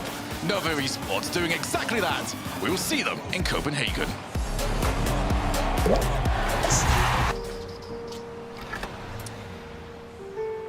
There's a reason they don't call them clean bikes, am I right? Yeah. Because it's dirt bike. Gas stations. Whew. You gotta start at the top and work your way down. You want me to do yours next? Oh, you're from Oklahoma. They have to fill the silence. The bathroom code's 9914. Progressive can't protect you from becoming your parents, but we can protect your home and auto when you bundle with us. Look at this hot rodder! T-Bates here, and today I have a special unboxing from Blacklight. It's gonna be something you've never seen before. ASMR.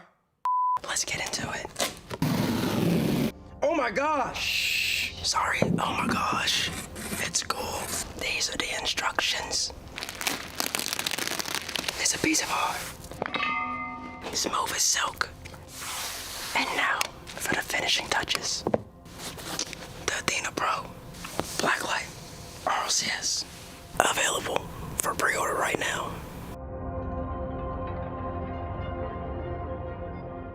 Man, I'm never gonna find out where this land is, bro. Wait a second, incoming call. I'm who? Hey, yo, what's up, T-Bates? Boston? Indeed. Boston? Mm-hmm. Boston? Yes.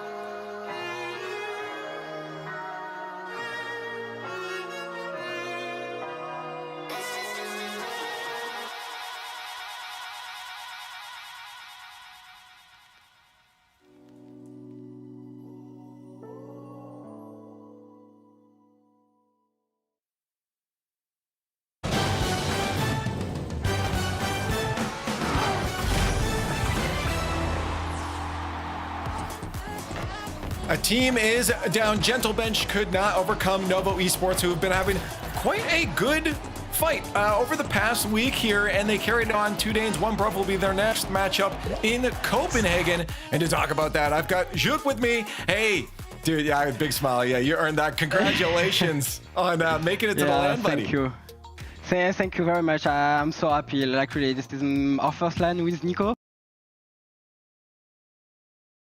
It was, yeah, wonderful. Yeah, I can tell you're excited. But the looking at the LAN, I mean, that's got to be all that's going through your head. I mean, like in that last matchup, did it sink in early because you guys had such a significant lead? Is that maybe why, you know, a game got dropped? Where did it start sinking in that you guys would be going to Copenhagen? Yeah, I think game 4 was a bit tough, you know. We wanted to score too much to close the series.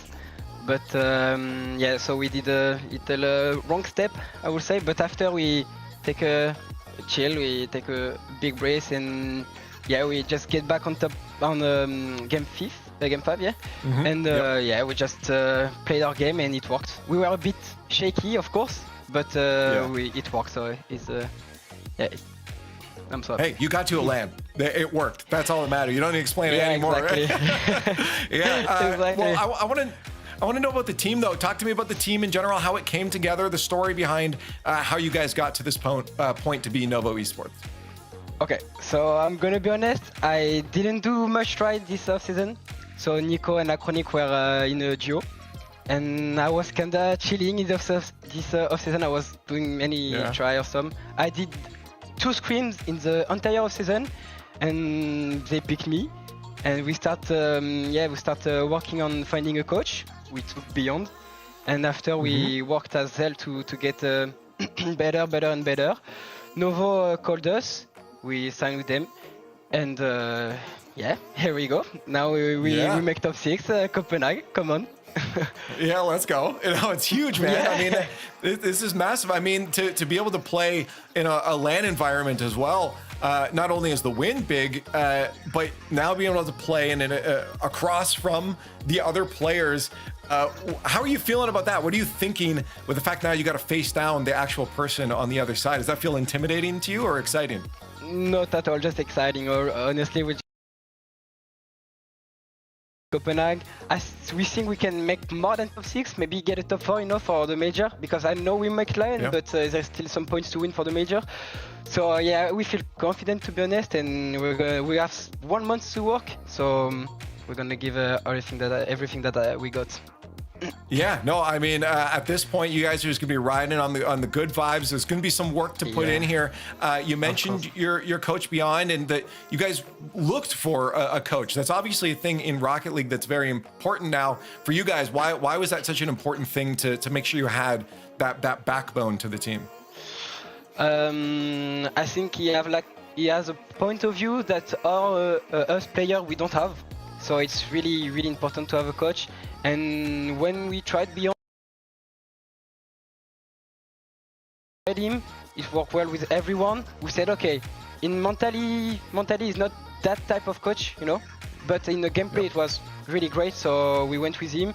I know Montali, I'm the one like giving really good hypes and stuff, so yeah, we were not afraid to beat down Montali, and we trust him so much for the gameplay, and it worked. Hey man, I'm not going to take any more time. You need to go celebrate with the squad right now. All I can say is congratulations, and I'll see you in Copenhagen.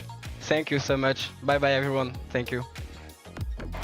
Well, you could tell he was excited.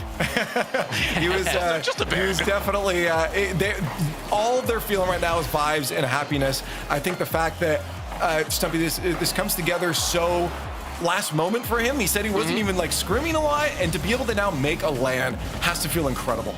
Yeah, it's also not just like making a LAN, it's making your first RLCS LAN. It's making it with a player that hasn't been at LANs for a good few years now. I was also wrong earlier, not all of Liquid have made it just yet. Oski is obviously playing next to do so that's on me, that's my bad, I got too excited. But yeah, the emotions must just get the absolute better of you. But it's also one of those things, Shogun, that we see so often of, well, I didn't expect to make it this far, so now I'm just going to play the best Rocket League of my life. Yeah, I mean, we see it so often where pressure off, you're not really expecting to go any further. And yeah, you're the team that can rise to. I think it's so much easier to play up to standard than it is to be expected at a standard. And for John Bench, they just could not reach their own standards in that series. They'll have another chance. They'll come back. It's going to need to be better than that, though. Yeah, I do have to say, though, Shogun, you're off to a little bit of a rough start when it comes to. Oh, did I disappear? I'm back. Oh. No, my predictions are awful. My foresight is a travesty, and I should not be listened to. But apart from that, I'm happy to still be here. Here's the bracket. Now, as we move on, only one more spot is going to be open. They'll be facing down against Team Vitality. It's Gentlemates or Magnifico, but it's elimination now. There's one more spot for this LAN, Stumpy. You know, the nerves got to be kicking in for these next squads. I mean, it's also, I think if you play the first series of the day, you think, okay, we can get it over and done with. We're either going or we are just not. And at least we know. At least that's how I think. Gentlemates have now seen one of the teams now make it. They've had to sit through 3 series today. I'd be so much more nervous being this final game thinking, we need to win. I've been able to think about it all day now. In the UK, it's now just gone 7 o'clock. You're thinking about it all day. And yeah, it's a tough spot to be in, and only one of these teams is going to be able to go through. Yeah, hey, well, let's talk about it. Let's get some more Rocket League on your screen here. Gentlemates facing down at Magnifico. I talked about it. Tox Razier still here, put in the work. They've got Atomic alongside him now. And some of you just talking about Oski very specifically, that, you know, you might be able to get him through. Yeah, the boys. The old NIP fellas, and then also Archie's there in their beautiful pink offices with their great kits that they've got on. Snaski's also still their coach. It is a team that got top 6 at the World Championship. It is a team that was absolutely phenomenal, who has then picked up one of the best resurgent players at the end of last season. Picking up Archie is incredible for this side, and I think Magnifico, to me, Shogun, they've got a really big mountain to climb here. Yeah, it's been almost difficult, I feel, for people to realize that Archie is world class now. He's not good. He is phenomenal. He's great. And he was chosen for the England team. Like that's such a huge honor as well for these players. Like he's one of the top 3 best players in England. Yeah, it's incredible. I didn't mean to interrupt, but it's so good seeing Archie at that level now. We'll see Magnifico as well, whether or not they can step up, because they ended last season, at least the Magnifico name of kind of what Magnifico name has been the entire time they've been involved in Rocket League, of outside looking in, you know, barely not making it. But this is their opportunity to try and change that. Gentlemates have won a LAN. They beat KC. They might even be a little bit disappointed that they've struggled so much actually throughout this event. 3-2 during the Swiss, already in the lower bracket. Definitely not really at the standard that they set prior to RLCS beginning, but who cares? You win this one, you're still moving on. Now, I do want to point out one thing, Stumpy, they've done for you here. As the progressive fan vote goes on, they've gotten rid of those lopsided TVs. Oh, yes.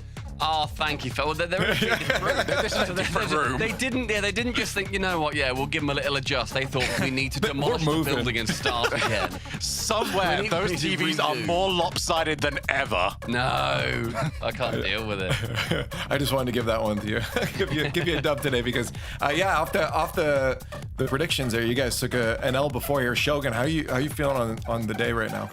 I'm feeling great, but my predictions feel awful. But thankfully, I've got a Shogun guarantee that I'm definitely getting this one correct. So that's a great feeling.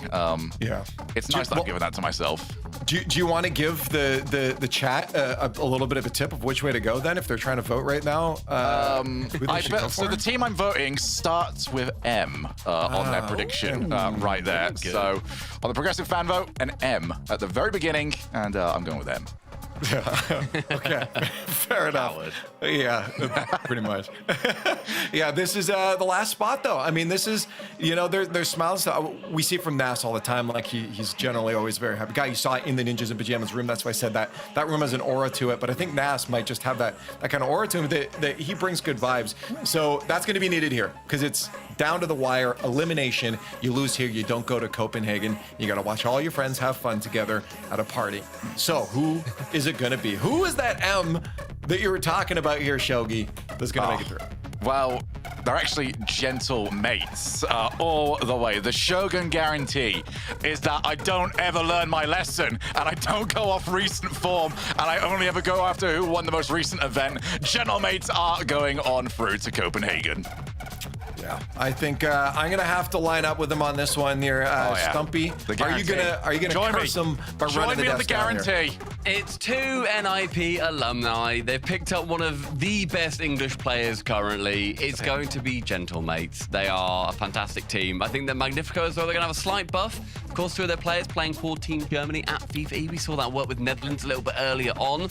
So they have got a bit more experience in the off-season playing together. It's a close vote, 57 to 43, closer than I thought. But for me, yeah, Gentle Mates, I reckon, just about pip it to the post. You know what? I'm not entirely surprised. I think chat's not far off on this one. I think we're gonna have a good series on our hands. So let's get her going. We have one last matchup here. Copenhagen, one more spot. Magnifico and Gentle Mates are hunting down that position to play with all their friends on a LAN. Let's get it going. Despite winning an off-season LAN, Gentle Mates find themselves one series loss away from not making the first RLCS LAN of the season. Game 1 is brought to you by Progressive, but based on recent predictions, the winning team is brought to you by CJ. Who's it going to be? Yeah, it's got to be Gentle Mates, but we need to put some respect, Cole, on Magnifico. These guys went 3-0 in the Swiss. They took down GK as well. Ninjas in Pajamas took down GK. So there's form lines around them. I feel like we're underrating them a little bit, but Twitch chat, you guys have got us covered. I mean, 45% or whatever that was in the prediction. That's probably about where it's at. You can see Tux there repping the German decal. Respect to him. He has been an increasingly improving player over the last few years, and I love the way he plays his Rocket League here for Magnifico. If I were to make a pitch for them, but already it's Gentle Mates there, slamming that ball down is Oski. It was a good start for them, but big saves from Magnifico. It's an old school team name as well. It's good to see Atomic representing Magnifico again after all these years. Yeah, Gentle Mates are kind of the opposite of Ninjas in Pajamas, where they started slow, obviously Ninjas, and lost in the qualifier to a random team, and now they're in form. Gentle Mates started like an absolute house on fire, winning at French LAN, beating everyone in their path, beating KC, beating Vitality as well. So they were the informed team, Cole, but then they go to round 5 of Swiss. They go 3-2, and now there's question marks. So still, I'm not fully convinced just yet. Well, it's always different when you're playing in the RLCS. Things that, you can be playing as well as you like, but this is the real stuff here. Qualifying for majors, for the World Championships, the one that absolutely every single player wants. It's an increased amount of pressure. The Gentle Mates have been brought in this roster because the org believe they can deal with that pressure. So far in this opening game, they're putting on plenty in-game as well, as Archie gets the flip reset. Tox is up there for him. Archie gets it past him. Really forces the first goal here for Gentle Mates. I'd say the favourites are looking the better team so far, looking sharper, but that's a great touch there from Atomic, and Magnifico take first blood. Yeah, well, everyone leaving Europe, Atomic's back in business from Twisted Minds, from Mina. He hopped over there and said that was pretty good. Actually was in fine form at the World Championships. He's got the first goal on the board. And this team, Magnifico, as we said, they're underrated. They're a pretty darn good team. Yeah, there's no real weaknesses there, and the team dynamic makes sense as well to have Rlcs and to have Atomic alongside Tox. Tox is a good enough player to be able to allow them to do what they do best. So keep an eye on him going for these bumps, because soon Gentle Mates are going to have him in their nightmares, I'm sure. And it just looks like a team that it wouldn't matter what season I'm watching this, if it's RLCS X or whatever, it just makes sense. Atomic, Tox, Rlcs, they're just the duo, the combinations is, speaking of, Tox just faking out 50s, Dukes, left, right, and center. And Rlcs, have to mention him as well. Obviously, a failed invade of OCE last season. W for the OCEs in chat. Couldn't conquer us. And now he's back in Europe. What a reset there from NAS. They weren't able to win an open qualifier in OCE. Did make the first major in Birmingham. Wasn't successful there. And now back, but just looking like he's rejuvenated, Rlcs. Looked like he had a season to just go over holiday in Australia. And now he's feeling good. Yeah, trying to follow in the footsteps of CRR as well, who was saying earlier that every single region he'd been to, he takes something from that region. So I'm sure Rlcs took whiffs from OCE. I'm sure he took sad misses, 0-second losses that crush everyone that likes them. He learned a lot himself. Yeah, awesome. Thanks for that. Yeah, no, he's looking good though. He's been grinding hard. I feel like every time I tune into EU Pro streaming, playing some ranked. He's in the twos lobby somewhere. He's trying to hit resets on everyone. So they're in form. Atomic and Tox, great combination. They just look like a very strong team around that 4-5-6 mark. Well, Oski's trying to get past Tox right here, and Oski does very well indeed. That one's bouncing, could be dangerous here. Nas coming in. Nas, who was Ninja Pyjama's star player throughout last season, until I'd say Worlds, where Radosin really stepped up to the plate. But throughout it all, Nas was the real mechanical powerhouse.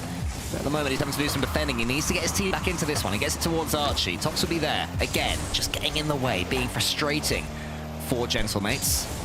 Rlcs pushes it out wide. Atomic there is going to try and beat Archie, isn't able to do so. And 90 seconds left, and this is perfect game plan for Magnifico. They had their one chance, they took it well, and Gentlemates are struggling to get through them. It's just getting away from them, isn't it? All of a sudden, there's only a minute left, and I love the confidence early. Nas can hit the double. Beautiful read from Tox. You can see the respect he had. Knew he had it on target.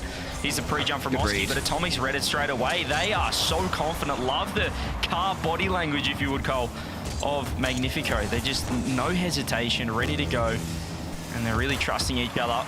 Just a minute left. They could be really stealing this one.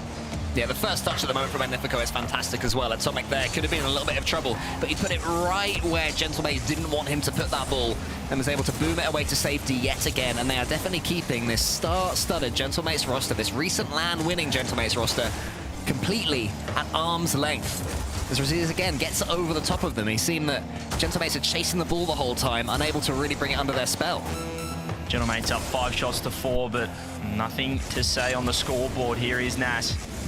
Reset, goes low, finds the fake. The demo's going to be huge, but look how close Atomic is right there. The demo's not really worrying, and Magnifico, even Rlcs low boost. There's another redirect on net. Nas a touch awkward. Low 50, open net. Atomic, game over. Yes, passing plays, so quick fire again from Magnifico, but it all started because Atomic read an infield pass there from Gentlemates. As soon as that was cut up, Gentlemates completely out of position, not expecting Magnifico to quite have the read on that they do, and that's a well-deserved 2-0 lead, and surely game one. Love that extra pass from Rlcs as well. Nas had the shot covered, had pretty much everything except that. Oh, hang on a minute. 7 seconds, we got time. Yeah, we do. It's a good kickoff. We know that Gentlemates have got plenty of kickoffs in the locker. It seems that every team that Archie is part of, they've got about 50 of them. And now under Snasky, they're going to be learning plenty more. So the first one was successful. Do they have anything up their sleeves for attempt number 2? Atomic and Oski go into it. It's more of a default kickoff, but Archie comes away with the ball. What can he do mechanically? He gets it over the top. Wants to get the bump on Toxin, does. That one's going to fall to Nas, but it's sent down, and Magnifico take a deserved game number 1. Really well played. They needed that extra goal in the end, as Gentlemates found their first, but too little too late. 7 seconds left was not enough time, and Rlcs coming back from OCE, putting in an MVP performance. 577 on the scoreboard, 2 assists and 4 saves, just providing everything at both ends. And yeah, great stuff for Magnifico. That looks strong. Very strong, yeah. As I predicted, you know, and as you were saying as well, TJ, the fact that these players are going to work so well together. They've got every sense of where the other one will be and what to do best at any given time. Perfect performance there from Magnifico in the first game. And yeah, I love what I've seen from these guys. You know, I've questioned on the pre-show and I've questioned on your podcast recently, you know, does EU have depth, or is everyone sort of been blunted a little bit? Magnifico are a team that might stand to profit from the fact that some of these huge EU heavy hitters have left, and you know, maybe they can be the team that pick up the pieces. Yeah, it's just a question of I think EU just has a lot of depth, but the tippity top isn't setting themselves apart from everyone else. And this is another case. We saw it with 2 Danes, 1 Brav, taking KC to 7. Could have easily won that series. Looked great. Magnifico here, they went 3-0 in the Swiss. There's no real reason not to predict them outside of the off-season tournaments and I guess previous years and things like that. But if you're just going off current form, which is maybe what I should have done because I did it for the previous 3 matches, you're predicting Magnifico, but it is only early. Best of 7, game 1. I've got the early lead. Yeah, I think one thing that's for sure is Gentlemates have got plenty more in the locker to come as we see another really effective kickoff from them. I mean, I don't know what that touch was after. Was that the OCE touch that we were talking about? Yeah, that's what you picked up. You can see the idea. He's laughing, which is good. You have to really imagine it. He was trying to obviously put that up left. Instead, he's hit it low left and straight into his own net pretty much. But yeah, no, it is important that you can make a mistake like that and giggle about it. That's pretty much the perfect response. What you don't want to do is turn to your teammates and they are stone-faced. You have to take the mick out of each other when something like that occurs, and that's what's happened. But yeah, easy win for Gentlemates, and for Magnifico, they're going to have to go again. Yeah, you can't really be letting those easy goals in, though, against quality opposition, but it's good to see the mindset, the mental, still strong. Better now than Game 7 overtime. Oh, 100%. Only early. Magnifico. Well, they've kind of opened the door a touch for Gentlemates. That's a nice double from Tox. Is Nass ready for it? He is. He is keeping on. The rotations of positioning from Magnifico, they're all very close, so they're still maintaining that confidence against Gentlemates, as we do have a Rule 1. Ladies and gentlemen, lock in. Literally. There you go. It looks like we're going to be respecting it. So a 2v2, and it's an early 2v2, CJ, in the RLCS. You know, this is the year of the 2v2 RLCS. Guys, ladies and gentlemen, this is what we can be expecting going forwards. You're thinking it as well. I'm taking Oski and Nass, but there's something about these two. It's 1-1. What a just genius play from Rlcs. Taking clearly their best player out. The only player that can play any defense in Archie. 1-1. Atomic and Tox, everyone, keep an eye on these guys in the 2v2 World Championships coming to the RLCS this year. Huge respect from both players there. We love seeing it so often these days. Oh, people just break it. They just have no respect for what we, you know, the paths that we paved, should I say, as older players. Rule 1s, they used to be respected every time, and now I mean, the real old players call them Rule 2, CJ. You know, if we were to pull rank here. Exactly. It's Rule 1 nonsense. Keep the ball up. Keep the ball up. Oh, we almost had it again. These guys are desperate to play 2v2, but Nass like, nah, I'm here. Did Tox break it? I thought it was Nass. Was it Nass?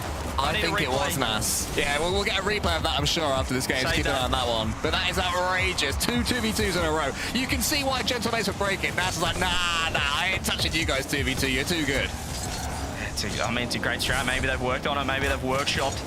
You know, the 2v2, they've been playing a lot of 2s lobbies, and if they could just find a Rule 1, the game's on. And right now, they've shifted the momentum. They can see the free goal from Rlcs, and all of a sudden, with a 2v2, they're right back in it. It's chat saying Tox, so keep an eye on Tox to do something outrageously bad soon, to be met by karma. Yeah, I mean, the Gentlemates are tying this one up just purely based on Rocket League karma. That's how it works. Do not break a Rule 1 if you're in your own ranked lobbies. Here's Atomic. Gonna fake it for Tox. Does get it around 1. Rlcs, can he shoot? Can he strike bottom corner? He's hit the post, missed. Luckily enough, Archie has no boost to create a quick counter-attack. Yeah, but he was able to get a pinch that did enough to put Magnifico under a little bit of pressure. Here is Rlcs in his own corner. Oski trying to get that one into the center. The 50 doesn't quite work out. Archie tries to clean up, using his pace, just nipping at the heels of Magnifico every second. Nass has no boost to do anything with that one. And again, Nass has been kept pretty quiet this second game. And that's something that Gentlemates have been, the Magnifico have been doing incredibly well. Another big pinch. It seems to be Gentlemates' best ventures forward, coming from pinches, changing the pace, suddenly turning midfield play into attack. Oh, that... I mean, you just can't predict that. But Archie was ready. The double commit in defense from Magnifico, they were rattled, not ready for it at all. And a beautiful shot from Oski. 2-1. Yeah, Oski finishing what he started as well. It was his pinch initially. Rising high. Reminded me of Mark Baeta, I remember, got a similar one on this map, I believe, for BDS a few years ago, where he had to aerial up for it and just slammed it straight in. That one from Oski wasn't quite as good, but was in the same conversation. Was it on Wasteland? Is that the one you're thinking of?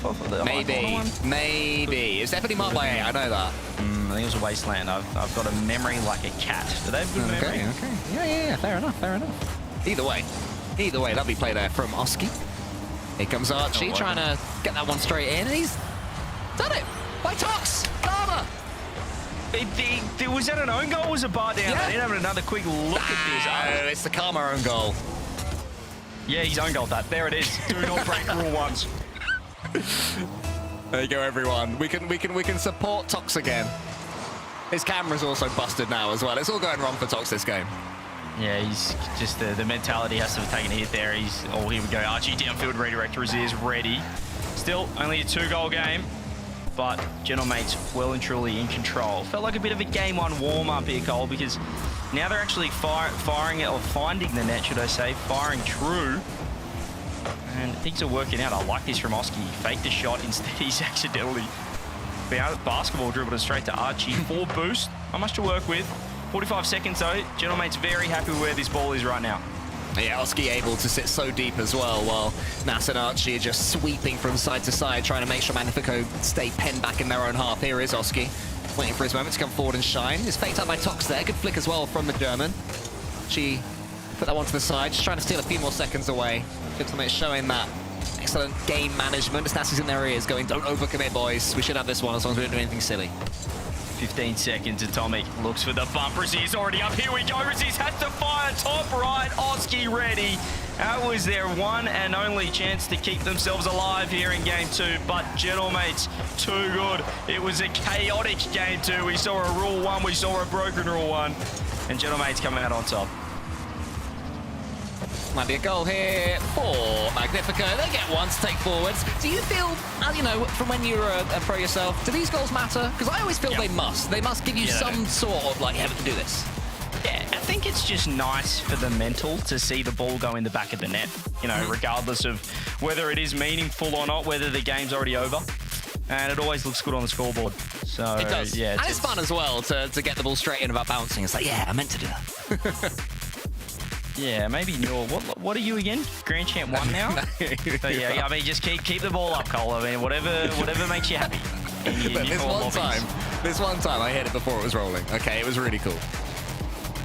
Keep sticking with that rookie aerial training. And Tell you what, I'm not the only one who's going to say this. Rookie aerial training is like the hardest of the aerial trainings. Oh yeah, because the ball's not moving. Yeah, the amount of times I go like below it, expecting it to drop, and it's like, how do this again? I struggle with it now. I don't know if I'd be able to complete it. That thing, that so ball, difficult. If you give me a ball that is just fixated, it's just not moving in the air, I'm in trouble. Exactly. There is no sport, there is no game that my muscle memory can sort of adapt to that. And also, Radiz's camera is like HD. My guy's invested. Look at that. Yeah. I mean, he's he's got a Dominus in a box up there in the shelf. Yeah, that's pretty good. If he wins, that car gets unlocked and he just gets to drive it around in real life. But not till he wins a tournament. He can drive that car in real life. It grows, yeah, exactly. As, it's like as a connoisseur of driving small cars, that one might be a little too small.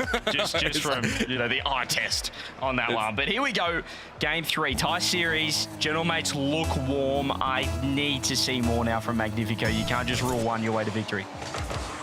Well, let's see then. Game 3 is looking like an enticing series so far. Gentlemates, as you mentioned, CJ, beginning to warm up, but Magnifico, game 2 wasn't their best. But we have seen a formula for them that can work against this Gentlemates roster. Here is Atomic, good pace from him, almost gets it in. Nas rises high because Atomic was chasing him down, ready to snap at him if he was slow. Razias almost beats Archie. Archie, of course, such an important component of this team. He is the man who does the basics better than pretty much anybody in the world. Yeah, still just from the eye test compared to the other 3 series we've seen today. I'm not fully in on Gentlemates. I know they were good in that game too, but just play style wise, it's pretty. I'm not seeing too much magic just yet, but their consistency is what has earned them, the success of the off season so far. See the French land that everyone was looking for as a bit of a litmus test. Right now, they've got a tie ball game. They need to get themselves locked in to make Copenhagen. Tox wants to get this one into the center, and he does. Razias up already. Nas had to be aware there of what Magnifico were attempting. Razias goes back over a boost, but it doesn't spawn for him, so he's left pretty boostless, trying to defend with not much in the tank. And Atomic gets it back across his own goal. That's awkward defending there from Atomic. Interesting touch, sets Oski up for the skim. Atomic can get this one forward, so it's not ideal for Magnifico, but they do in the end manage to get this ball away. But it does seem, CJ, the Gentlemates are exerting more and more pressure, getting these extra touches, searching for that magic. Archie almost finds it. In the end, Atomic can clear it away. If this is defended, I'd say that now Gentlemates are looking much more dangerous. Yeah, I love that catch from Atomic out quickly. He looked for the counter-attack, but was thwarted by the Gentlemates defense. And as you said, feels like opportunities are coming easier for Gentlemates. These guys having to work pretty hard, Magnifico, to keep this ball out of trouble. Like right here, good save from Razias, 5 boosts to work with. Another infill from Nas. This time, nobody home to help him out. Oski sends it long. who's going to be chasing this one from Gentlemates. Oski tries to get in Razia's way and manages to force him to the ceiling, but Razia's does brilliant work to get past two of them. Archie had to take the risk there and charging that one down as the third man. Great play again from Razia's, keeping that ball, gets the reset, wants to get the dunk. Oh, and here comes Tox as well. This is what we were talking about game one. Tox the nightmare fuel. It's Atomic that gets the finish. Razia's just got to keep on turning on that ball. Found himself with boost on wall and said, I'll go again. Pops it over the top of Archie, 1v3s, and then creates the opening. Took everyone on Magnifico to get the ball in the back of the net. Atomic gets credited with the goal, but that's better. I like seeing the aggression from Magnifico. They're just taking it straight at him. Yeah, they definitely seem to me to be a team that's going to be better on the front foot, but I can see them retreating into their shell at times, but this is not one of those games. Oski has to get another big save, diving into his own goal. Archie's touch to him was optimistic because Oski didn't have the boost, nor did he particularly want that ball. In the end, it is Archie in the corner. That's a great challenge. Razias gets the double tap on his own goal line, and Tox floats past it, living dangerously Magnifico, but keeping their lead. Yeah, it's a lot of time in Magnifico's defense, and when they do attack, it's end-to-end. It's full length of the pitch kind of gameplay from Magnifico, but that's trouble. Nas, beautiful shot. You can see how easy it was for them. Two players in net, not to be. Off the corner, Oski fake, Nas does the rest. Yeah, once Oski went for that second touch, Tox was left in no man's land, and Nas knew exactly what Oski was attempting. Good comms, good quick fire speech there between the two players. And it does allow Gentlemates back into this game. Tense part of the series here as Nas takes his touch. Reset, Oski right there for the catch. Sure, the bump was coming through as well. Archie, gonna go straight away. Very aggressive from him. His low boost now, Tox. Has lost possession. Infield Archie's got across. Big trouble. Razias. Speaking of no man's land, it's twice in a row now. Archie, they just had no idea that he was rotating far post. What an angle, though, this is from Archie. He had to really set his card to the side with a little bit of air roll to be able to force that one. I didn't know if he'd be able to get underneath it enough, but he did perfectly, and that exactly is why Archie is in this team. Not just for breaking up opponents, but also slamming the ball in the net. It can be the hardest thing to do, not for Archie. Yeah, that aggression is paying off. They're spreading the field very well here, Gentlemates. And they do have the lead, almost. Quick equaliser there. The pop comes up. Oh, Atomic, speaking of cutting across, Oski's in a little bit of trouble, zero boost. Now a double commit from Magnifico. You can see Atomic and Tox. Now there's zero boost. Is there a follow-up? It's Razias cutting across, just trying to keep the ball in, trying to give time for his teammates to get involved. This could be a great chance, and Nas saves the flip, saves the goal. Yeah, Atomic floating to that ball with his second jump as well. That was lovely, but what a read and what a save there from Nas. I will say credit to Magnifico. They have not retreated. They're pressing forwards with everything they've got, playing such a dangerous game. Almost paying dividends, but here come Gentlemates. One moment of genius. It's nearly there. The flip reset. Oski gets it back towards Archie. It's challenged down again. Tox has to get this read. Misses it. Is it going to fall to Razias? He waits for Nas's touch out wide. Razias steals the 100 boost. Wants to get the shot, but Oski clears big, and Gentlemates are connecting with this ball. Yeah, complete lack of nonsense with that clear from Oski. Do like what I'm seeing. They're pretty unlucky they didn't score. I believe the bump ended up hitting the ball out of net of Oski's reset. But Magnifico, you can see they're pushing for a goal. It's leading to openings. Tox's zero boost last man, just trying to keep it out of trouble. Oski turning. They want one more here. Archie circling, faking. Gets around one. And you get the 50 around two as Oski's just a bit close, but they might have done enough. Oh, Archie, stop it. He did. It bounced off the post. It was almost there. It might be one more chance of Magnifico. Oski sends it high towards Nas, who can get the dunk. And Gentlemates ease their way in the end to a Game 3 victory and take the lead in this series. Was that more what you expect to see from Gentlemates? A bit more of that spark that you were after? Yeah, it's reminding me of the first series, Carmine Corps taking on 2 Danes, 1 Brav, but maybe Magnifico just with a slightly worse defense. But it's similar in that Gentlemates and KC both just, it's the weight of numbers for them. It's, you know, they're playing, it feels like it's on their terms. You know, Magnifico are showing moments of magic, but it looks harder for them, you know, to create those opportunities to create goals. Well, Magnifico have conceded the last couple of games, and because of that, they have taken their tactical timeouts. They'll talk things through. I presume in English with 2 Germans and a Spaniard, but I could be wrong. But certainly when we see Magnifico take to the pitch next time, there'll be a couple of minor tactical tweaks that they will have made.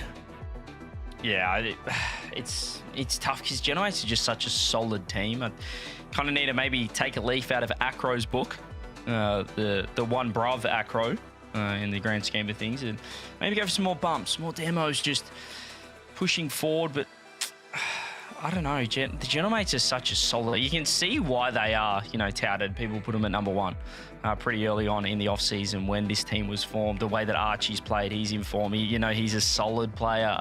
Oski on land, very solid. Nas, 1v1 superstar, very solid player. So yeah, Magnifico got their work cut out for them. If Rlcs isn't winning in OCE, it's going to be tough to beat Genomates here.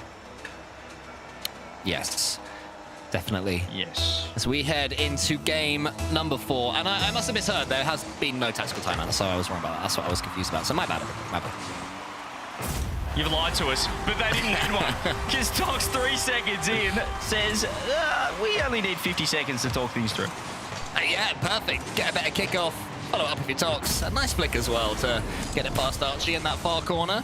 So Magnifico, who do still have their tactical timeout in the bank, get themselves an early lead in game number 4. Maybe Utopia Coliseum will be their map. Another good kickoff there. Tox almost beats Oski. Oski can get another high pinch, nearly. Let's tee up Archie, who wants to get the bump on Atomic, so it's a quicker pace to the game. I do feel that Magnifico have certainly decided to keep up this all-out attack gameplay. The question for me is if the Gentlemates can keep defending against it and can keep them at arm's length, because it's going to get tougher, because certainly Magnifico have got players that can punish you, and they are playing this positively. Yeah, I like it. It feels like Magnifico as well, just warming up individually, so the touch is looking nicer. You've got to get a lot of value with each touch in Europe. You can't just be throwing the ball away, and it's just crucial that you've just got the baseline mechanics, which it feels like that floor is only getting higher and higher as Rlcs, speaking of mechanics. It's a reset over the top. Here is Oski. Has Archie on the right, but he's getting bumped off it. Does find the pinch. He's gone pinch over boost, which is an interesting play, but these pinches have worked before for Genomates. Yeah, they're certainly surprising Magnifico when they happen, but here's Oski, wants to get the skim. So close last game a couple of times. Archie, can he redirect this one? Could be skim to skim, could have been something special there, nearly. Gentlemates trying to show they do have that magic, but so far it's yet to breach the Magnifico defense here in game number 4 as Archie tries to go over the boost. It won't spawn. Nas in the center with nothing as well, so the comms are probably saying go solo. That's just gets in the way. Tries to make it seem like he's got something. Steals 100 as well, but can only go back to his own corner. Gentlemates keeping their patience for now. At some point, I really thought they'll spring the trap, but they have to keep it at least only one down. Until then, Atomic nearly gets the goal. Oski should be able to put this one to safety. Keeping it in safety, but 0 boost, everyone except for Nas. This man right here has to slow. Well, buy time, but Rlcs, he doesn't have any boost, but he's happy to just challenge straight away. Look how high Atomic's sitting up. You can see this positioning from Magnifico. As you said, it's so aggressive, which is very high risk, high reward. So far, it's been a little bit of column A and a little bit of column B. 2 minutes gone. Still, that 3-second kickoff goal is enough for Magnifico. Rlcs almost gets in the way of Archie, does so actually in the end. Oski pushes this one towards Nas. Rlcs way. Magnifico getting way too many clean touches in Gentlemates' half, and that was a chance. The shooting angle was there. It wasn't quite met. Magnifico could be 2-0 up right now. Instead, they'll keep 1-0 up, and they will keep on pressing on the Gentlemates' defense. Nice 50 from Oski, but you can see this ball stuck in Gentlemates' half. It's going to take Nas to get to work over the top of Tox, but he's right there. He's actually going to get one more as well. Force Archie to commit. This could be wide open over the top of Oski, who did know it was wide. Find anywhere close to the net in the end. Gentlemates really struggling to keep this ball in the attacking half goal. Yeah, they are. It's Magnifico that are having all the pressure. Gentlemates trying to wait out, hold boosts, and defeat them with something solo, something special. They've come close a couple of times, but it's not happened so far yet in this game. Nas and Atomic gets this one to the side.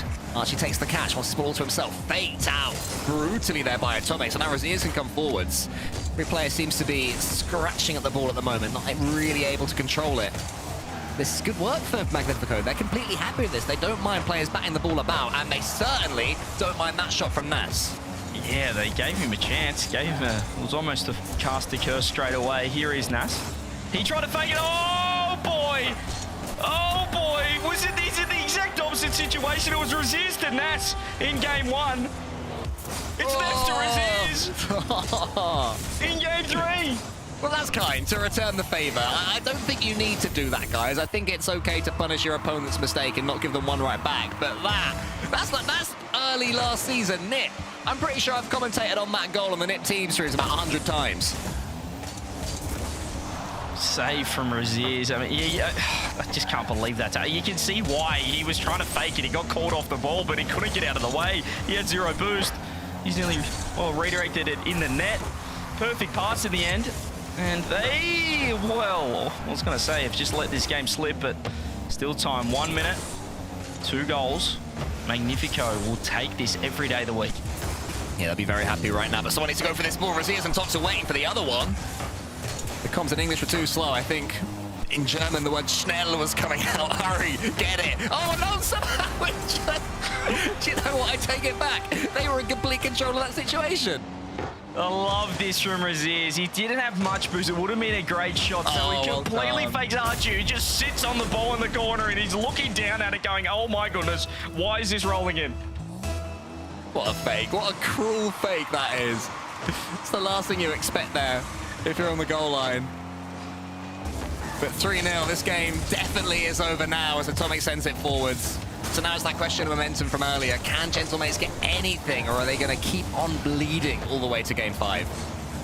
There's something in just not calling a timeout when you should call a timeout. Now, I was a big believer in the timeout buff. Maybe I'm a believer in the not calling a timeout when we should call a timeout and tricking the casters into thinking it was a timeout as well. This has been a fantastic return to form. 3 goals, a clean sheet potentially as well with 15 seconds left.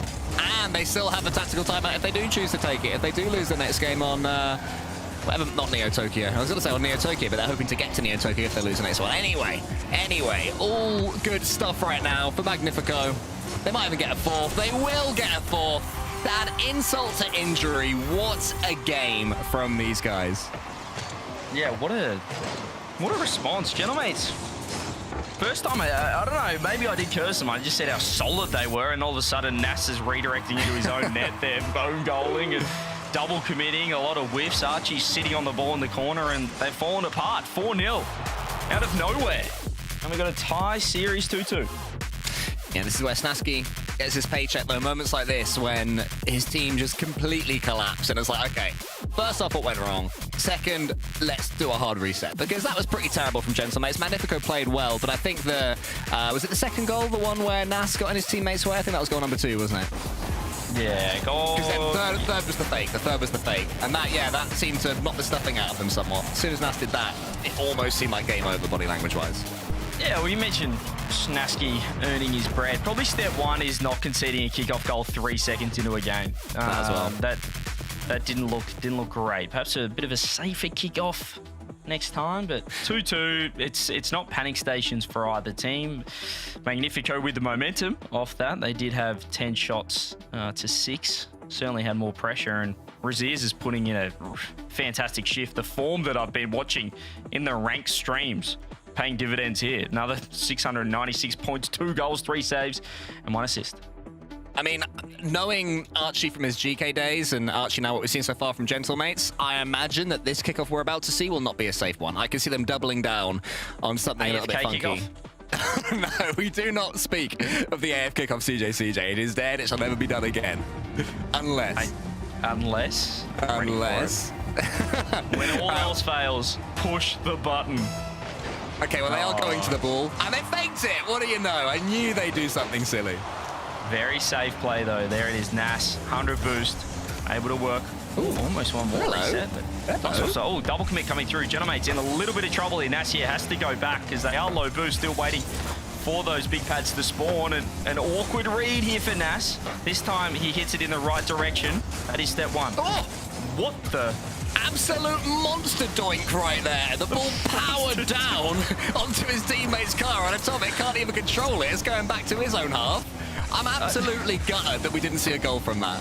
I don't know what part of the hitbox he found, but we need to investigate it because that was like a travelator. That thing just absolutely just sped up out of nowhere. If your travelators in Australia are that quick, then don't bother getting on the plane next time. Just whiz around the earth on one of theirs. That is ridiculous. I don't know what happened. That's the beauty of Rocket League. It's physics-based, but sometimes you can't understand the physics. 1 minute gone, 0-0. No damage done at either end as Tox is going to back off. Oh, they bumped each other. That was nearly a goal. Nas had to lunge for it. Gentlemates, ever since I said they look solid, Cole, have looked anything but. Yeah, they're getting in each other's way, tripping over each other's toes, but now Nas has control of the ball.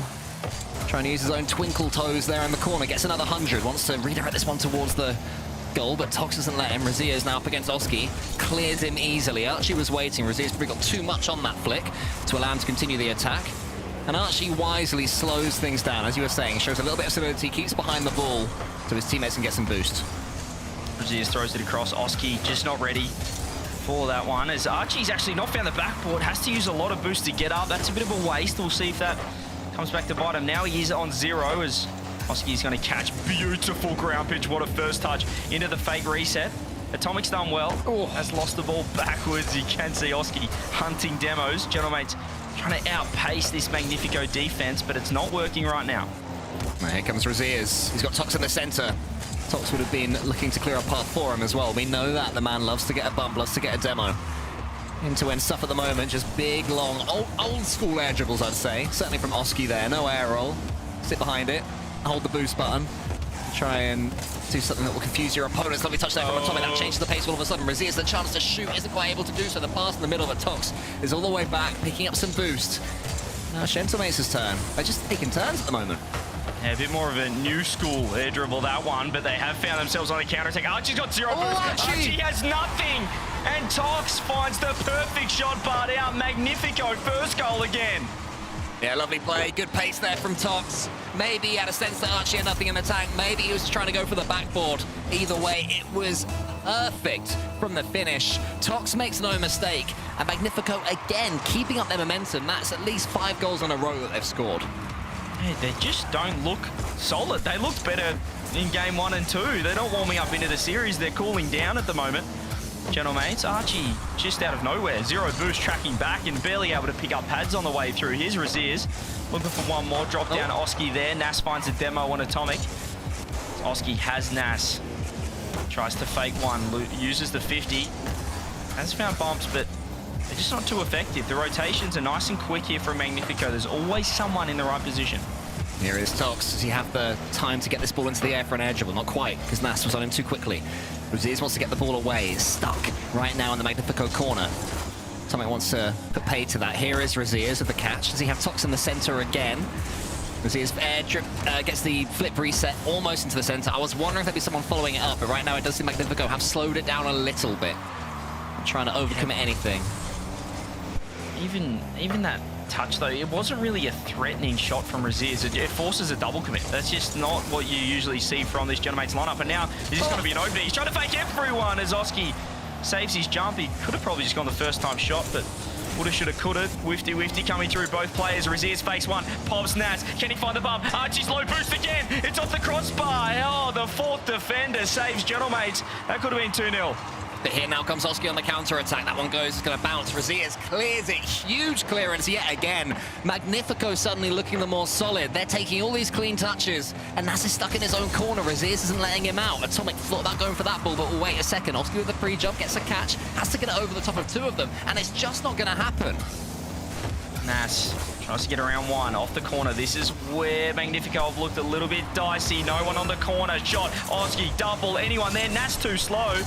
First one home was Tox, 0 boost, still really awkward here for Magnifico. He can't land on it. Tox pre-jumps, still with 0 boost. We're in out of 15 seconds. Did they find a way out? Nas trying to keep the ball in. The Gentlemates have 0 boost across the board. Yeah, lovely pinch as well there from Razias just to get Gentlemates all the way back once more. Nas, no boost, has to get the flick, does so, and then Atomic takes out Archie. Oski can only stare at the ball at the wrong angle. He does get it into the middle. Is anyone going to be following it? No, they're not. Nas with one more catch. Oski desperate to go for this ball. Archie wants to, but Razias avoids the bump, gets the ball, clears it long. Oski throws it across Archie for the pre-jump. Can he get there and to reach it? It's not enough. Magnifico, match point. Well done, Magnifico. That is a masterclass in holding your nerve. And finally, I can promise you, CJ, this time, there is a timeout. Huge. That's huge for the program, and the program right now is not working for Gentlemates, so they need to readjust. This is where Snasky has to get to work because they've just lost trust in each other. This is a complete shift from what we saw, not only in the off-season, in the tournaments that we witnessed against KC and Vitality, but what we witnessed earlier on in this series. Right now, the double commits, there's too many. They're losing boost, they're not efficient with their pathing because they're not trusting each other.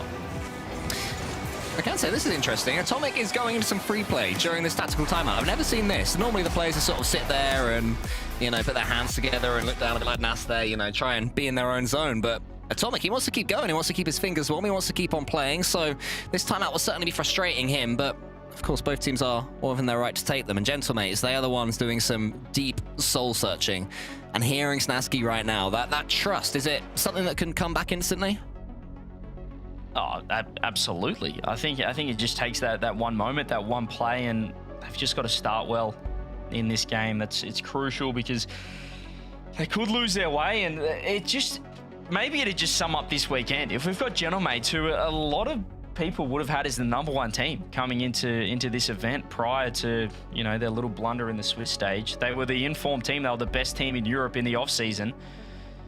And maybe it's just this kind of weekend. We've got NRG from North America, not even in top 8. They're not in Copenhagen. Do we see Gentlemates now not make Copenhagen as well? Magnifico have 2 cracks at a top 6, 2 cracks at being there at the first LAN of the year. Let's see if they can continue to step up, because you do certainly sense that Gentlemates are going to come at this one with all guns blazing. This will be them at their most attacking. And Magnifico are going to have to try and deal with that one. So far, I see Magnifico setting the pace. Even the games that Gentlemates has won, Magnifico have been at least trying to play it more quickly, to play it more aggressively. And it's been whether Gentlemates can be able to deal with that. And they have. That might change now, because Gentlemates are going to be on a full attack. And we are ready now. We have made it to Neo Tokyo. Will it be Gentlemates, or can Magnifico book their flight to Copenhagen? Yeah, right now they're on the... Oh, hang on. Oh, I thought we're off. Wait. You know how I said Atomic was doing some free play? He's just got back. He's made us all wait, but he has returned now. All right, now we're getting in there. Well, as you said, his fingers are warm. They're looking to book their flights. They're on the page right now, just searching up the best options. That's how close they are here, Magnifico, because they have all the keys, they have all the cards, they hold all the power, they're in form, they have the momentum. Gentlemates need 2 on the bounce. They do have the benefit of the timeout, but saying that, Magnifico have one up their sleeve if they do drop this game 6. Raziers is already getting a huge dunk right there on Nas. An early goal for Magnifico after whatever Gentlemates have been discussing. And we wonder if this team will start to crumble. Magnifico are going to have to hold their nerve. Here comes Nas. He gets the only shot away. Raziers was in goal and in the perfect position to clear that ball away.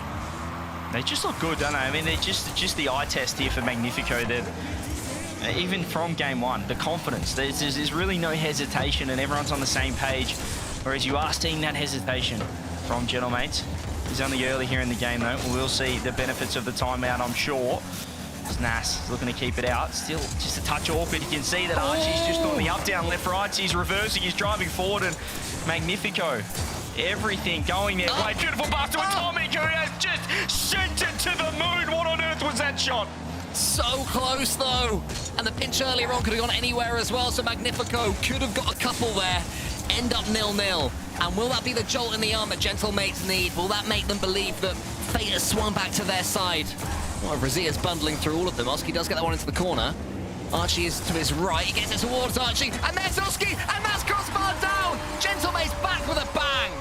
It's the French tiki-taka coming through here. This is beautiful. Oski ground pitch off the reset. The pop from Archie was beautiful. The follow was bar down. Everything about that play was superb from the Gentlemates. Now Gentlemates have to keep up that pressure and keep on going, but the kickoff does go straight to Raziers. Can we get an instant response here from Magnifico? Nearly. Good touch to the corner. That's a great hit there from Atomic. He keeps the ball completely dead. Tox is coming in now. And Oski's camped in his own corner of the pitch. Atomic keeps him there as well. So right now, Gentlemates struggling to break through. Raziers gets a little nudge on Oski. Has to leave this one for Tox. Have to talk to each other. There's a fake there, but Atomic can't commit to it too heavily because both his teammates have gone for the ball. Here is Tox. Has to do a 180 to catch this. Oski is up quick, low boost. Archie right there. Actually, there's a second touch. Tox has had to get on here, and Nas is in a little bit of trouble. This is, once again, huge boost issues for Gentlemates, but that demo will help things. Archie's had enough. Now he gets himself a momentary one-on-one. Magnifico able to defend, able to find a clear. Gentlemates, that first goal we spoke about starting well. That's a huge, I guess, mounting their comeback right now. That's step one, tick. Archie around the corner trying to keep these steps coming. Oski wants to get hold of this ball. Atomic, good pass there towards Tox in the center. So Magnifico still playing with some composure, even though the tenseness and the pressure ramps up with every passing second. Good play there from Atomic. Archer was back for it. Not the best touchdown, though, but it works out pretty well because Nas is in. Now Nas has space. Boost didn't spawn, so he's only got about 35 to work from. Gets a 50-50 against Rlcs. Oski to the ceiling, and Rlcs is able to clear this one away now. But Atomic, he's committed too much. He's believed too much in his teammate, and it was a poor decision, and Archie ain't gonna miss. Yeah, he's just absolutely sniped it. The positioning was perfect. Rlcs panicked. Atomic thought the ball was gonna go a little bit further than that. Archie ready. Fires, he doesn't miss those. 2-0. I've only cast one other series today, Cole. It was a Game 7. We are heading that way. Love that. That's what we want to see in these tense situations. Remember, everybody, whoever loses this one will not make it to Copenhagen for the kickoff LAN. And we'll all get the chance to represent Europe already against North America. Tox up against Nas. Rlcs coming in there in the corner. Tox has no boost, so he has to hope this one goes in. So he tries to track across. Oski almost gets it past one. Magnifico throwing everything at this one right now. All three men camped in the Gentlemates half of the pitch, and Archie might be able to punish them here. Tees up Oski. Rlcs, though, big clearance again. Yeah, I like the Archie to Oski combo. Oh, relax, relax. All good. Archie's there to clean up. Still a few nervy moments here from Gentlemates. I like the pass. Atomic across. Look at the time for Rlcs. He pops over one. Still the pinch from Nas was enough. Keep the ball out. Pre-flip from Oski, zero boost, huge. Every touch so important. Every second kept in this defensive half of Magnifico. One step closer to champ field. Rlcs has got 100 boost. Can he do his best Diaz impression? Sort of dancing that's a little bit slow, not quite able to get all the way, but does get the ball towards the blue half at least. 50 seconds left, so Magnifico don't have to panic just yet.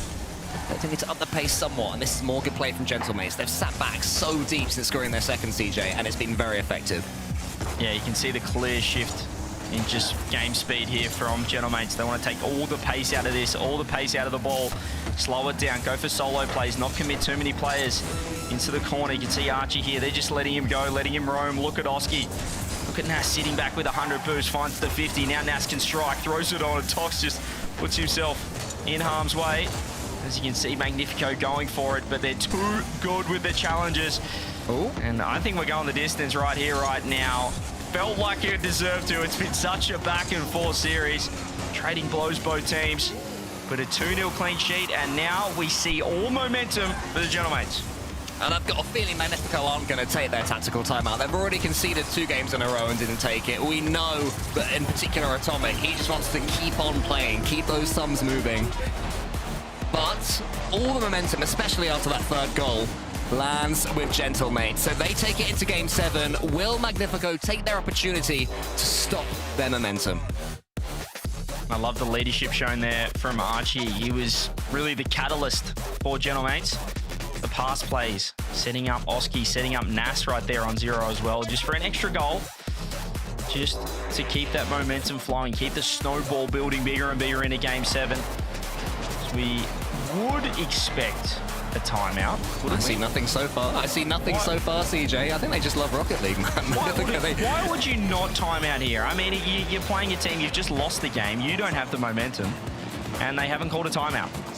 It's the Schnell meta. Gotta go fast, keep on going. It's the German way. That's true. Well, right now they feel like they're on the left-hand lane of the Autobahn. These guys are absolutely... they're flying. They're absolutely flying. They said, let's just get through this thing. When you just feel like an extra... Oh, then they tried. Oh, no. That's not the first time this has happened today. Tom's called it. You know what? Maybe we do want a timeout. Well, you can't do it now, guys. It's been a minute already. That's not very Schnell meta of you, Tox. Very disappointed. Wow, yeah, this is...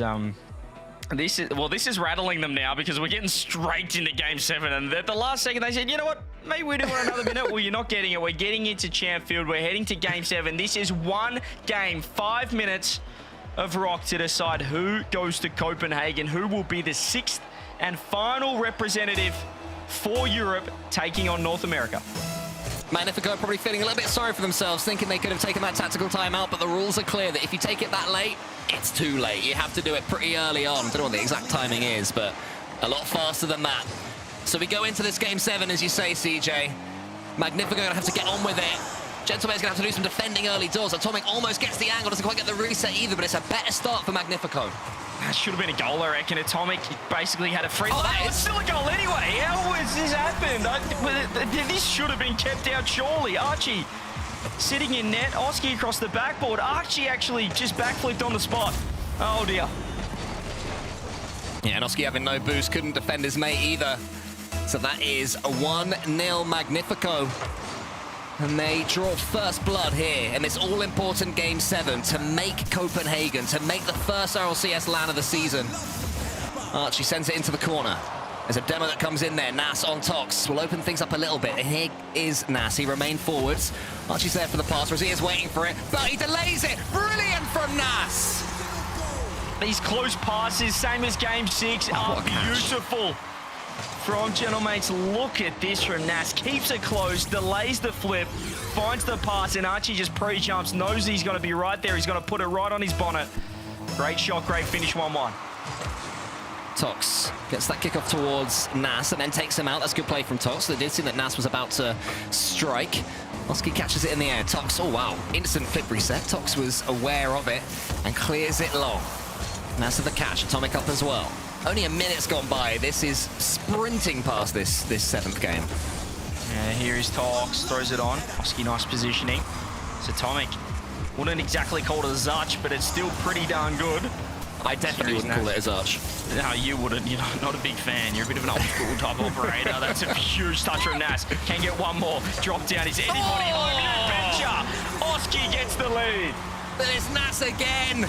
Give this man space and he will punish you over and over again. The second touch there, slamming it to the ceiling where Oski was waiting.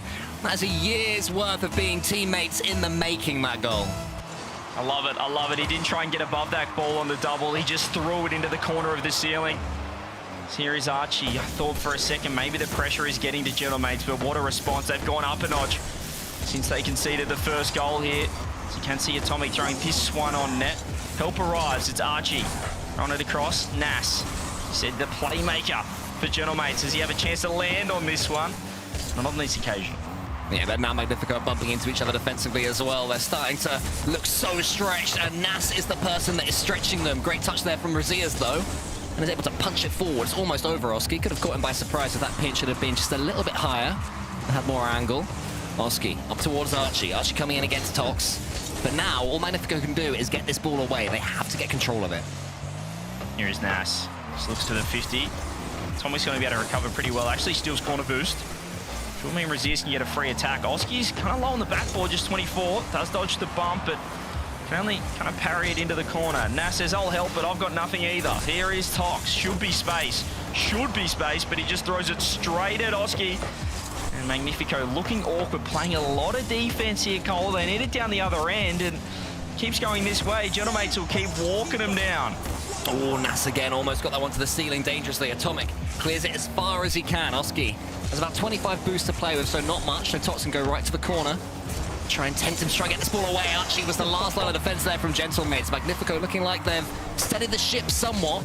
They're not looking too dangerous and they actually get these chances.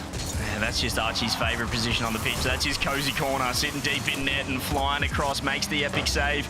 Pads the stats a little bit, nice and close to net. Beautiful drop down pass. These close passes have been beautiful from Gentlemates, but low boost means it's just Archie if Tox goes quick. Archie finds back corner. Oski finds boost. Razias with the shot. Awkward touches. Awkward plays. Really awkward. It's him again. Oh, he loves that spot. Good save. Big saves. It was well left there by Magnifico. Again, they're still keeping that composure. I've said it before in these tense moments, and I respect them for that.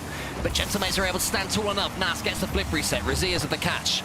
Tox can clear it away. Tox has to get the second touch. He fakes it. It's missed it. Oski's almost in there. Razias did the right thing and was preparing for the worst there defensively. 1 minute and 15 seconds separate Gentlemates and Copenhagen. Jesus, downfield redirect, drop down straight to Atomic over the top. Archie, can Nats make the read? He's been bumped. Is anybody home? Razias trying to get a shot on another bump, top corner. Gentlemates' defense is phenomenal, and they keep this ball out.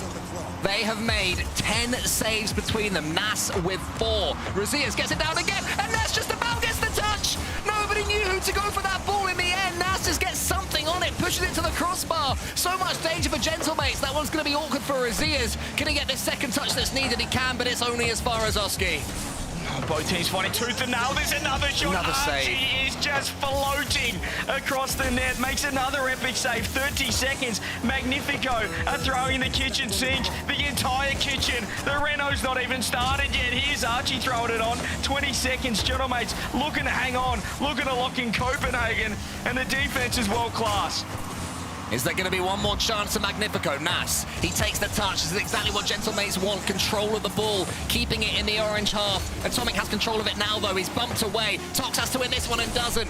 Archie still standing so tall, but he is taken out. Razias, one last chance to Magnifico. Into the center. It's Atomic, but it's saved again! At the death by Nas. The people in the room behind them, they applaud. That had so much tension. But just about, Gentlemates proved their worth. Oski pre-jump, enormous there, just floated with the Magnifico attack. Gentlemates, well and truly, just battened down the hatches and said, show us what you got, and they stood tall. That could be the making of this team, a series like that, a game like that, a comeback like that, where really you don't make top 6. Maybe your splits on the line. You don't make Copenhagen. How does the other 2 events go? How does it look for the season? But they get the job done. Magnifico putting up a fantastic fight, but Gentlemates breathe a sigh of relief. They deny 2 match points, and they book a trip to the first land of the year. Yeah, I mean, this wasn't Gentlemates as nearly the top-ranked team in EU. This wasn't Gentlemates being brilliant. This was Gentlemates being stubborn, Gentlemates being brave, and Gentlemates just about having enough. But Nas's performance in particular in that final game, CJ, what a player and how he stepped up when it mattered. Yeah, Nas offensively ridiculous, but Archie was just floating across net. Gentlemates was fantastic across the board. As we said, they're top 6, they're locked in. They will be taking on Vitality first up in Copenhagen in a couple of weeks. But look at the EU depth. It's absolutely insane. Let's go to the desk to round out the day.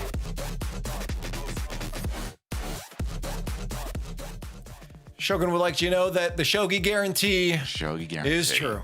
Every time. It works 50% of the time, every time. Let's go.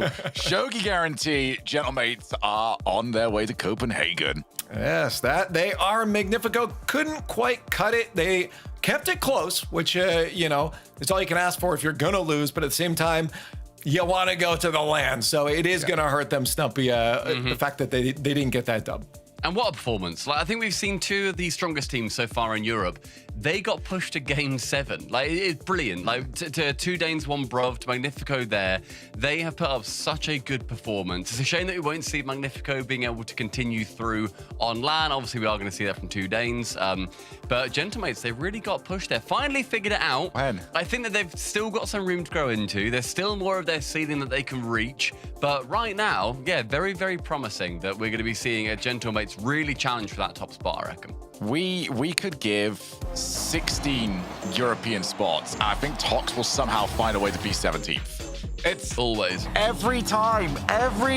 He scored first in the game 7 to go to Copenhagen, and it still will not happen for him. I think it's like the 5th time that he's been 1 position away, something like that. It's ridiculous. It's so often.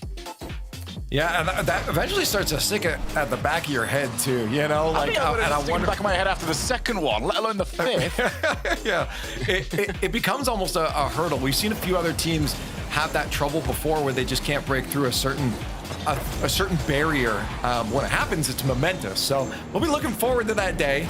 Unfortunately, it wasn't today. Magnifico, while putting up a good fight, will have to look to the next regional years, the next opens.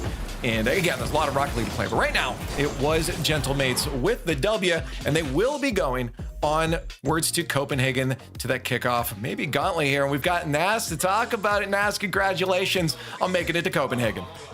Thank you. It's gotta feel good. I always point to you in these rooms. You know, we saw you with Ninjas and Pajamas before, and now you moved over here. A little bit of change to the roster, but you still got the smiles on. I feel like for you that's something you always do well. Do you find yourself being that vibe guy, like getting people in the good mood?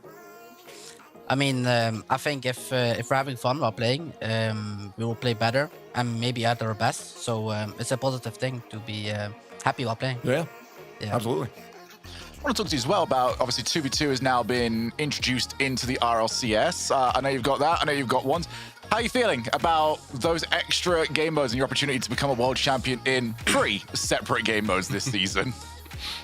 I'm excited because I'm one of the best in 1v1 and 2v2. And I'm just excited to play another game mode than 3v3. Have we got any hints on the 2 duo? Is that anything that you're leaking just yet for us? I'm gonna play with Oski. Okay. For the 2v2. Okay, all right. So we're keeping the teammate, Gentlemates dream alive. I enjoy that. Yeah. Nas, obviously, lovely to see you again. I'm wearing pink accidentally for Gentlemates. I didn't mean to. But, you know, carrying on that support for yourself and Oski in particular. Obviously, you've brought Archie over onto the team. Tell me about that transition. How was that bringing over a brand new player, brand new org? What was this off-season like for you? It was pretty easy. We just had like a couple of tryouts, but I mean, Oski and Snasky obviously have teamed with Archie before, so they were really confident in him. So I mean, I just gave him a try, and it went really good. And we won the off-season tournament, and now it's time for RLCS. Now, I got to find out before you guys get there. It's only 2 weeks away. Like, we're getting real close to this LAN already. For you guys, you said it feels good. You're already looking good with Archie in the mix here. What's the plan, though, to make sure you get to that next level? What does the next 2 weeks look like for the Gentlemates? For us, it's just going to be grinding scrims because at home I had some issues with my internet, so we couldn't scrim for like 2 weeks. So we're gonna scrim and just try our hardest to win Copenhagen. Hey, that's all you can do. I think everyone else is going to be trying to do that too, though. So watch out. Yeah. Keep the grind going, though. Naz, congratulations. Keep the vibes up as well. Always love to see you guys having a good time over there, and I hope that carries over to the LAN. Can't wait to see you. Thank you. I appreciate you guys. Have a good one. There it is, Naz again. Always just good vibes. And he's got a lot on his plate, Stumpy, too, because we look at the season ahead of us here. You know, we've got those 2v2 and 1v1s down the road. Of course, it's a little bit down there, but he's still going to have that at the back of his mind. The good thing is that he's got Oski, but going out to kickoff weekend, that's going to be their focus, Stumpy. And yeah, it's going to keep you sharp, I think, as well. Playing 2s, playing 1s, it refines almost different parts of your game entirely. So it's going to be really interesting to see any of those strong 1v1 players, exactly as Nas said, and what that's going to bring for him through into the kickoff weekend. I'm really looking forward to seeing how they end up doing. We've seen them thrive already on LAN, Shogun, amongst the toughest competition, but now they're going to have to look to do that internationally. All right, how are we feeling? How are we feeling as the European team sending this over? I'm feeling fantastic. I really like the 6 I'm scared of 2 teams. All right. There's 2 teams in there that I don't think will take a genius to realize. Yeah. It's G with Rise. And then SSG. I think Shopify, thankfully, because they're still a CJ team, are probably going to crash and burn at some point. It's good to know. Otherwise, Europe's looking pretty good. Chat, 1 if Europe looks stronger, 2 if NA looks stronger. Let's see what you guys think. I'd have to say, though, the gap isn't as it's still there, but I don't think it's as significant, especially with some of the roster moves that we saw like some players taken away from the region as well. My opinion might be different if NRG was on the NA side. That's They're fair. not. Yeah. So yeah, I mean, it's what's there.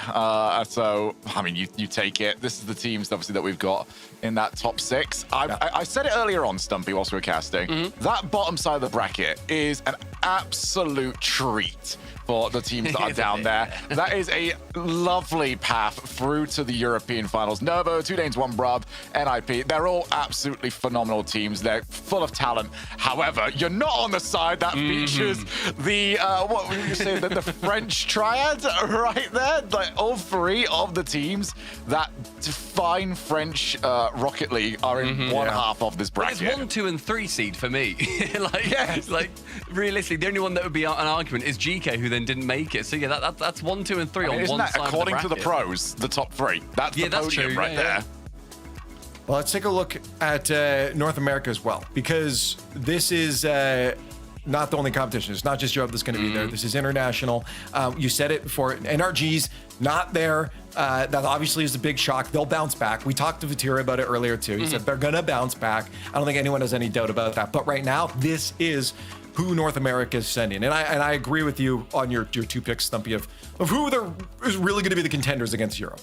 Yeah, but I mean, I think this is, again, a very, very strong North American side. Europe has lost some talent to other regions. Rise has gone over there and has made a top 3 squad instantly in Gen G. Like, it's ridiculous how well they have done. Space Station, Shogun, no, on the pre-show, you were really saying how good they were looking as well. I'm so impressed with what North America has done. The consolidation of talent and also kind of bringing up young talent into these squads has been, it's something that Europe's done for a while, and now we've sort of fallen off with it, and North America has really picked it up going into this season. But of course, that's not the end of it. We find out our top 4 from each region, and then they go into the kickoff gauntlet. This is very important, Shogun. This has a lot on the line. There's 2 implications for those grand finals, both a land spot and an extra spot for your region. Yes, so to quickly explain that is because both North America and Europe have got 4 spots at the Majors and the World Championship. However, there's now a spot available. OC has now been down to 1 spot, which means that we have a spot around. That's the reason why we run that tournament, to find who is going to be automatically going to the Major. And who is, well, because they're going to the Major, well, somebody else can have their spot, surely. So they'll open up a 5th spot for their size, which, you know, some of the teams that are out today, they might be really looking for that spot. Now they're suddenly big fans of everyone else. And they also get auto-qualification to the Boston Major. So you win that, not only do you help your region out, you're also going straight to the Boston Major, no matter what else happens for the rest of these qualifiers. Obviously, you still want those points to the qualifiers, then make other worlds and whatever else, but it gets you there. So huge spot, very, very cool. I love that system, very exciting. No idea who's going to win it. Definitely want to be tuning in for that. But yeah, Copenhagen is the kickoff event, and then we've then got Boston as our major. 2 events to start off the year. So good. That's right. And just to clarify, in case there's any confusion left, we are pausing now. Yesterday's North America bracket, today's European bracket. We're taking a quick little break. Hit pause. I know it's a multiplayer game, but we can do it here. And we're going to finish these brackets in 2 weeks' time, starting on the 5th with Europe, North America after, and then that kickoff gauntlet on the 7th. So if you're wondering why the bracket's not done, that's why. We'll see you in 2 weeks for that. And I'm excited to be able to see this international event so soon before a LAN, guys. I think it's really cool that we get a little bit of practice of the live experience for players and everyone else, and to hang out before we get to the actual majors. So before we let you go, looking at the lay of the land, what do we feel so far between the regions? Do you want to get some too early predictions on okay, on the overall? Should we make a prediction each for the actual, like, the final bit, the Sunday? All right. Vitality bounces back and wins. Oh, that. Okay. I do not believe that at all. Okay. No, that's my call. No, because nobody does a random early season win better than KC. I've got KC. Old heads are going to love me for this. Oh. Justin is going to have another international teammate join him from Europe and win the LAN of that season. So I think we're going to be seeing a Gen G Mobile 1 Racing dub over in Copenhagen. Well, yeah, okay, that's a good question, because the thing we really want to look forward to right now is they won't get it then at that point. It's First Killer. That's another story here. for a landmine. Is this the most open chance for him to get one? I mean, he's been in 2 finals, so no. He's had a couple of shots. I can't. Yeah, he's had a couple of shots. It's not worked. Vatira stepped in his way both times. Yeah, but well, yeah, just sort of body checked him both times on that. It bounced him out. So hopefully they can avoid KC.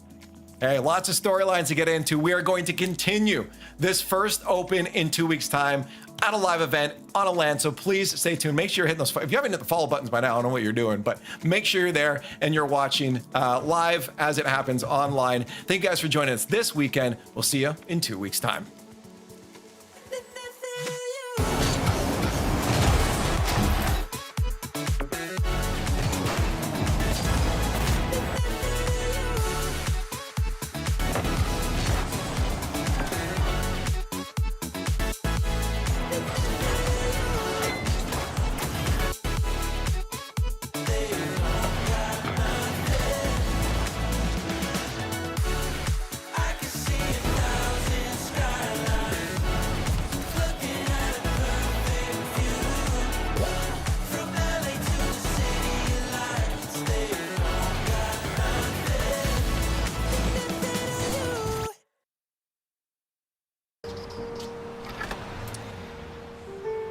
There's a reason they don't call them clean bikes, am I right?